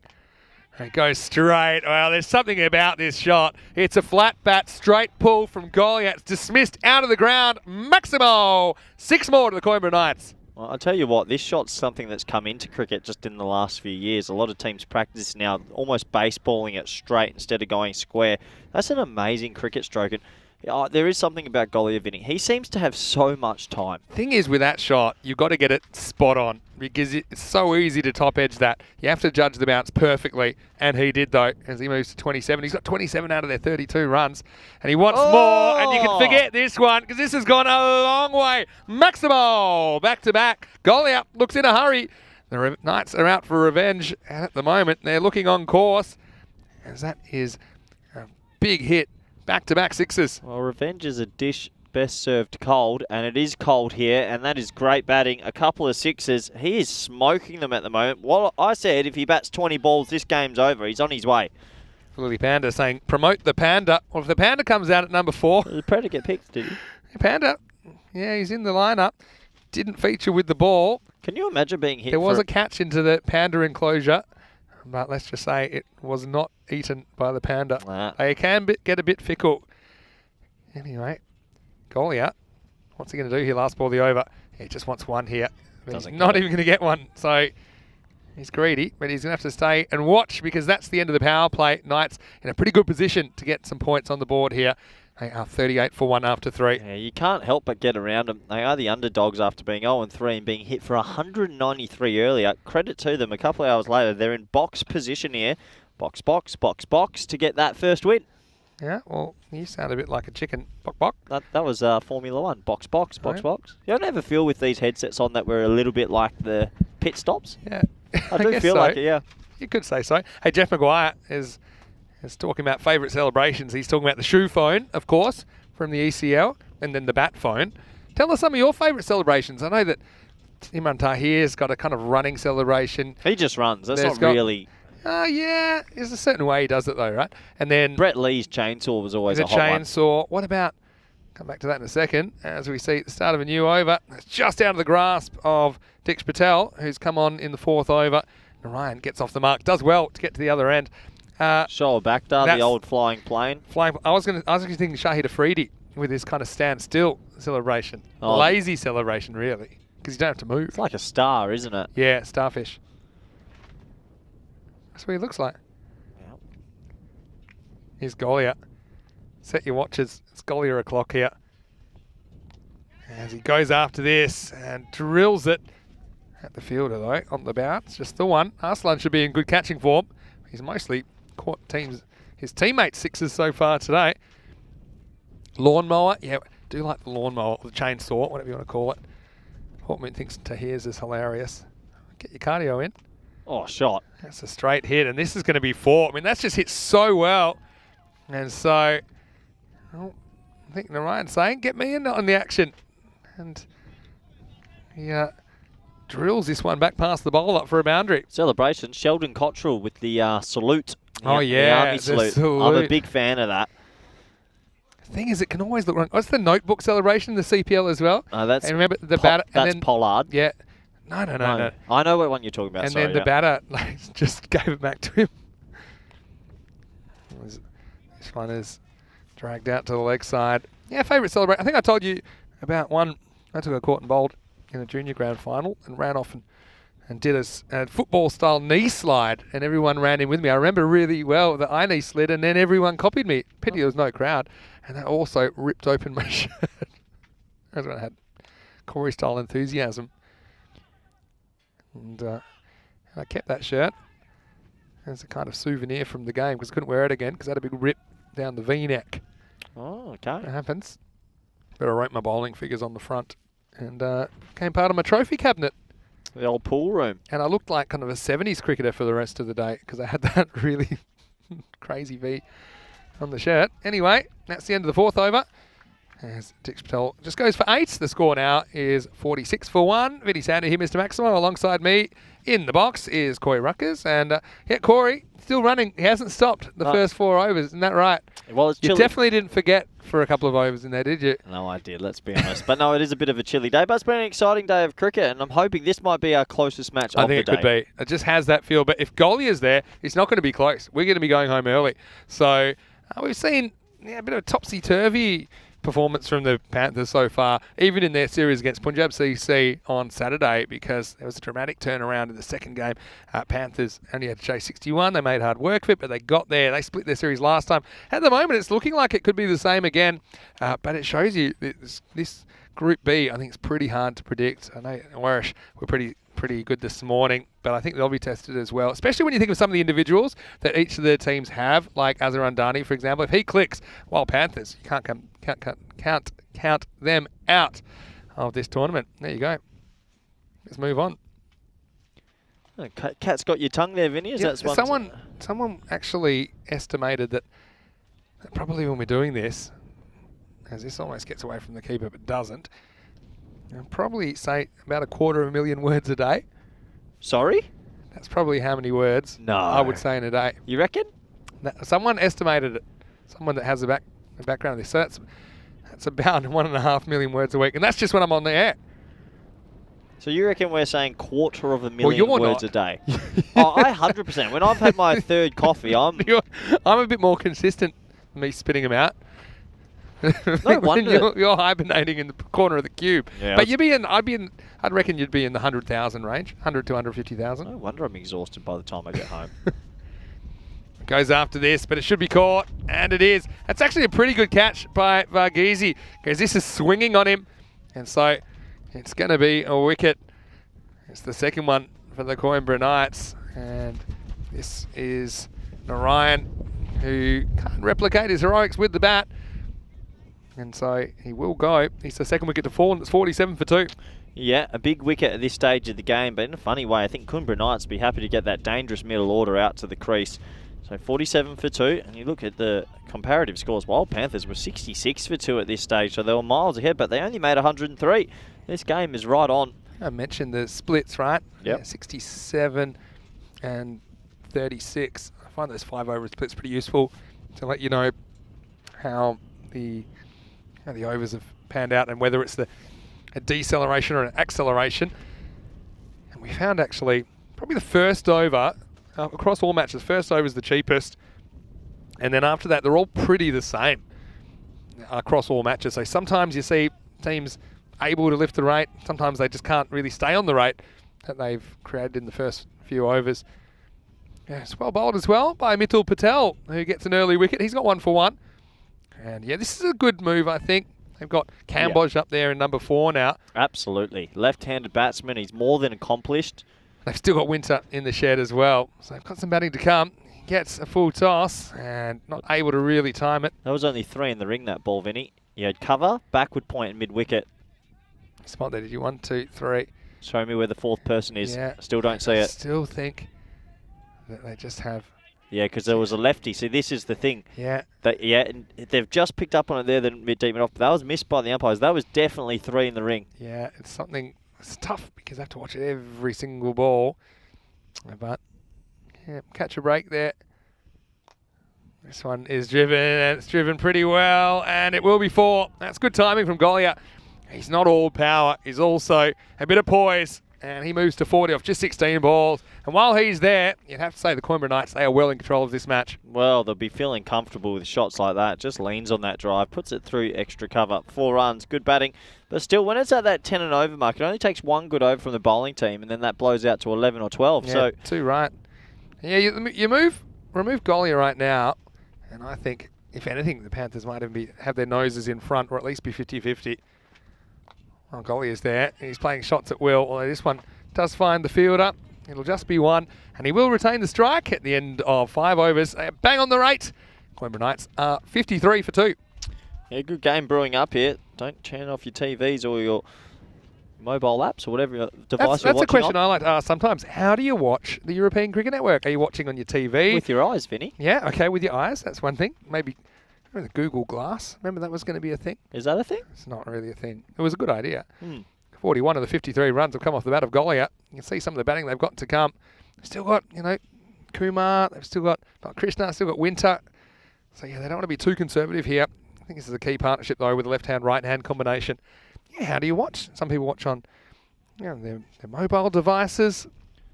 Some people watch on their laptops. Well, that's about it, isn't it? TV, Apple TV. Yeah, let us know how you use it. Can you watch it through the app? Yeah, you can also watch it through our website. It'll essentially take you to this stream. As this first ball is hit into the offside. Okay, well, this is interesting for me now because the left-hander's back on strike, and this is when they got their fielding positions wrong. Just watch here, Vinny, just in case they don't pick up on it again. Yeah. Let's have a look, because when a lefty comes in, it's always a bit of chaos. Yeah, and I think they might have noticed. So everyone's kind of heading into the circle just in case. And so No. Look. They've only got 3. Deep mid-wicket. They've got mid-wicket, cover, and mid-off. I think they've sorted it out now. And yeah, look, third man's coming up late. Yeah. Yep. So they got 3 on the offside and 1 in the leg side in the circle. Geez, left-handers just cause confusion, don't they? Well, Ian Chappell had something he used to say about left-handers. He said that left-handers should be shot at birth.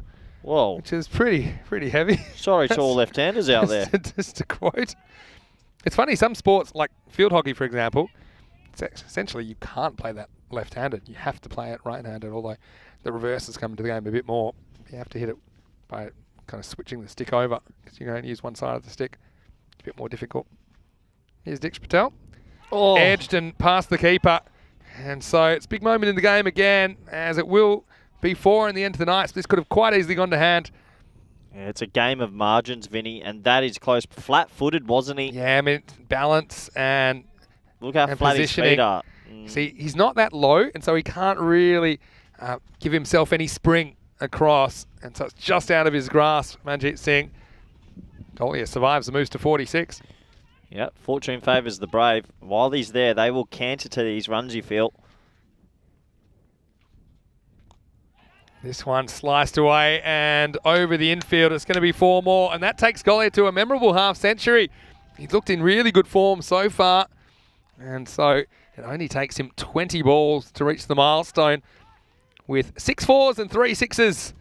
It's been a very, very good inning, striking at 2.5 a ball, and that's good going. He's put him in the box seat for a win. Absolutely. Maybe the keeper can come up to the stumps here because he just keeps walking down. See if they can keep him in the box, but 50 off 20.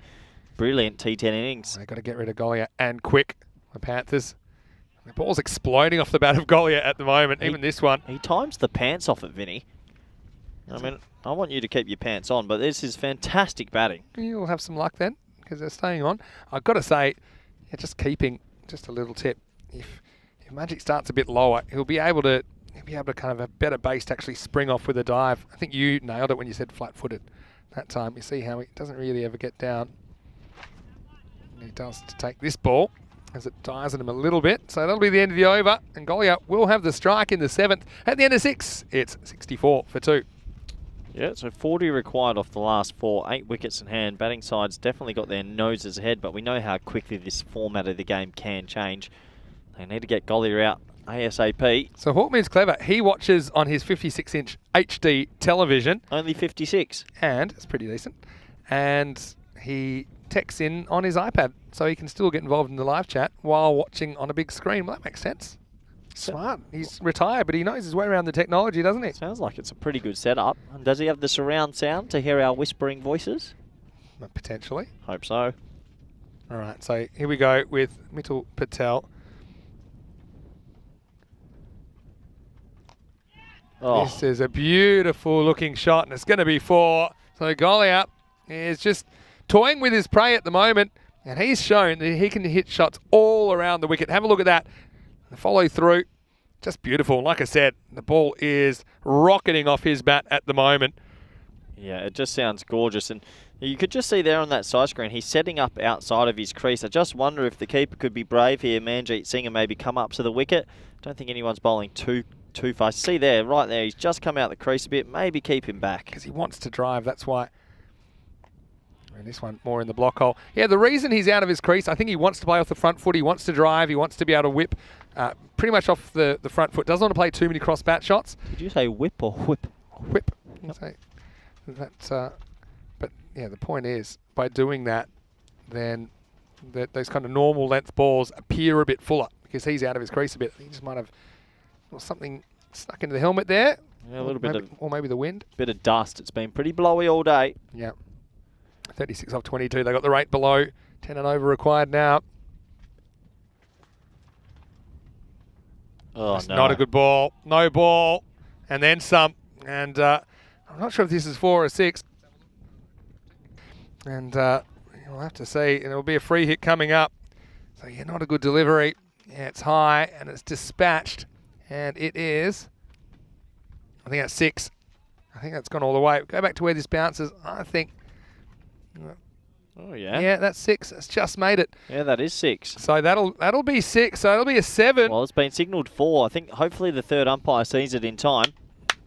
Yeah, so I think you'll probably get the message that it is a 6. Are you sure? I'm not too Yeah. sure it's been sent up to the third umpire because the fielder signalled 4, I think. Yeah, well, I think the umpires thought it was 4. Oh, is that the LRS failing that time? Oh, limited review system's got to be better than that, Vinny. Oh, he's gone the slower ball, Malachi. Missed time. They'll think about 2 if there's a misfield. There isn't. Good fielding.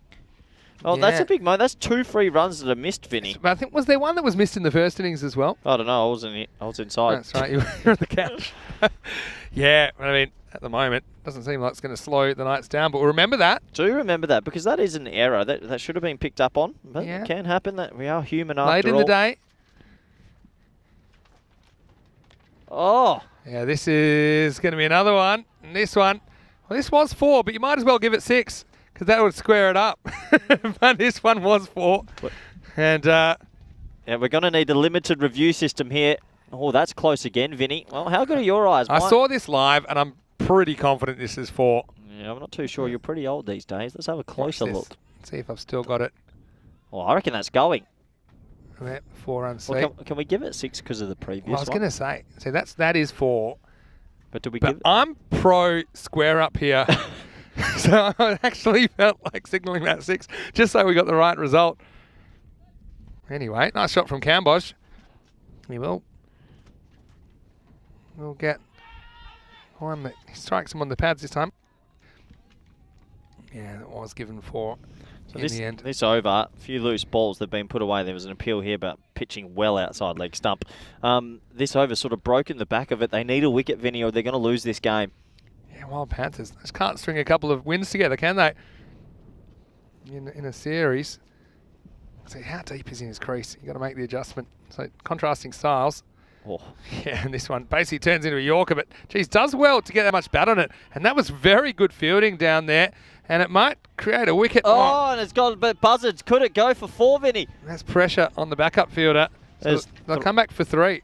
Yep, 3 in the end. No one was backing up. It was lazy work by the Panthers, and it's all run 3. I mean, I thought the keeper gathers this as a chance for a run out here. In the end, it just gets through him. It actually gets a bit of a tough bounce.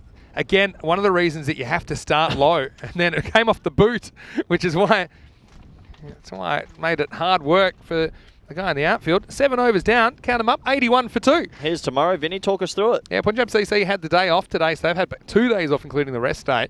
They take on the Coimbra Knights. I think that'll be a really interesting morning session. And then Werash the rest of the Wild Panthers, I mean, about the form of Andani and Aslan Nassim today, you know, we're actually going to have to come up with some answers to get them out. It'll be a good battle. We think about Conrad Greenshields bowling to the openers.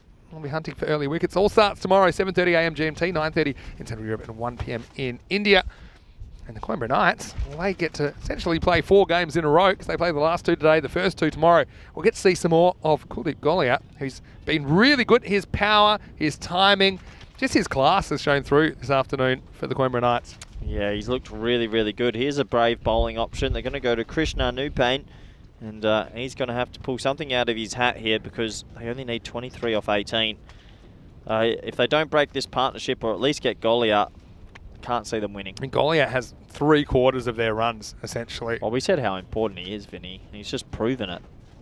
Yeah, so One of the better batsmen in the competition, isn't he? get him out here, get a new batter to the crease. Yep. That's your way back into the game. Here's Nupane. Well, that doesn't help. Clever footwork as well to get across and make sure that you don't kind of choke yourself here and take it in the body. And that's another one to the total. I think this Group B is super interesting because there's no easy beats at all. All teams have had some performances that will bring them some confidence. This one really doesn't get up. Oh, and it might go for 4. Oh, it's going to be costly if it gets a little bit more speed. He does stop it in the end. It bounces off the keeper, Manjit Singh. Well, there has been a little area on the pitch in the last few days. It's just, rolled through. That's hard on the keeper. Yeah, that's really hard. Does try to get behind. It actually probably saves a couple in the end. If that gets through him, that'll be 4 byes. Yeah, there's certain length where, I mean, it's a bit like a turf pitch. I like this pitch because you do get a bit of variable bounce, not too much, but the odd one does something surprising. Well, there's the do-si-do, and then he just angles it over the cover region. Nassim cleans up on the boundary, just the one from Cambosh. I've liked some of the offside shots today as well, especially I think the left-handers have been forced into that mode of attack a little bit more.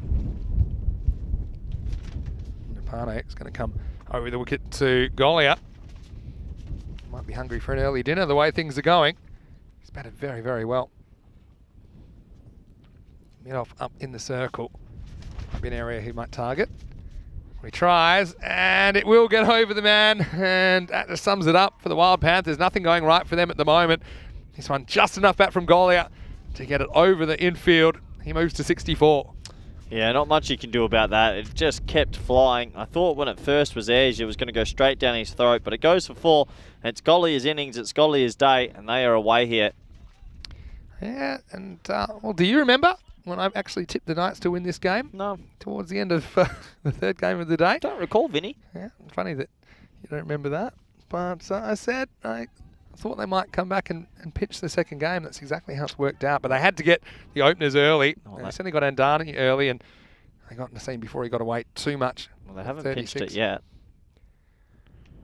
Edged and gone, and so, well, that's the big wicket. And maybe there's a twist in this tale yet. It's Golia, who did well to reach that in the end. It's right off the end of the bat, I think. Nice catch behind the stumps by Manjit Singh. So Nupane gets the big wicket of Kuldeep. And now it's 89 for 3. And when you consider 64 runs have come off the bat of Golia out of those 89, someone else is going to have to step up. And a tricky little chase still to come in the last couple of overs of the day. Nupane, well, he's thrilled about that wicket. Well, you can look how fizzed up they are. The Wild Panthers still believe they're in this contest. They went off then and are led by their skipper, Azra Andani. A bit of Virat Kohli in that celebration.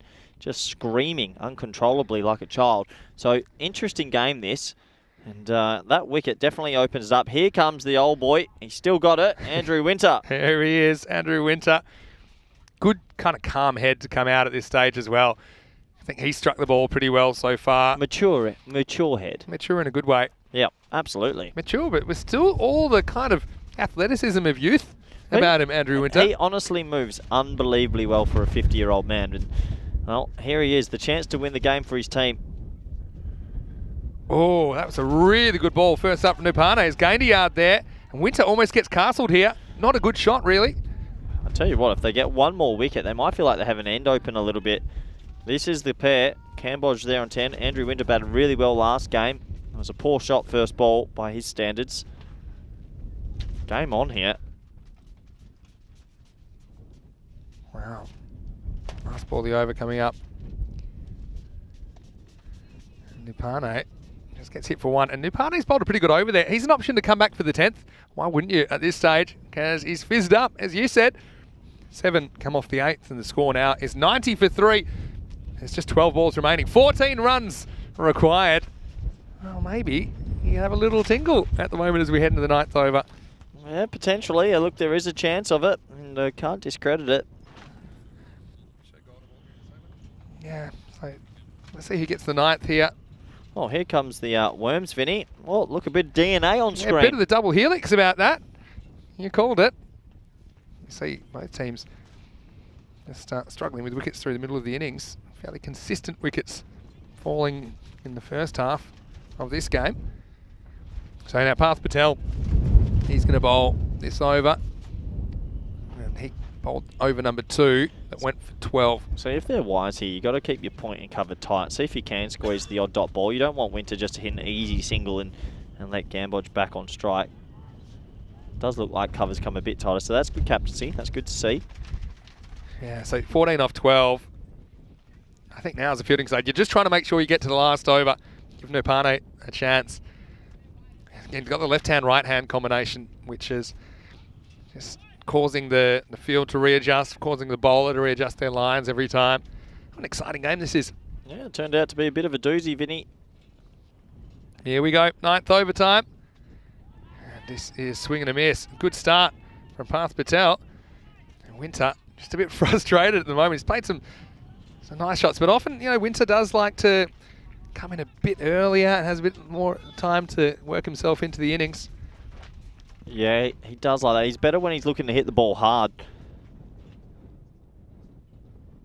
Oh, that's a nice looking shot because it goes over backward point. Could be 2 here. Azarandani's a good fielder though. Well mopped up. An early throw often just has scare power to stop a second. It doesn't really matter where it goes. But that one's a pretty good throw as well from Azarandani. Biggest ball of the game here, Vinny, because Cambodge is going to walk across his stumps and he's going to try whip this through the leg side. One of his favourite shots. He's going to try to take this ball on. They got the deep square leg back. Nah, he'll do it. He loves it. Deep mid wicket back. He's trying to hit into the wind there. Pretty stiff across the ground. You see the flags in the background. He's thinking boundary this ball. This is a huge ball. Still got a bat with freedom. I mean, if you score for every ball from here, it's hard to lose though. You'd have to say with the field spread. Well, no fine leg in place. A little ram shot. Depends what they bowl at you here. Whether you want to go after There you go. Cross his stumps. Called it perfectly. Gets the edge and he's going to get a bit of luck. He might get 6 here. That's got a mile. I mean, that is Vortex style. Well, he plays the offside shot. It's the reverse on drive from Cambodge as he gets 6 where he probably didn't deserve it. He's deep in his crease. Maximo. That one surely breaks the back of the Wild Panthers. Credit where credit's due. Yeah. Well, you didn't have to be Nostradamus to work out he was going to go across his stumps like every other single ball. No, well, you said, there's a deep square playing a mirror. He's going to do that. No, I didn't say. I was just saying he was there. I didn't say he wasn't going to try and hit over him. I said it was going to be. It's going to be tough. Are you sitting on the fence again, Vinny? I never do. His pants have some white pants. I like to be fair and balanced. That's all. I don't get carried away with emotion the way you do. All right, running out of runs here. 7 off 9. Oh, steps across and tries to hit onside. Well, surprising. And this one just inside the field of play. It'll be 4. So now, surely, this game's not even going to go to a 10th over. Looks like Cambodge. You said you like him with the bat. You like him batting a bit higher. Well, he's got his chance at 4 here. And he strikes a 4 to bring them within range of a memorable victory for the Knights. Shows some good resilience to come back from that whacking in the 3rd match today where they conceded 193. It just shows you cricket's a funny game and better performance. Just a few slight adjustments. It looks like they're going to take this victory. It'll be their first points in Group B. Yep, absolutely. Great comeback from them. 3 to go. Cambodge, good player. And could be used higher up the order next game. Let's see if he's in a hurry. 3 to win now. He wants to go. And this one, it's going to be game, set, match. And Cambodge finishes off. Another boundary. And the Coimbra Knights, they do get their first points of this FanCode European Cricket Series. And once again, the Panthers, they split the mini-series. And they're going to do this with 7 balls to spare. Yeah, so good finishing job by Nitin Cambodge. But it was Kuldeep Goliath that set that up with a memorable innings of 64 off 27. Still, the Knights I think they'll be very, very happy to take something out of the day. They'll go home feeling a lot better.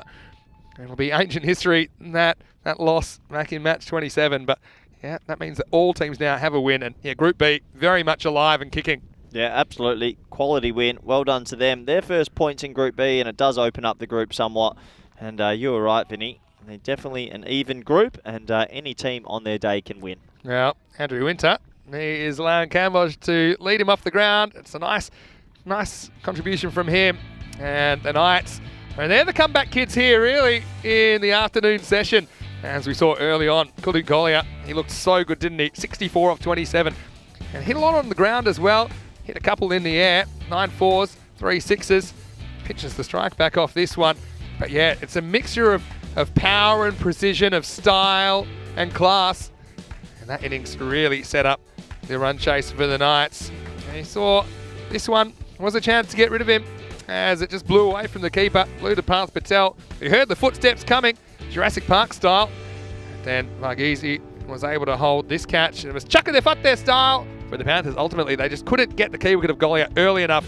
And that is probably why they go down here in match 28. Yeah, it is why they go down. We said while he's there, they're going to win this game, and he batted right through to the 8th over. He played some gorgeous shots. He looks like he's got a lot more time than other batsmen in this competition. That was a half chance that if it was potentially held, that might have turned the game on its head.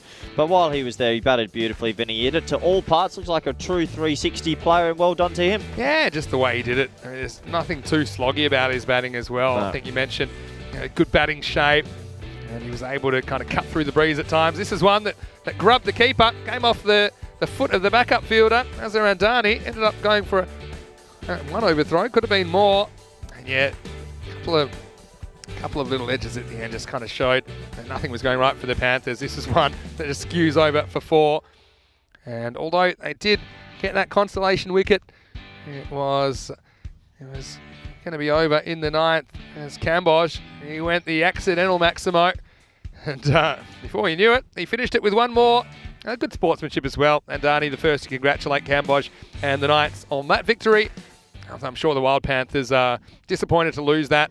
They'll know that they did still get some points this afternoon based on that huge score in match 27. Let's have a look at what's coming up tomorrow, starting with Punjab CC, who returned to the stage against the Coimbra Knights. So look, anything can happen in that game. And Punjab CC themselves were pretty inconsistent on Saturday afternoon, but they do look like they have a good T10 outfit. And then in the afternoon, it's the hosts Werash versus the Wild Panthers. And we'll see what sort of Wild Panthers outfit we have hitting the park in matches 31-32. All games are exciting, potentially exciting here in Group B. So join us tomorrow from 7:30am GMT, which is 9:30 in Central Europe, and 1 p.m. in India for another day of T10 action. Let's have a look at the scorecard, and it's dominated by Kuldeep Golia at the top of the order, 64 off 27. Nice support job from Cambodge, 26 off 11. He was the finisher. Not too many extras, and in the end, they get there with 7 balls to spare. Yeah, absolutely. They got there with 7 balls to spare. It was good work from those two. They saw the team off, and yeah, I really like Cam Dodge. I'd be moving him up to 3 or 2 if I was a Coimbra Knights captain. We have a quick look at the bowling figures. Well, they tried their best. Good figures right at the bottom from New Pain, only going for 7 and picking up 1 wicket. Yeah, he could never get another over, could he? That's the thing, because they never got to a 10th. So this is why you don't use your 5th bowler too late. Get them all out early, then you have more options late. Yeah, you see that Mitchell Patel went for 24. Bardwaj 25 to pick up a wicket though.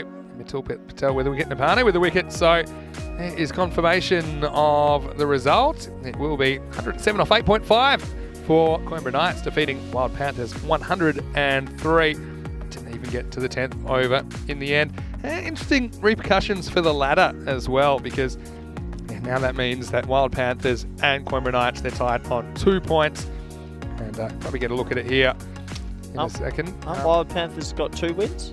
Oh, the Wild Panthers, yeah, they're 2 and 2. Well, stay with me, Vinny. I know it's been a long Monday. That's true. They picked up 2 each today is what I meant.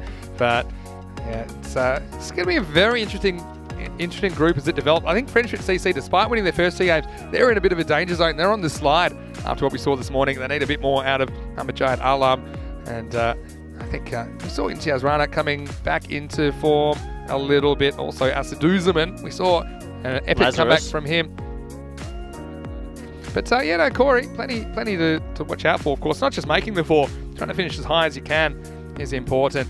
So that you get a slightly easier quarterfinal. And if you finish top 2, you'll be the top seed, which is pretty pretty important if it comes down to if the weather's a factor. Is there any double chance, Vinny? Because we've got the top 2 from Group A as well, or is there not a double chance? Yeah, so it's not a double chance as such. We go into quarterfinal Friday, so essentially it's a knockout game. So that's why I think the position still is important, because you want to make yourself play a bit of an easier quarterfinal. Is it like an 8-team knockout? Yeah, so it's one of Group A versus 4 of Group B. I mean, I know you know this because I know you've done heaps of series, so you know everyone knows that that's how these 2-week series work. Who finished 4th and 3rd then in Group A? So Group A went Marlow, finished top, then Gawker 11th, then Brothers 3rd, and Indian Royals 4th.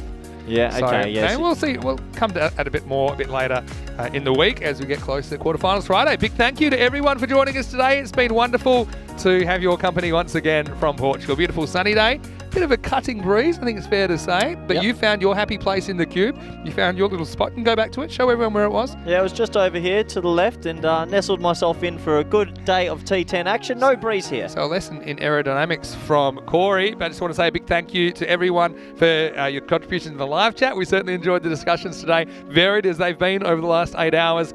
Thanks to the umpires, the officials, to all the Blue crew, to our crew at Spring Productions as well for their expertise, and particularly Chris Tapps, who even had time to jump in to the live chat as a lurker today, but also to Kirill and to Karina for their help from Spring Productions. They do a great job. Thanks to Conrad Greenshields. I can actually pull him in here. Look, here he is. Conrad's lurking. Speaking of lurkers, there he is. And thanks for your contributions in the commentary. And look, most of all, thanks to all of our viewers. We couldn't do it without you. We've got the best viewers in world cricket, and I don't mind saying that to their faces. So, Corey, we're going to go back. We're going to get somewhere warm, and we'll keep you warm for the night. And we're going to unfreeze you tomorrow, and we'll be ready for another day of T10 action. Yeah, I'll see you in the morning, Vinny. Yeah, so it's about a few words when it gets to knock off a clock. Hopefully you have a great night as well. Go to our website, europeancricket.com. Check out the fixtures for tomorrow and all the stats from the series. Go to us on social media. Subscribe and like the video if you can. Corey's ready to go home. I'm ready as well. From everyone at the European Cricket Network and European Cricket family, we're going to leave you with a few highlights of the day. Until tomorrow, hasta mañana. See you tomorrow for more FanCode European Cricket Series. Good night.